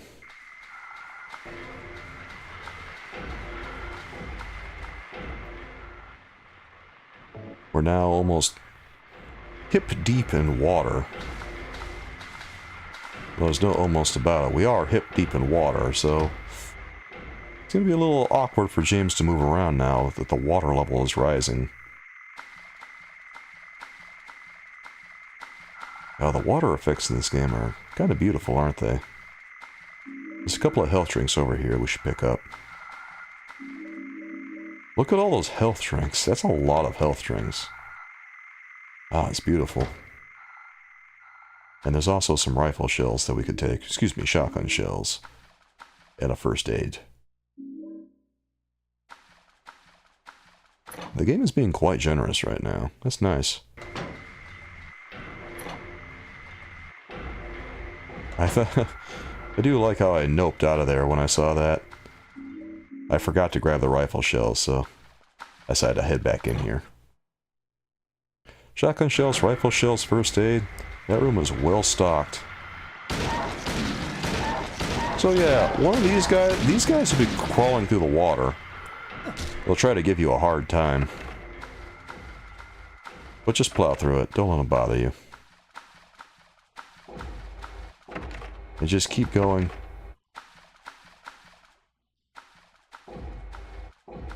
This door with the elevator, that's locked now. This door at the end of the hall will be unlocked. There's always, in this area, in this particular area, there's always one door that's unlocked.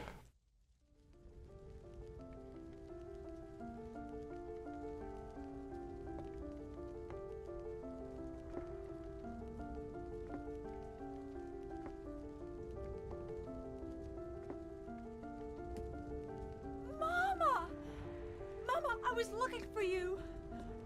Now you're the only one left. Maybe then I can rest. Mama, why are you running away?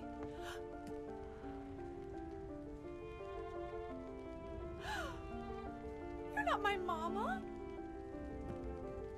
It's you. Oh, I'm sorry. Angela, no.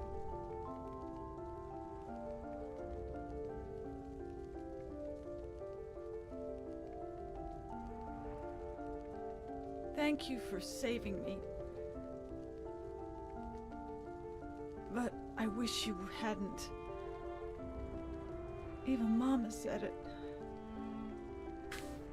I deserved what happened. No, Angela, that's wrong.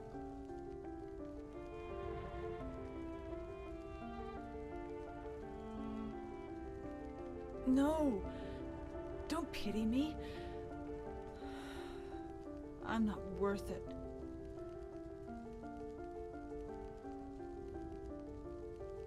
Or maybe you think you can save me. Will you love me? Take care of me? Heal all my pain?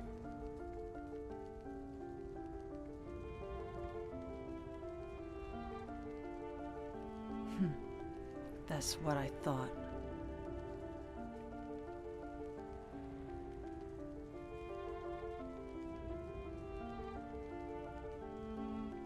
James, give me back that knife. No, I won't. Saving it for yourself? Me? No, I'd never kill myself.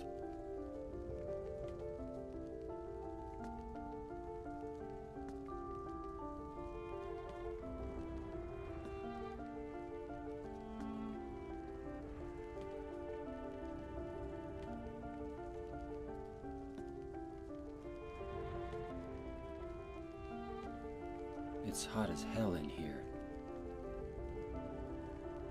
You see it too. For me, it's always like this.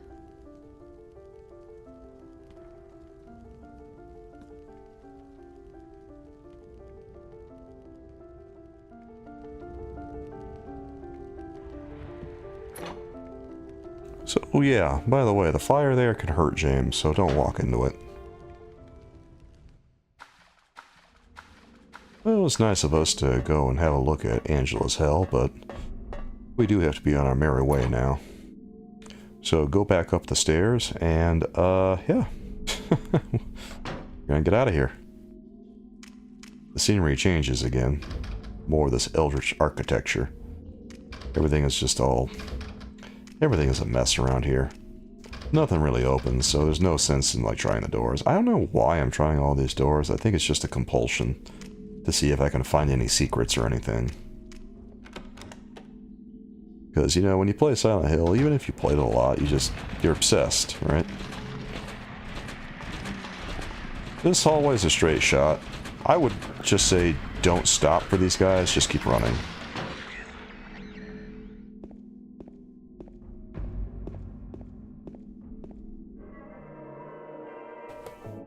Now, you really should save here.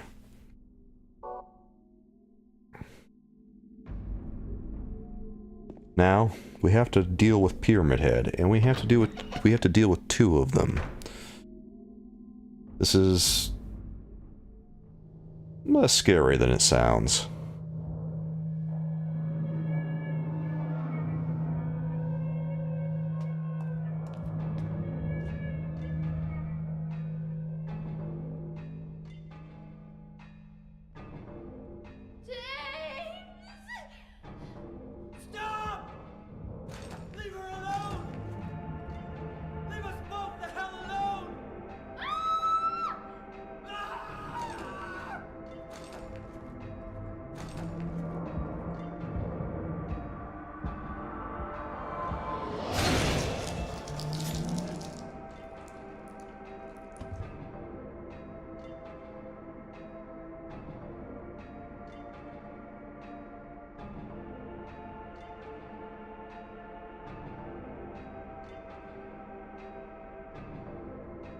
I was weak.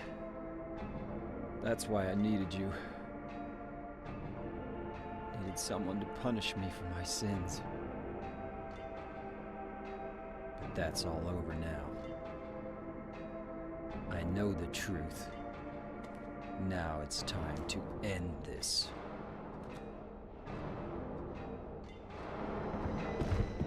So there are two Pyramid Heads here because James is, well, got two sins on his conscience now. Because he's effectively killed he's killed two people. He killed Mary, and he killed Eddie. So now there's two Pyramid Heads instead of one. Although, well, it's debatable how guilty he should feel about Eddie because he was defending himself. But still, doesn't make him feel any better about it. So this is less of a boss fight, more of an avoidance fight. I would say just run around and keep firing regular rounds at them. Pop off like 3 shots at a time, and try not to let them get too close like that, because obviously the spears will hurt.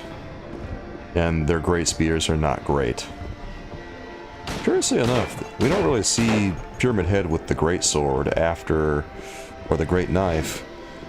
God, what's the last time that we see him with that? Probably the hospital rooftop, right? Where he knocks James over. Yeah, I think so. Yeah, we see it. We see him with it during the apartment, and then we see him use it on the roof of the hospital. But all the rest of the game, he's using the spear. It's kind of curious. Yeah, it's really curious how he uses the spear. I think it feels like he uses it more than he does the great knife. Well, yeah, it's just more food to think about. There's not really a lot to do during this fight other than just run around, fire shots and avoid them. And after enough time passes, well, the fight will automatically end. You can't beat Pyramid Head. You can't. That's simply not how things go. It's a time-based fight. It's an endurance test. And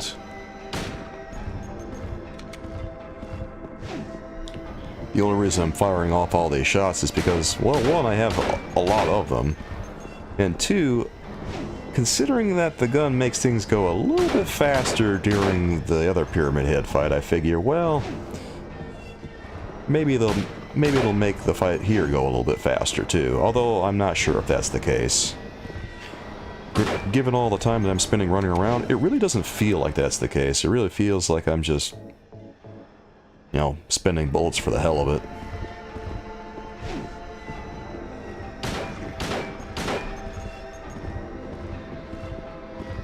This is a pretty simple open area. Not a lot to it. Lots of space. And honestly, you'll need it when dealing with 2 Pyramid Heads at once. It's not that bad. Remember that Pyramid Head moves a lot faster than you think he is. I wouldn't exactly call him a lightning bruiser, but, you know, he's waddling your way. He'll be there shortly.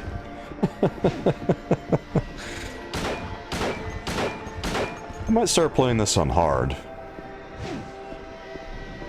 Yeah, it might be the thing to do. Because I like playing games on hard, but I haven't really spent a lot of time playing the Silent Hill games on hard.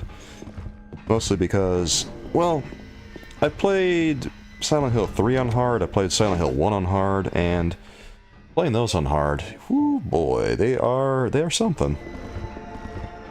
But as I understand it, Silent Hill 2 was one of the more, it's one of the most accessible Silent Hill games on hard difficulty. The thing of it is that Konami is kind of infinite. I'm having a hard time just talking tonight. But Konami is kind of infamous for their hard difficulties. And if you played Contra, if you played Castlevania, if you played any number of Konami games, well, you know what I'm talking about. But like I say, I've heard that Silent Hill 2 was one of the most accessible games in the Silent Hill series on hard difficulty. So I might have a go with it pretty soon and just, you know, see how she goes. I'm probably gonna have to alter the way that I play a little bit, but I'm sure it'll be very rewarding. I'm kinda wondering what hard difficulty on puzzles will be like. I usually play on hard difficulty for a lot of different games. I play on hard difficulty for Dead Space, I play on hard difficulty for Resident Evil. I don't know, I don't like playing on soft difficulties unless I absolutely have to.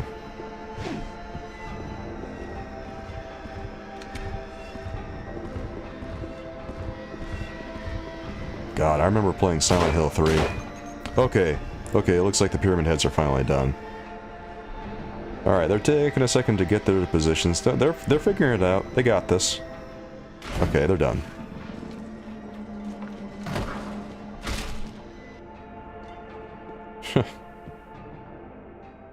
Well, at least they're synchronized. So there's a couple of eggs that we have to take from the Pyramid Heads.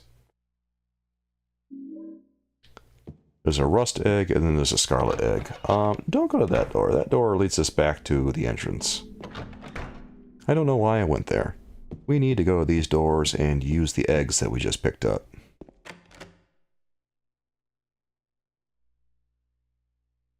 It doesn't really matter which one you use on which door. Just use them.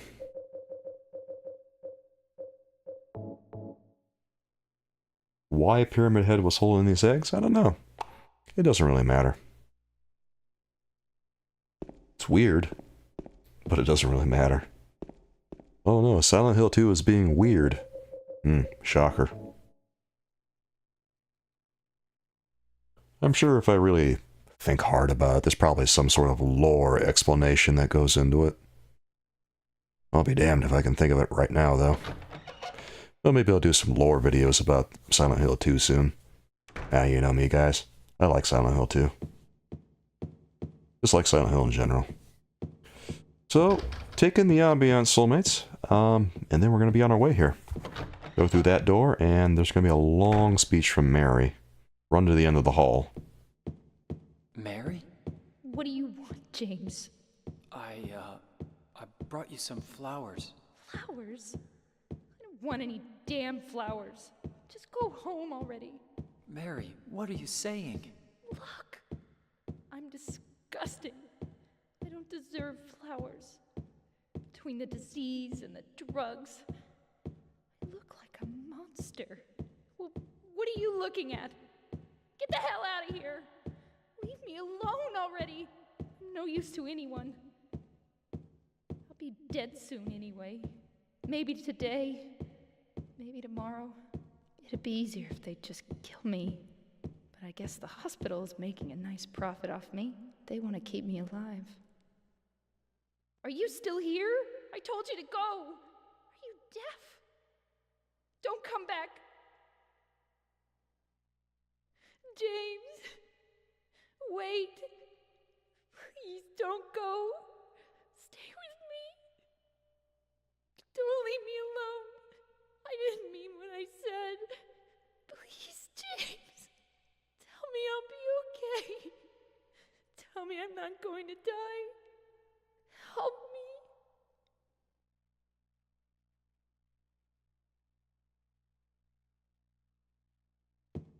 You can either listen to that whole thing, or you can blow through it. Whichever way you want to do it will affect partially what ending you get.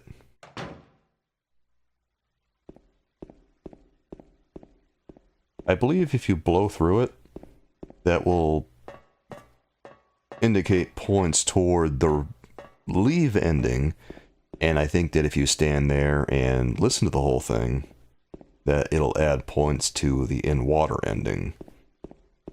You'll notice that there's a lot of water gathering up, and there's only one place left to go in Silent Hill 2, and that's up the stairs. Kind of hard to run up these stairs. I tried running up them, and James doesn't really do it. He likes taking the stairs very slowly. He'll maybe like run up a couple of stairs, and then he'll slow down a lot. You should get the rifle ready at this point. It would be a good idea. We've got like well over 30 rounds. That should be enough to take care of business.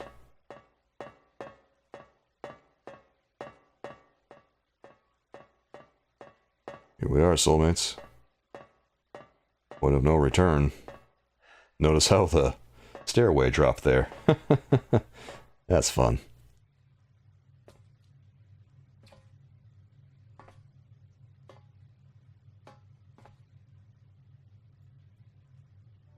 James. Maria, I'm finished with you. What? But I'm what you wanted. Mary's dead. Don't you understand? She's not coming back. But I can be yours. I'll be here for you forever. I'll never hurt you like she did. So why don't you want me? Because you're not Mary. Without Mary, I just can't go on. Oh, James. Come on, James. You must be joking.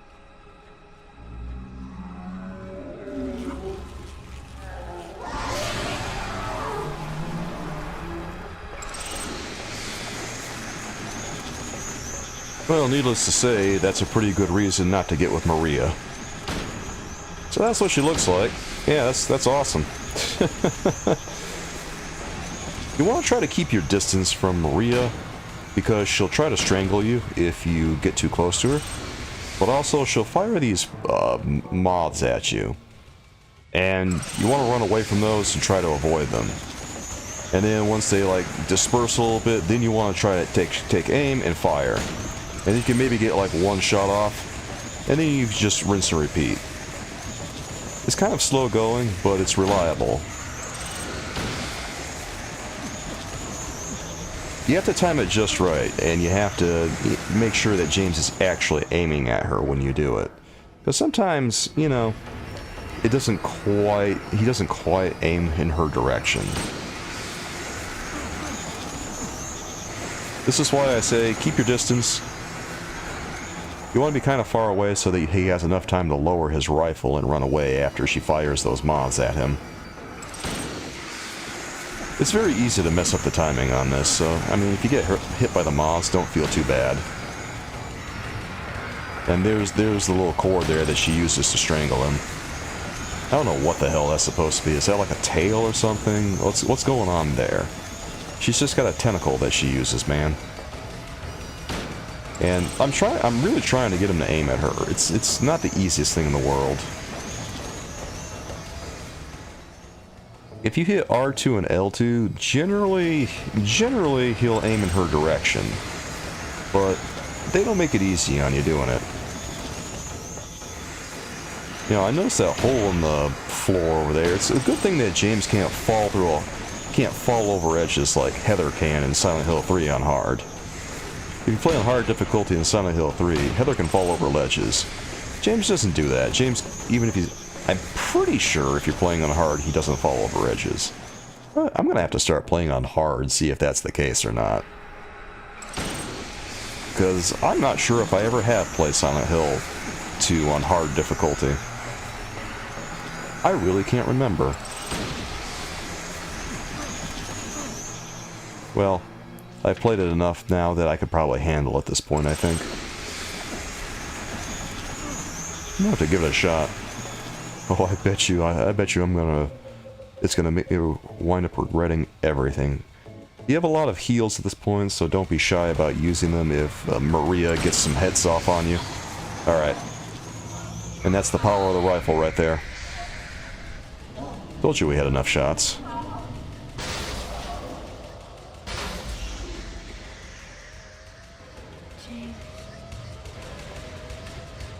Now give her the coup de grace. This is a fun fact. If you fight Mary instead of Maria during this part, you know you got the Maria ending. But if you fight Maria, you know you got... leave or in water.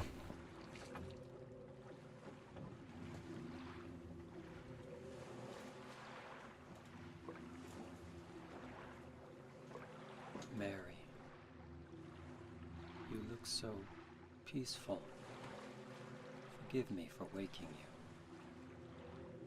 But without you, I just can't go on. I can't live without you, Mary.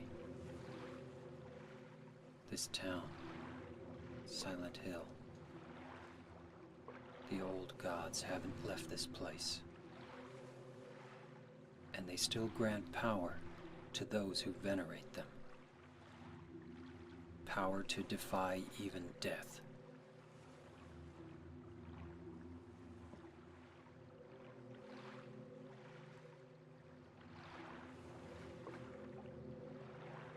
Ah, Mary.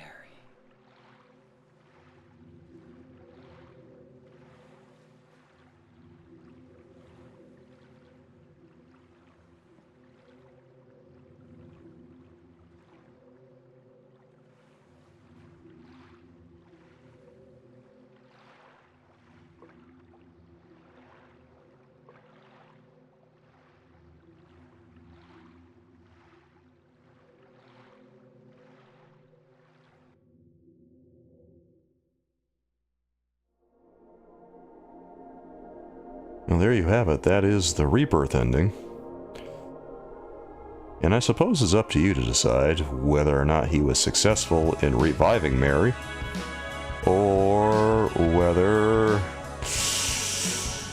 he's just completely given into his delusions and he's going to be reliving the cycle of events again and again.